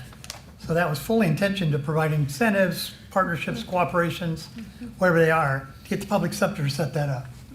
So that, to me, those words changed quite a bit. Yes. If you want to edit this, we're all ears, but I'm just noting from a historical standpoint, that's where this came about. It's in your original comprehensive plan. So Jim, would you say that you would reinsert I would. the private sector portion I of would, the because statement? that shows where the The intention intent is, was. not us. Which would allow for somebody to redevelop it in the public interest. Totally. Yeah. John, where would you put that? So where Mr. Veach picked up, where is that park? And it could be Right. any of those open spaces near the Cigar Hut or something. Yep. If we reinsert the private sector portion that was removed when it was moved up above where we were at 21, I think it was, page 21. It's just putting that language back in. So it goes to V 23, where it says a new public pedestrian plaza. Just insert the, Work The with old language. Yeah, work with the private Exactly. sector to establish a site for, and then a new public park. Did you get that? Work with the private sector to establish, It's V, right? Yeah. V, Yeah. yes, So there's some language in it. a new public pedestrian plaza. Reinserted from the previous policy. There are two significant sized properties along the east side of Old San Carlos. All right. Private sector, okay. That good? Yep. Okay, that's all. And that was it for, unless somebody has anything else for the community design element. Scott, your hidden path is in here. Yeah, so the hidden path that, which, I'll show you where it is. It is. Oh, we're I just talking walked about the Denora Yes, Road? yeah. Yeah, the, It's 2A, it's on Yeah. page 33 or 25, depending on which number you're Yeah. looking at. Goal 2 to upgrade residential neighborhoods, objective hidden paths. Where is it, Dan? Well, it says hidden paths, so I'm assuming it's under Yeah. here somewhere, side streets. You have to go to. Oh, interconnected, there it it's is. called interconnected paths. Right here. Now it's gone. CD 3A1, Page, page. Oh, here we go. Page. Oh, interconnected hold on. paths, 23 or 31. Yeah, 23 or 31. So this came up last year. It was the understanding that they were specifically talking about that road connecting Denora to Lover's Lane. Right. But this doesn't specifically say Road. that. So But in theory, this isn't really specifically speaking to that. I think everybody thinks that. But what this is saying is that there are pathways, if you're on a bike or whatever, that you can move I say north and south on the island, east and west on the Right. island, whatever, without hitting Estero Boulevard. And there might be some, you can in Laguna Shores for a bit, you can in my neighborhood, the Shell Mound neighborhood. Well, so the thing with that development was he couldn't push the building back any further because he said that this sentence would violate it would violate the comp plan, him moving those buildings back. So I guess my question is that true? Oh, boy. Go and I didn't stop.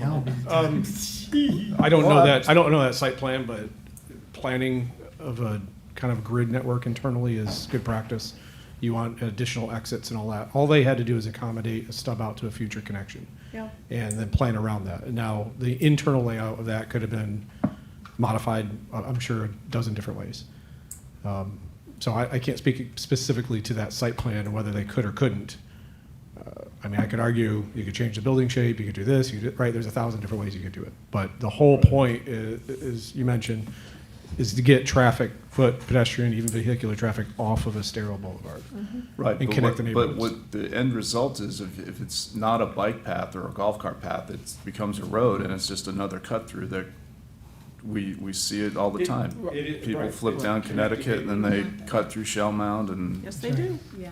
I mean, the intent should be bikeable, walkable, maybe golf carts. That's the but way I, not- that's the way I read this, is, That the intent here, that you have to have in connect path that include designated spaces for walking, bicycling, and vehicle and transit. So it's trying to include everything into a more complete network. although it does say cars. Right, Yeah. to say cars, but. And this is island-wide, right? This is policy- island-wide, This policy yes. is directing infrastructure projects, CIP type things, Right, well, I mean, connecting neighborhoods. You know, we had that one lady from, you know, how they're doing the bike path all the way to Estero. Yeah. And I get that, that'd be super cool if we could figure out a way to do it on the island, but if it's, you're also gonna have cars too, I mean, you're just, Bringing traffic to neighborhoods. you're bringing traffic to Children. neighborhoods. You want Well- the traffic on Estero, not everybody's zipping through Shell Mound. I can't speak to the specific site plan because I haven't seen it.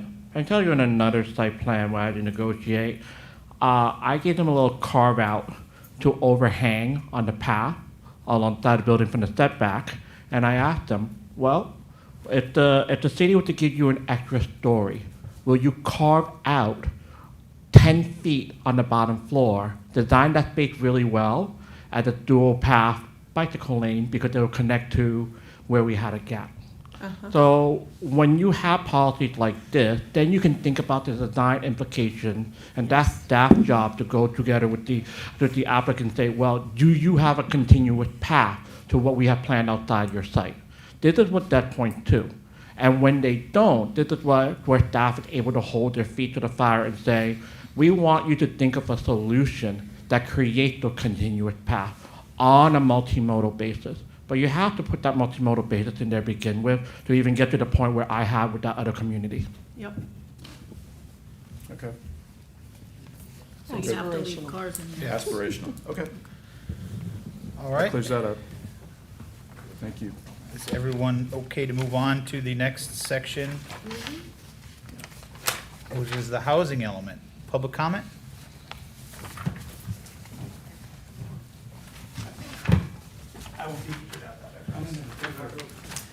Bill Veach, for the record. Just have one thing here really that stood out to me is that HOU 1B4, item VII. It says, provide for redevelopment of single-family dwellings to multifamily dwellings in the form of duplex, triplex, and quadruplexes, provided the facade is visually consistent with the surrounding development. That seems to me like it's opening the door for, Page 32. yeah, for a lot of density.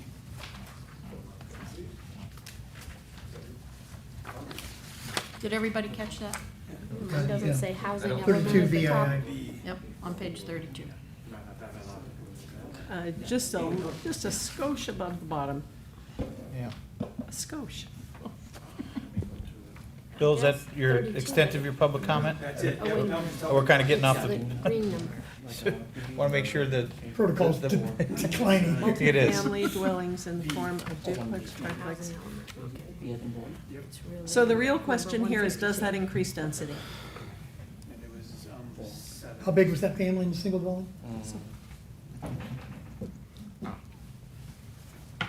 So what would your answer to that question be? Does that increase density? Or does that potentially increase density?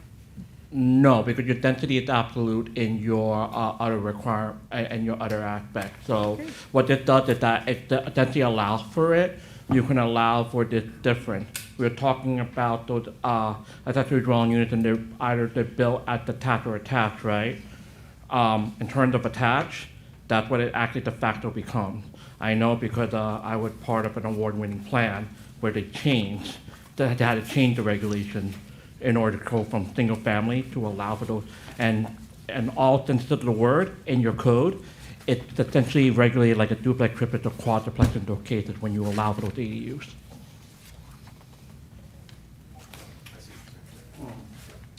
Density's absolute.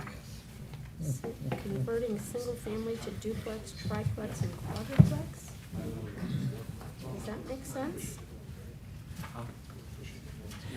I see the argument as kind of neighborhood preservation, and now you're gonna Yes. take a single-family home and allow Exactly. triplex, duplexes, and make it more of a Exactly. commercial. Yeah, well, the beauty of that award-winning plan was that we actually allowed for that regulation, but kept the facade regulation. So on the outside, no one would be the wiser. It still had that Bahamian village historic look that they wanted to keep in the area, but on the inside, it could be restructured so that you could have that ADU, and it was, So- effectively, on the outside, it looked like a single-family house. On the inside, it was technically a duplex. So Well, that was the cool part congratulations about on your it. award-winning plan, but Yeah. does that achieve what we're trying to do with our award-winning plan and yeah. protect residential neighborhoods? Absolutely. Your protection is to think about how it looked on the exterior, which is part of No, neighborhood I think you're missing the protection. point. It's not about what it looks like, I don't think, It's at about the least. function. No, It's about the density, functionality. Density, yeah. Cars and, Yeah. What it looks Resting like is rest. one thing, but what goes inside the building is important Flushes. too. Yeah. yeah.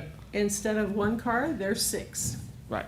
And to me, that doesn't preserve But it's not neighborhood. increasing density. No. It's reshaping the function, I understand your functionality. But it's going completely against the word preservation, But- which is what is the title, neighborhood Yeah. preservation. From a design standpoint, if you're not changing the density, then you would allow for an extra unit anyway on that property. So in terms of allowing for the extra vehicular traffic and so forth, you would have been able to allow for that anyway within the district.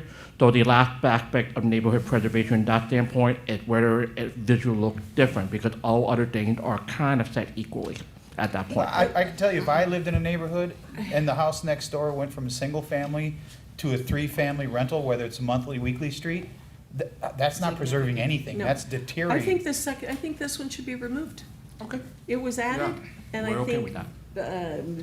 Roman numeral 7 should be eliminated. That's Alright. just my thought. I don't know how you all feel about it. Just but- remember though, it wasn't a quad showing up where a single family was. Right. You could end up having a quad where 4 single families were. Right. And it looks like a single family. It's just cheaper to build and it's more efficient to construct. That's the intent of that. It Well, I wasn't see, to take a I single get family your out. intent and where you're coming from, It but wasn't to I take a don't single think family you, out and put 4 in. Right. but Somebody that's the read way out of people are gonna context. interpret it. Yeah. That's the way Yeah. people are gonna They interpret ran out of it. context. Right, but your traffic and all those other impacts were Right. the same, essentially. I- We understand. yeah. I will So also we're ask. moving need it. 4? What one did you say? you were 7. moving? I- What about 4? I will also ask this LPA and the council about your policy intent for accessory dwelling units. Considering Is your intent to allow for attached and detached, or only detached? Because that will provide my I would say technical either. advice to you on this Take it out. Every particular problem item. is so wonky here. Yeah, I think, yeah, how do you have to pigeonhole it to one or the other? I mean, there's one right up the road where it's a detached one, because the Yeah. property was big enough. Yep. Yeah. Did we Then- approve one with a breezeway between the two as It's, well? I mean, it's just each property specific, so I don't know. Yeah, you can't. That- Rip You it don't out. pigeonhole that. My Rip it out. recommendation then, if that is what you want to do, Rip it out and is have dessert. to change the wording of this to say, where appropriate for addressing accessory dwelling unit, provide for regulation governing the redevelopment of single-family dwellings to duplexes. Can we Because can we de not just facto, eliminate If you're adding a unit as an add-on for the ADU, you are creating a duplex. We're still already, Yeah. I think we want to delete Take out the it. rest, right? We We Limit made to a one. winning decision over here, Yeah. and we're gonna delete it. Pardon? We just delete it. Huh? Just delete it? Yeah, I think that's a Okay. good idea, Dan. Take seven out. Deleted. Okay. All Well, right. did we No, eliminate you're not 4 gonna have- and the other yeah. one? Because it said the You're same thing? not gonna be able to regulate the, What's 4 on the other one, Jane? What are you I'm saying? looking, I'm going back to it. Protect residential areas from intrusion by poorly regulated short-term rentals. No. No, she's talking On about something. No. page, 38 or 30, number 4, on the policy housing 1A1, number 4 says, consider implement of incentive-driven regulations. Wait. Oh, yeah. Pathway for, no, that's not it. It was, what was it that said single-family to That duplexes, is- triplexes? that is Oh, it. yeah, there you Okay, yeah. have it. Consider implementation of an single-family to incentive-driven duplexes, regulation. Yeah. As appropriate. Pathways for hotel to condo conversions and single-family to duplex, triplex, and quadruplex. That's right. So number 4 on Page 30. page 30 needs to be consistent with the, under policy 1A1 in housing, needs to be consistent with what we just did. Yeah. Taking Yeah. it over. Did you catch All that? right. So take it out. Yeah. Get it out of there. Do we All also right, want to on address 4, we'll the delete the rest of that. hotel to condo or strictly the conversion of housing? Yeah, and then accessory apartments, say accessory dwelling units. I will note, Jason, we're talking, under this, you are really only gonna have regulation for detached, unless you provide a pathway otherwise. So, it's okay to delete that, but I want you guys to understand the implications of that. If you want the option to have both, you need a pathway to provide for attached and detached. If your regulations provide for a way where you regulate things on duplex and you're de facto creating duplex, accessory dwelling units have to be regulated with that understanding.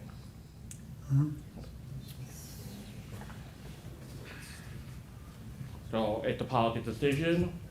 My job here is just to provide you the advice based on, that understanding. That's a good catch. Yeah. Yeah. We're stuck to detached approvals only.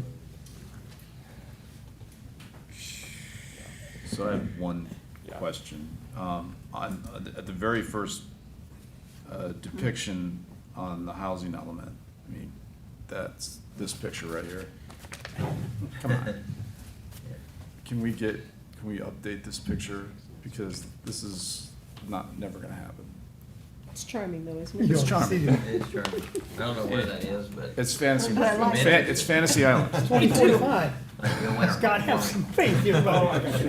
And Oh, yeah. if we're gonna do this, let's Where do would it, that do it pathway right, be? but this we need is, to who are we finish what kidding we here? were I mean, this, Yeah. We can definitely replace it. We did ask for pictures. That's why you see some pictures in here that are like Garden Bayview, but district. we didn't receive a picture for this one, so. The biggest comment I got about pictures was the one you have at the very beginning, which is like an aerial view of the south end of the island. And it just was disturbing to a lot of people. It's like, oh, that looks big. it is. It is. Okay. Yeah, but But it's an aerial view, so. it yeah. is an aerial view. So the real question here is back to, are we only on a path to have accessory dwelling units be detached? And that's If we what you're strike those, that's what we'll have to do. If we strike those. Well, it says right there in number 4 that it create and maintain policies on accessory apartments. So that, to me, says that your policy could be attached or detached, based on what that says. What do you think about that? Well, I would say that you wanna carve out a pathway where you say that if you have, my concern is that de facto, if you have an attached accessory dwelling unit, it operates like a duplex.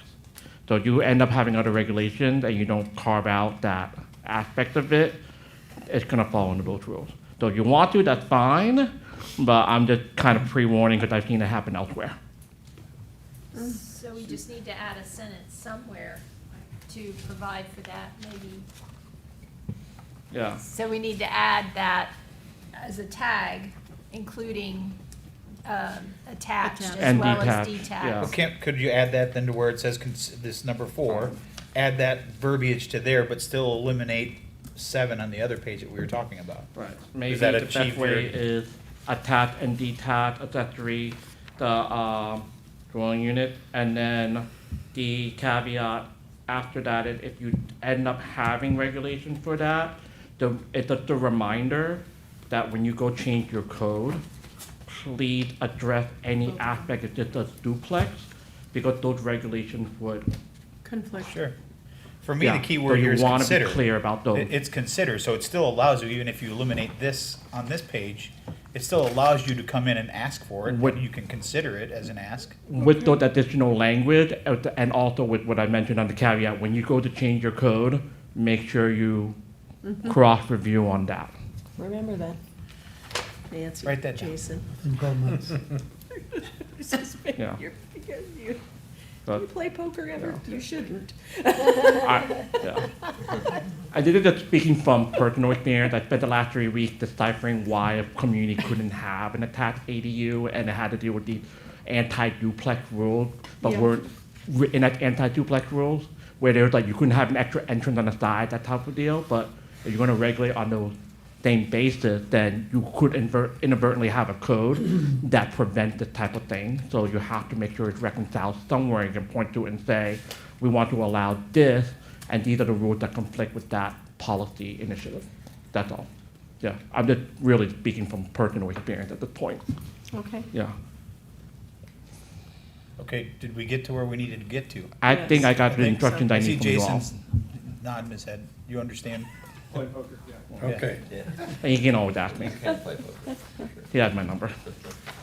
All right, any other housing element? Yes. Yes, okay. Page 34, this should be a simple one, I think.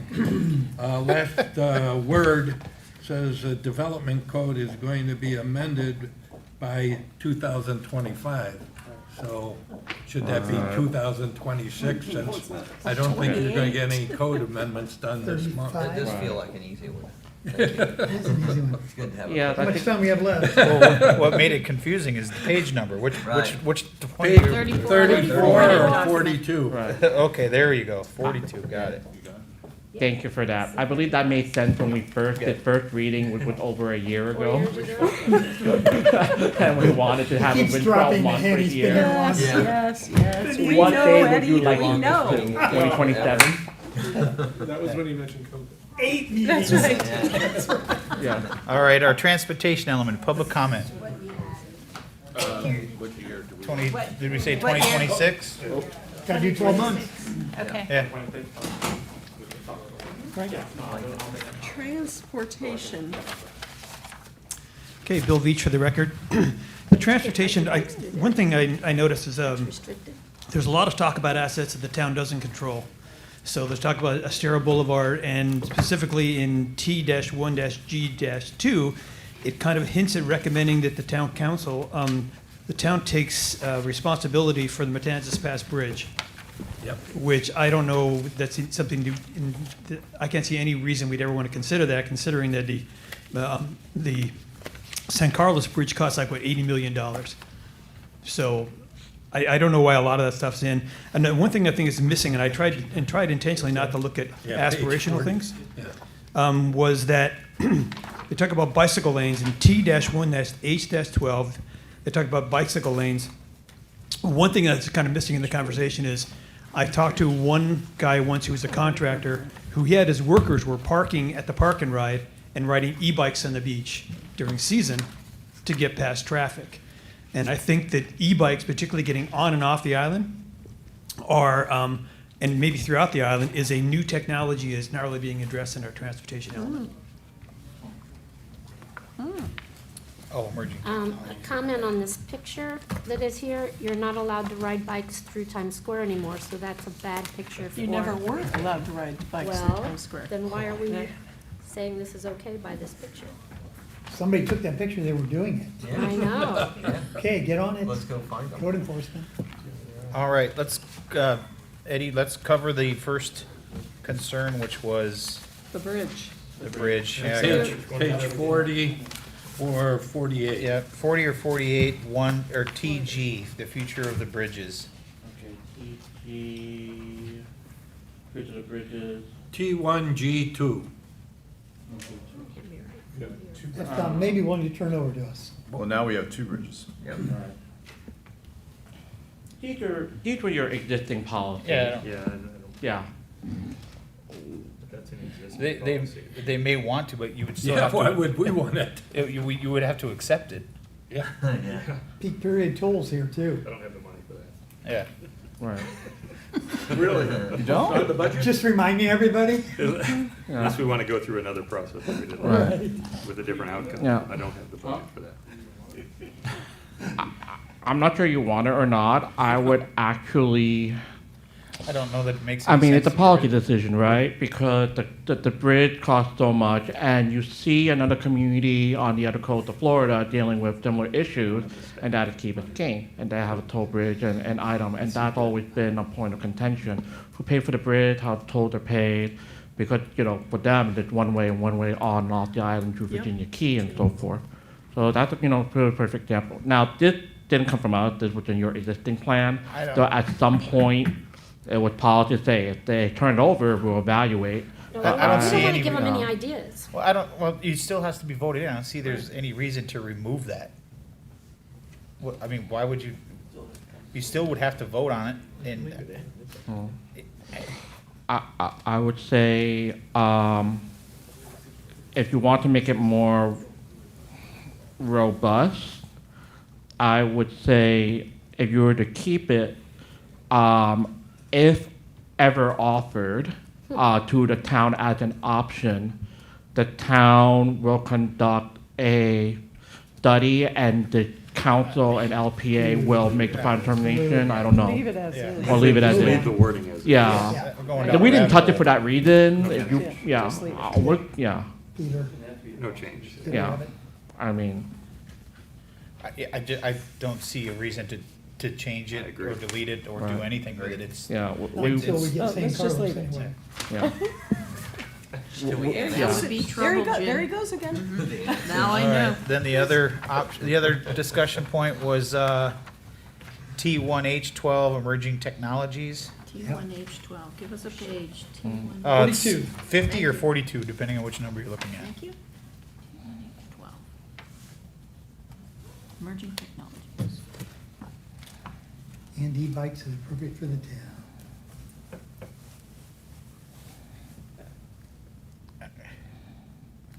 E-bikes is here, Yeah, it's here. Yeah, it's in there. Yeah. I'll seize it. okay, so, yes. Dockless bike share, I mean, I don't, What happened to the bike? as appropriate. Rack outside? See, What this, happened to the bike to me, rack this keeps it outside? very open-ended again. E-bikes as appropriate. It went away? Right. In Oh. front. Looking at it right now. It's not, there's no bike rack. It's right there. Right in front of the building? No, Come on. it's not there. No, it's there. I'm sitting It's- there looking at yeah. it right now. They put it back right after you guys came in. Well, Since with this the- morning. Yeah, it's sitting right there. We can see Since we it. got it. It's gonna That's go, funny. They're good like that. thought I saw it coming back from lunch. Okay, so we're gonna leave that. Yeah, I think it covers everything. Yeah. Yeah, good deal. Are there any other discussion with the transportation element? Zip Well, I around. guess just a question, because it seems extreme. Under policy TB2 widening, under no circumstances shall conventional four-laning of Estero be considered as desirable. Which one is that Page again? 36. Page 36, okay. 36 or 44. B2. Those little skinny cars. Yeah, that's, That's Put your in the existing golf cart policy. lane. There was a whole right-of-way issue when they. Oh, yeah, I'm sure there was is. no- When you four-lane things, it becomes very ugly and traffic. Very urban. and- Well, very auto-oriented Auto, absolutely. versus pedestrian-oriented. It would be just as busy. Yes, that's right. You just have 2 lanes, or 4 lanes. Exactly right. It's 2. We didn't fix it. Anything else? Not, well, public comment for historic preservation element. Where's historic? It's Yeah.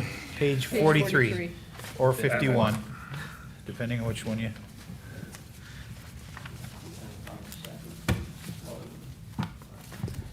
Bill Leach for the record. I just, in HP-1-E-2, it mentions the Marine Resources Task Force, now the Marine and Environmental Resources Task Force, to be the, I think, an education arm or something, when we have CELCAB, which is, I think, part of their acronym is Environmental Education.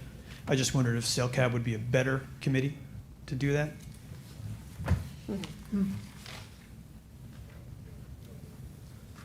I think that's it. Thanks. I don't know if it's. Okay.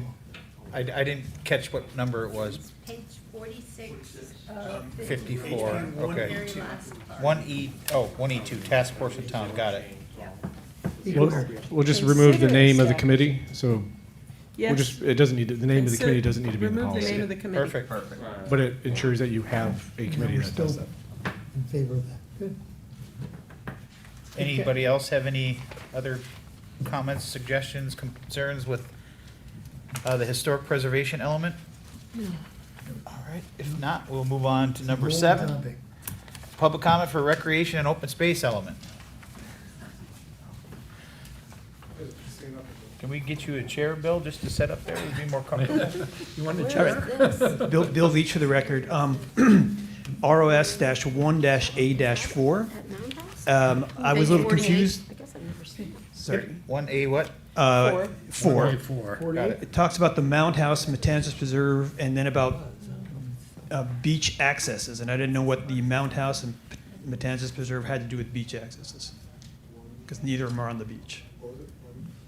Well, but do they have a beach access at the end of that street, which More like is water access, Connecticut? isn't it? I think, And that's I true. think, well, this might be a TDC thing, because we get money for the Mond House from the TDC, and if you remove the word beach access from that, you then lose money for beach access. Well, that's a good catch. I don't know. That's why we don't I'd get leave money it for there. Times Square, because it's not considered a beach access. Well, let's make it a beach James access. Vegas We Beach could change that access in in here, can't we? Southwest Florida. Oh, I'm sorry, more public comment. I didn't see you. Oh, Yay, welcome. a new voice. Hi. Well, I'm not that new a voice because I've been before you before. Yes. No, Yeah. yes, but I mean, not today. You're not Bill Leach. And I only have a little, well, I have a small part that, I wrote you guys a letter, but Kathy Schultz for the record. You're Kathy. I'm Oh, Kathy. it was a very Great letter. good, it was a very good letter. 394 Estero, and my comment is about both content and process. The amendments to the Bowditch Point part of the plan replace the words "enhance the natural resources at Bowditch Park" with "increase accessibility for recreational purposes." And this small change represents a pretty significant shift in the town's position towards Bowditch, which is described in the current comprehensive plan as a preserve and a quiet beach. In fact, our current comprehensive plan recognizes the importance of having a variety of recreational resources, contrasting Bowditch's quiet beach with Lynn Hall Park's lively one. The 17 acres of Bowditch Point Park were purchased by Lee County to save the property from commercial development and preserve as much of the natural flavor as possible. 7 acres are developed for passive recreation, while the remaining 10 acres are a restoration or preserve area. The park provides a habitat for migratory and nesting shorebirds and is the only place remaining on Estero Island for burrowing gopher tortoises. It's one of only 14 Lee County sites on the Great Florida Birding Trail. It's the second highlight on the Great Calusa Blue Wave paddling trail through Estero Bay. If this all sounds familiar to you, it's because this is the 4th time I have made public comment on this item. And in spite of the fact that both the LPA and the Town Council have previously recommended against amending the original language, this is the 4th time this amendment has been included in the 2045 plan. A year and a half ago, on April 9th, 2024, the LPA unanimously recommended keeping the original 1999 language. Yet on May 6th, 2024, the Town Council was forwarded the same amendment. Town Council 2 recommended keeping the 1999 language instead. Planner Sarah Probst apologized for missing the LPA's changes, saying, "There's so much text, so I apologize for anything that we did not catch." 4 months later, in the packet for the September 9th Town Council meeting, the amended language appeared again. Once more, I sent a comment on the matter. That hearing was continued and there was no discussion. Which brings us to today, when the recreation and open space element is once again proposed to be amended with the same changes declined by the LPA and Town Council a year and a half ago. And the changes are obscured by simply striking through the entire section, so you can't even look. It's discouraging to participate in this process. It's hard to have any confidence in the document before you now, when specific directions you provided at past hearings are at best overlooked and at worst disregarded. And I'm only looking at a tiny part of the plan, the top 1/3 of one page of a 96-page document. This is a discomforting way to create a document that's supposed to serve as a vision for Fort Myers Beach for the next 20 years. Thank you guys for your time and for listening. I know you're trying to produce the best guiding document you can for the town going forward, and appreciate your time. Thank you, Thank Kathy. you. Thanks, Kathy.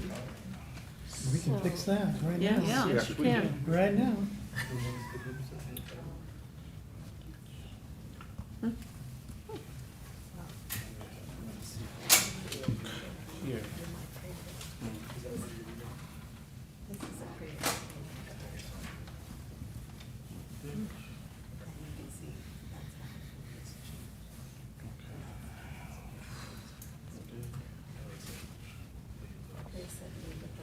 Does anybody see where the old information is? So, I don't see it. Yeah, I don't either. yeah, right.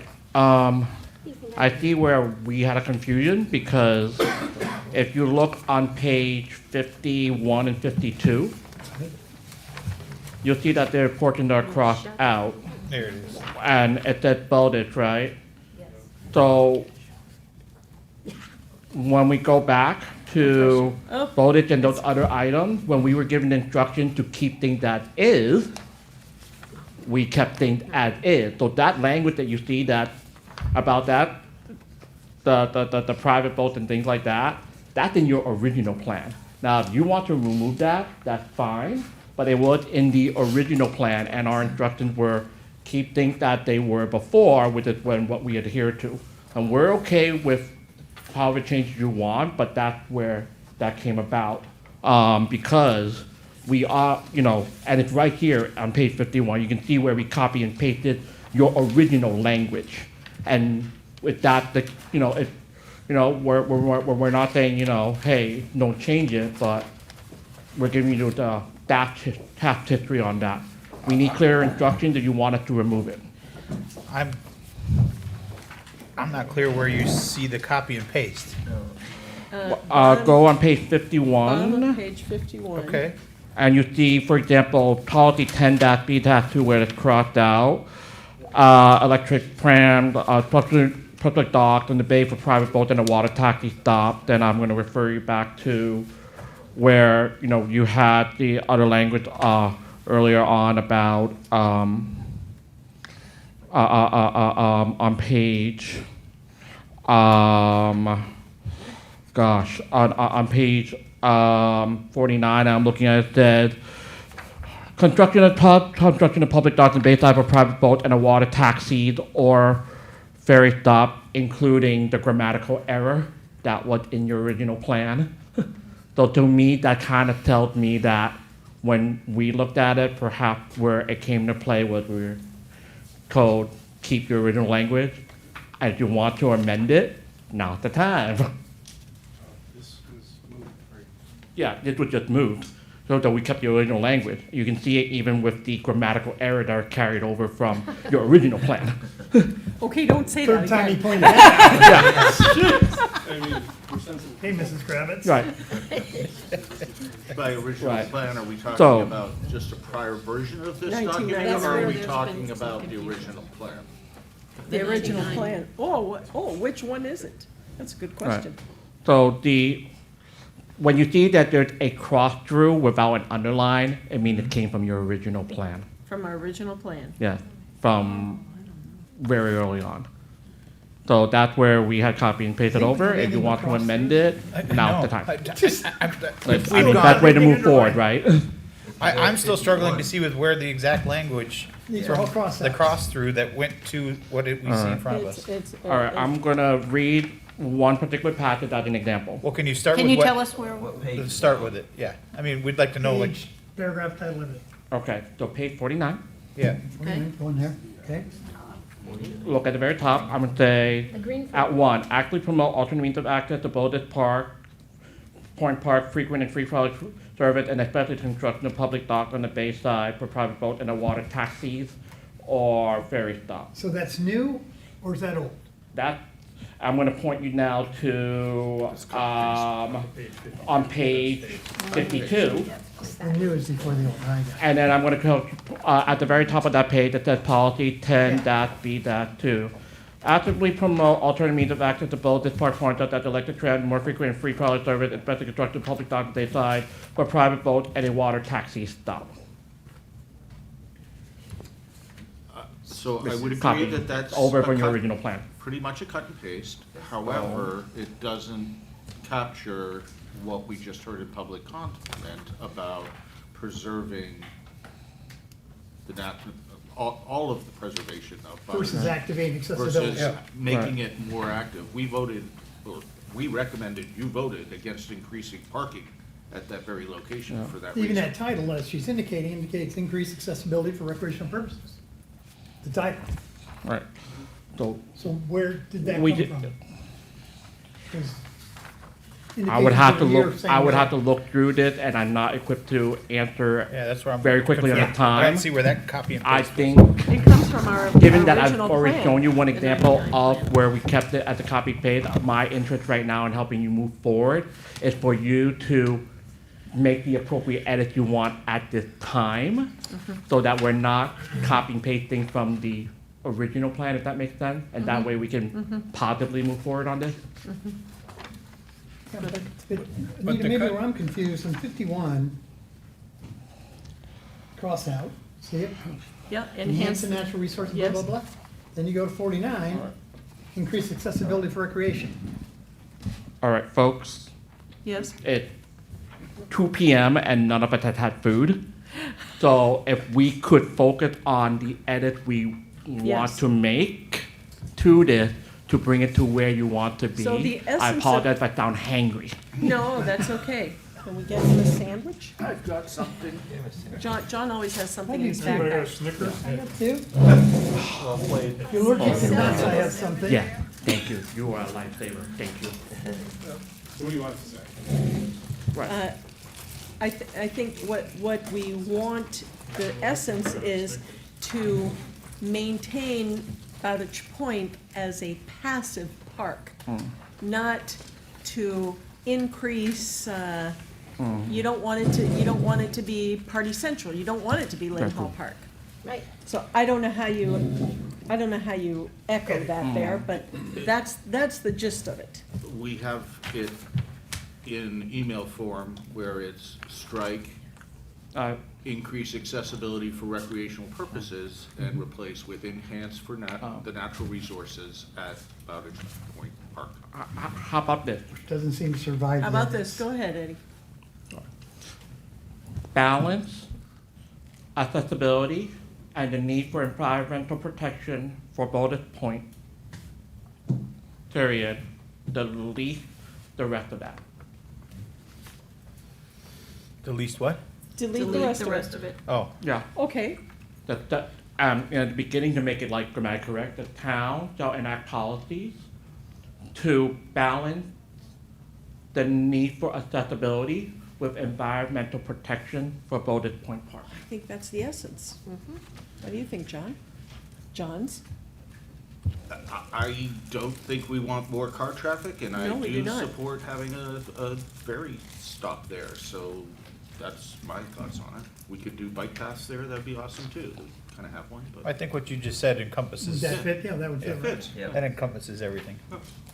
See, you just needed a snack. Very for Poor record, boy needed while a I snack. type this in, so I Yeah. can make I've sure got a it's, T-bone coming for you in just a minute. yeah. Tomahawk coming up. Exactly. Okay. Thank you for the sugar, because, Did Oh, you're welcome. Yeah. Have at it. yeah, Yeah. Kathy, did you hear that? because I am diabetic.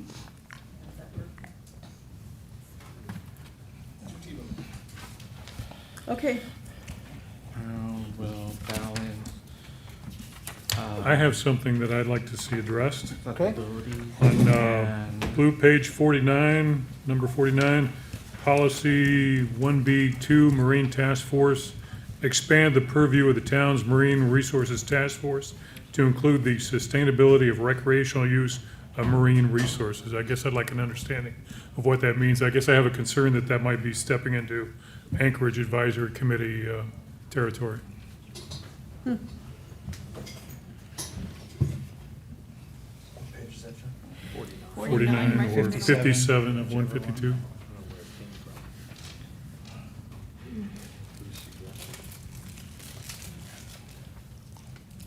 Do you know, Eddie? Sorry, I was typing let in him that finish that. item. I missed that. Blue page 49, Mhm. item ROS 1B2, Marine Task Force. B2. Expand the purview of the town's Marine Resource Task Force to include the sustainability of recreational use at marine resources. Of Of marine marine resources. resources. Yes, of marine resources. And his question is, does that tread into Anchorage Advisory Committee's already purview of? Marine resources. Yeah. Yeah, I think you just delete the word recreational use of, and just kind of keep it broad, and that way you can assign things to that task force as needed in relation to marine resources, not just recreational. So there are other things that might pop up, right? That makes sense. Does that address your concern? With that, and just correct it to the now Marine Environmental Resources Task Force. Okay. Thank you. Anything else for the recreational open space element? Are we going to address Newton Park in any way?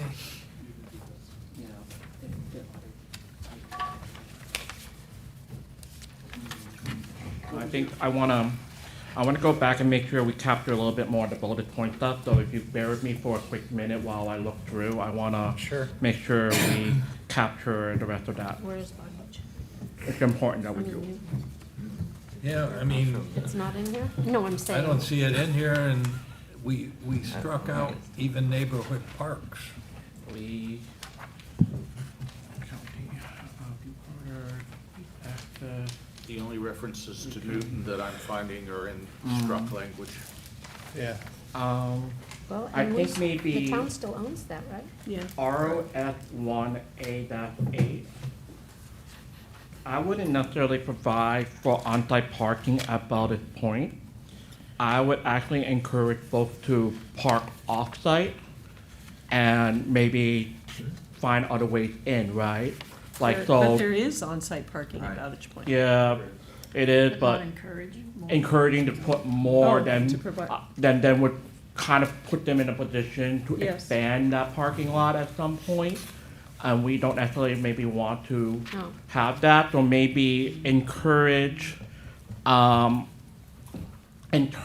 alternative modes of access for the public.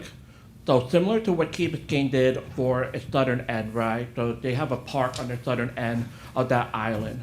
And so you want to capture that and have people walk into the park as opposed to parking at the edge of the park and then walking in. So I would suggest that perhaps ROS1-A-8 be amended accordingly. If it's all right with the LPA and the council, I would suggest encourage Lee County to study and provide for alternative non-vehicular means of access for the general public instead of saying provide on-site parking. That makes sense. Okay. Okay. If they're okay with that, give me a second to type that in. Sure. Please. To study. Jason, maybe you and- know, do you know if Newton Park is addressed in here at all? Let me do my search. Yeah, or unless it's under Civic Center, what it was called before. Center, Center Island. No, I think most of the parks we addressed are. Study, implement. Because if we're not addressing it and we've struck out Which one? Yeah. Natural or neighborhood parks.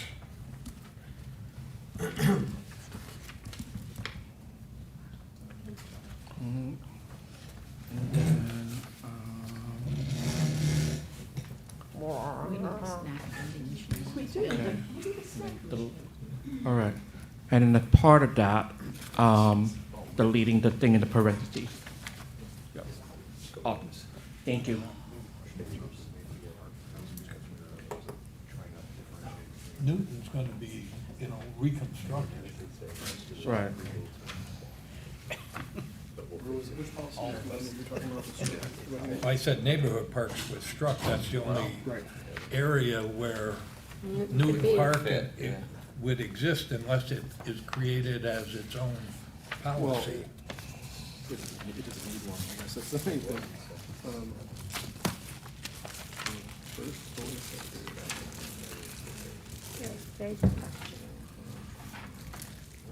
The language from before was all pre-acquisition of Newton, so it Right. was Right. Yeah. looking to acquire the land and use it, et cetera.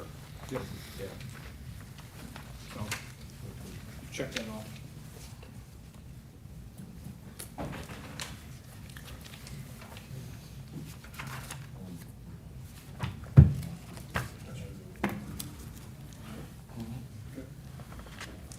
So where did we land on the Newton Park? We've gone back. So apparently it's not there because of the it's town-owned. timing. So the direction could be for them to come back with some language on Monday that captures the policies that you're considering. Because Which I portion? don't think you Newton. can make it up Newton. on the fly. Well, no, Or but you I saying think it's covered the- under other The previous areas. policies were for acquisition and using it and becoming part of the fabric of the town, right? But it was part of the pre-acquisition. I think the policies were drafted in that manner, so they're not necessary. You have it. You don't need to spell out Newton Park because it's already been You have purchased. it, right. Now, if you want to create a I see. policy about the development of it, Yeah, or, when you read through it, it's all about within 5 years you must acquire blah, blah, blah, blah. Correct. Those are all policies that technically should have been eliminated during Right. your evaluation appraisal report process every 7 years. Once you did it, or you weren't gonna do it anymore, you're supposed to strike those out, so we're just cleaning that up. Got it. Right. If you have other policies you want, I don't know that you need them, you make those decisions, you are deciding Yeah, I mean, about development of is it it. active park, is it a passive park, is it gonna have parking, is it going to? Yeah, I You think since it's already a make those new, decisions when you're instructing design of that anyway, so. Doesn't need to be granular, is what you're saying. Correct. The policies you have in here are mostly for the ones you don't own and you want to influence or coordinate with because it's another open agency. space. Got it. And how to direct policy. Okay. Then we'll move on unless somebody has anything else they want to take a swing at that. All right. The conservation element, public comment.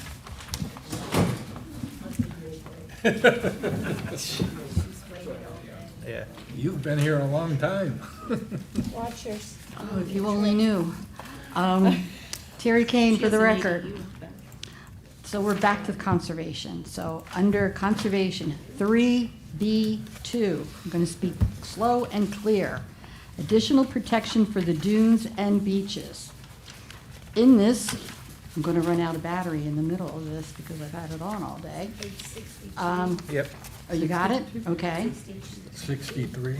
70 or 62? I'm at depending on 62 on mine, okay. You have a section that there is an I, you have the I, well, the 1, 2, and 3. You've got plant appropriate plants, great. Exotic plant control, great. Dune restoration, great. I think there needs to be a number 4, and that's how we treat our dunes. So, and I'm not sure if it belongs in here, but we need to have something said as far as how we take care of our dunes in regard to raking. And maybe then refer back to the other plan and say, 12 feet away from the dune line and the grass line and the vegetation line, so forth and so forth on for that one. So I do believe you need a number 4 for that one. My next one is under the conservation 4B3, task force element. There's a number 3, again, the 3 little I's. It says adopting a ban on commercial collection of live shells. No, no, no, no, no. We don't collect any shells. So we already have that in our plan. It's no collection of live shells, period. So you the don't have to commercial. make a ban on commercial collection because we have no private collection, we have no commercial collection. We should have no live shelling on Fort Myers Beach. And that was in there before. No live shelling was in there before. Yeah, and it's Yes, an but ordinance. now they add it, there's a new one. Adopting a ban on the commercial live shelling, just needs to be deleted. Just take it out. Or just leave in, Adopting a ban on no collection. live shelling. It's all, it's a very simple sentence, no live shelling. We have signs at the end of the street. Okay. Thank you very much, thanks for your time. Okay. Thank you, Terry. Isn't the underlying what existing? No, Underline is new. is new. Underline's new. Strike through Like a is red line. previous, yeah. Oh, Bill? Oh, he left snacks for me, great. Bill Veach, the record. So there's con-2-A-5 in the same area, it's about sea turtles. Give us a second, Bill. Okay, Con-2.A, 2A5. that would be page 61 in the printed. Okay. Okay, it was omitted a bit about basically education. So what was omitted was in order to further the objective of full implementation, this article also includes provisions designed to educate residents and beach users in the town on the benefits and appropriate coastline lighting, provides weekly inspections, et cetera, et cetera. That was taken off, and for my money, I prefer education over enforcement, if you can. Okay. Anyone else for public comment? No? All right, let's go back to the first. If I can go find it. First one? The first one was, let me go back through my little notes here. Actually, it would have been, if we're going in order, sea turtles would be the first page. Can we add the word education back into this? One second, let me find the right policy. Sea turtle conservation 2-A-5. Well, it does say public education. Correct. Lighting system, public education. But code it- enforcement.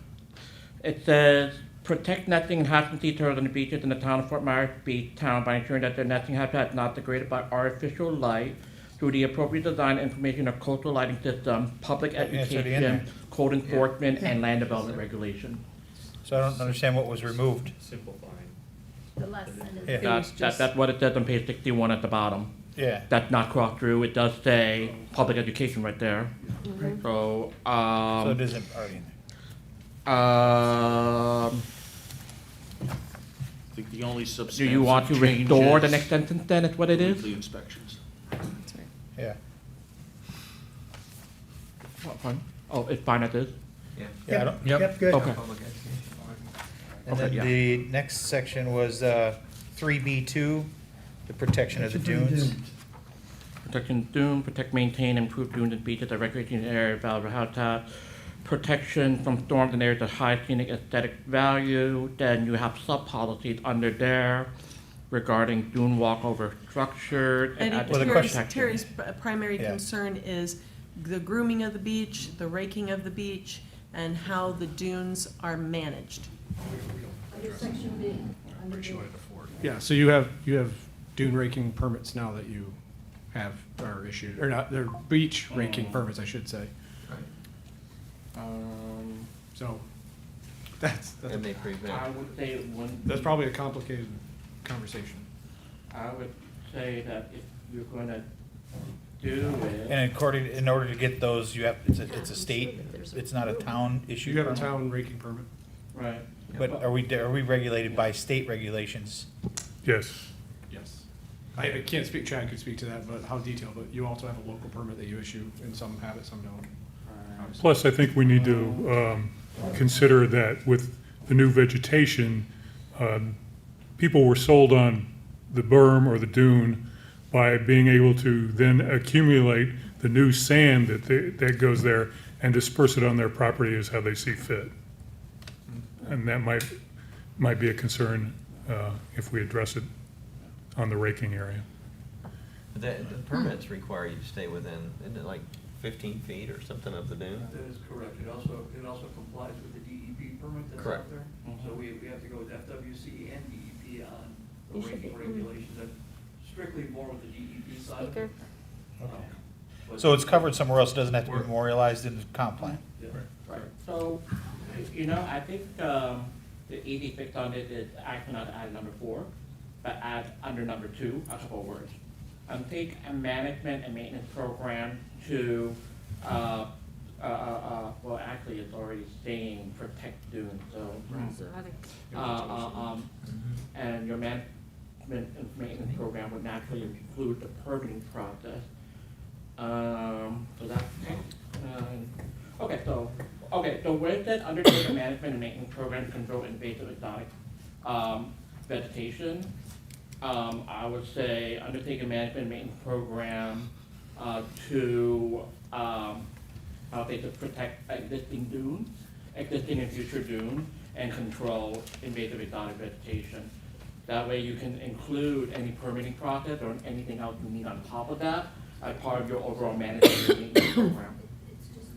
And take, new ideas come to light, right? You don't want to be just, you don't want to necessarily just call a permit program in case you find something better. That would be my suggestion. Can't you just put in there to coincide with state and federal requirements? So if it changes with that organically, it doesn't have to, You could, but that's already necessarily implied. And there may be times when the town might want to exceed those programs, so I don't want necessarily right, have you guys limit yourself in that regard, right? So that's the trade-off. okay. So, main program to And then to the protect third one should ruminate. current and future dunes and control invasive exotic vegetation. And that way, it's part of that management program that you already have. Did that work? That works for me. Yeah. Like it? Okay. You want to correct that? Yeah, B, under Yeah. B, there's 2, and then there's 2, Romanet 2, and then Romanet 2 again. There's supposed to be 2 and 3, correct? Right. Okay.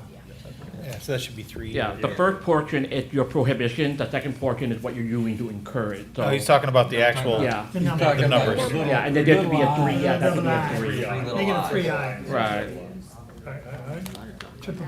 I caught another formatting elsewhere that we're going to change, because they were like a 2, and then in the middle of that was a 2, that should have been moved to a separate line as a 3, so that one I already caught. Then on the And next then I page, believe, you'd make yep, that and one then I 4, believe the and make last the 3 or 4. issue is under 4B3 task force element, under triple I, to say just no live shelling, keep it simple.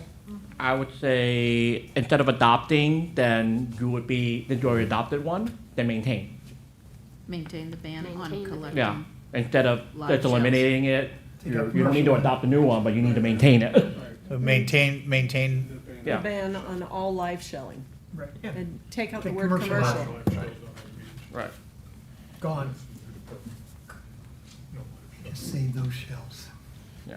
and I believe that was the only other Correct. issue, unless someone else has something additional. Through all the cleanup material here. All right, then we'll move on to the coastal management element. Public comment? No public comment? Okay, Can we change that picture? the first page, change the picture. It's tragic. That's my life in ruins. Yeah, this doesn't really promote FMD. No, No, that's, Not in a positive way. no. Oh, that's horrible. yeah, it is. Maybe if you Such a just sad crop it. What picture are you talking about? I'll show you the Well, one that even Tom- the water, Yeah, This one. yeah. Yeah, it looks green, doesn't it? Give it a month or two, we'll take another picture. Oh, that's, It's just, yeah. All right. facing the I've never opposite seen this direction. picture Moving before on. until the, Yeah. here. yeah. How about a picture facing the opposite There direction you 2 go. months from now? There you go. Yeah. Chopped up. Does anyone have any issues in the coastal management element that they need to talk about, address? None? We're making progress. Okay, we will move on then to the utilities element. Public comment. nothing of this. All right, seeing none. Anyone have any issues with the utilities element that they have to bring up? All right. Oh, stop. Mayor? Yep. I do want to note something for the Okay, let's have LPA it. and council on utilities. You'll see right now that it comes up, it says December 2016. That's because that's the current version we have. When the town updates its next plan, or I think it's in the process of trying to update its plan. see it. We don't have that from our end. It's okay for the purposes of this report if it comes up. Okay. Very good. 7 pounds. All right, then we will move on to the capital improvements element. Public comment? All right. Anyone at the table? Nope, nothing on mine. I don't know if we probably should, I haven't heard from Jim. I don't know if Jim's still on here or not. Looks like he He's is. still there. Is he? Okay. Concerned if he's awake, but he's I've never felt so alive as today. What did he say? I never felt. so Lies. alive. I know his phone battery's still Yeah, going. right. All right. If nobody has any concerns with that, we'll move on to the intergovernmental coordination element. Public comment? Mayor, on Yes. apologies, on page 85. Okay, so we're going back. Got it? Yes, please, sorry. Okay. I will note that there should be a strike-through at 200. It'd be 175 gallons per day. Oh, got it, yep. Right. Sounds good. We'll move on to intergovernmental coordination element. Public comment? All right. and on Will for that right now. Add anything about the school? He's happy, I'm happy. Yeah. There's a nice looking picture. It's missing the flags, but it's a good picture. That's a great one, yeah. Any comments, But it would be better with the concerns? flags, because then it would look Yeah, like a I've town got, hall. Yeah. Yeah. Yes, sir. 14D-2, VI, Charlotte Harbor National Estuary Program. It should be partnership.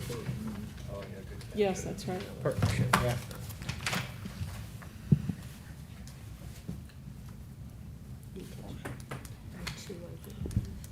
Anything else? Okay. Last but not least, property rights element. Public comment. All right, no public comment. Any questions, Where do you get all these bitcoins?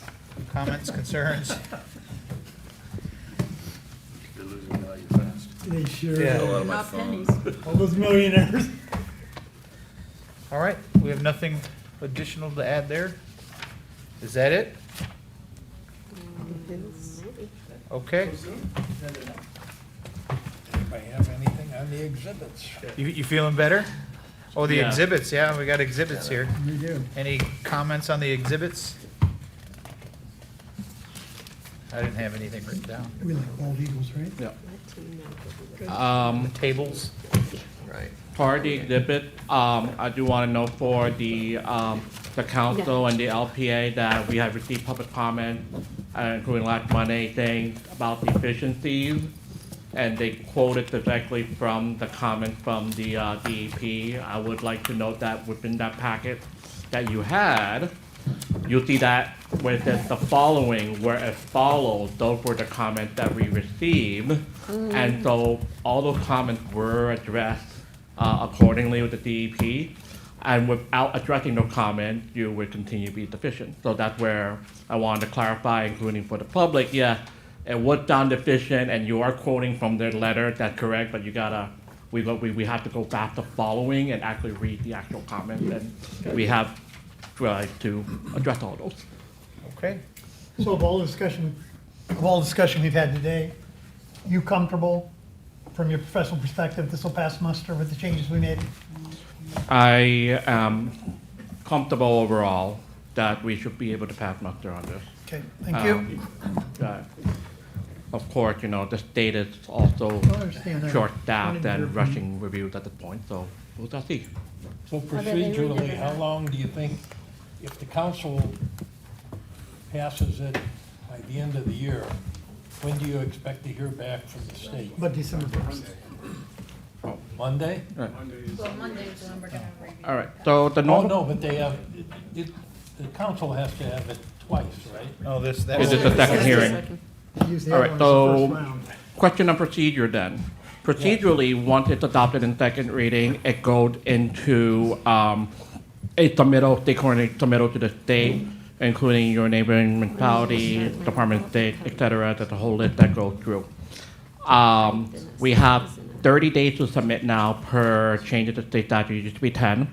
And from the date of that receipt, it takes effect within 30 days. It takes place 30 days after unless objections are received, in which case it goes into abeyance while those objections are run through. Now, I will say that because of the number of changes that right here, I mentioned that we would have to provide for, those changes as a supplemental because of full formatting. After that, my folks are going to need at least a week to run through and make sure we caught all your changes correctly. So we will not be able to submit until that point. In addition, once the ordinance is passed, we need the signed ordinance with the mayor's signature and the attorney's signature for legal sufficiency before we can submit. So that's part of that process as well. So it's part of like a comprehensive package item. I would expect that it will take us about a week or two before we can submit that package as a whole. And from that point, it'll be 30 days before it can take effect. So can you comment and maybe provide some expectations for Monday? What the council should anticipate receiving? Right, so he can correct me. We're gonna try to make, well, he was making edits, we'll clean that up and hand those out and try to go through each of these changes. So any last wording changes you wanna make, we can make in that meeting. And come to an adoption Can you, vote. just as a favor to the council? Yes. Can you make those changes in a different color so that, I mean, we covered a lot of bases here, so it'd be nice to not have to redo this all over We again didn't do on it Monday? when you changed them, so it's gonna be hard to. So perhaps highlighting it? Highlighted, whatever you need to do. So that way you have the existing strike and insert and then And we've got our highlighting notes the too, but- changes. Yeah, to comparing. Oh, yeah. Does that work, So, Jason? yeah, so I say that again, it's gonna, say that again. I think what we are going to do, because I'm not going to be able to have my full format, the entire document, because it's Tuesday afternoon and you need it for Monday, we are going to work tomorrow on a change sheet. And that change sheet will note all the specific changes coming from today, so that it, and during the meeting, what the council is going to have to do, because you already have a publicly advertised set of plans, is say you will move to adopt with these changes as noted on this particular document, just to keep everything kosher. So you have to, that motion has to be specific, and I'm sure the attorney will guide us at the time it's needed. Yeah, as amended, yeah. And there'll be some changes as well to the ordinance that would be before you. We'll mark it in draft and we can pass it out. And that's just going to update to reflect that today you had a very robust meeting for additional consideration, that kind of thing. Very good. All right, there's nothing else, John? Happy Thanksgiving, everyone. Happy Thanksgiving. Have a safe trip Thanksgiving, John. home and move to adjourn. All right. Thank you. Any Thank you. objection? No? We are adjourned at 2:29. Thank you all so much for this. Thank you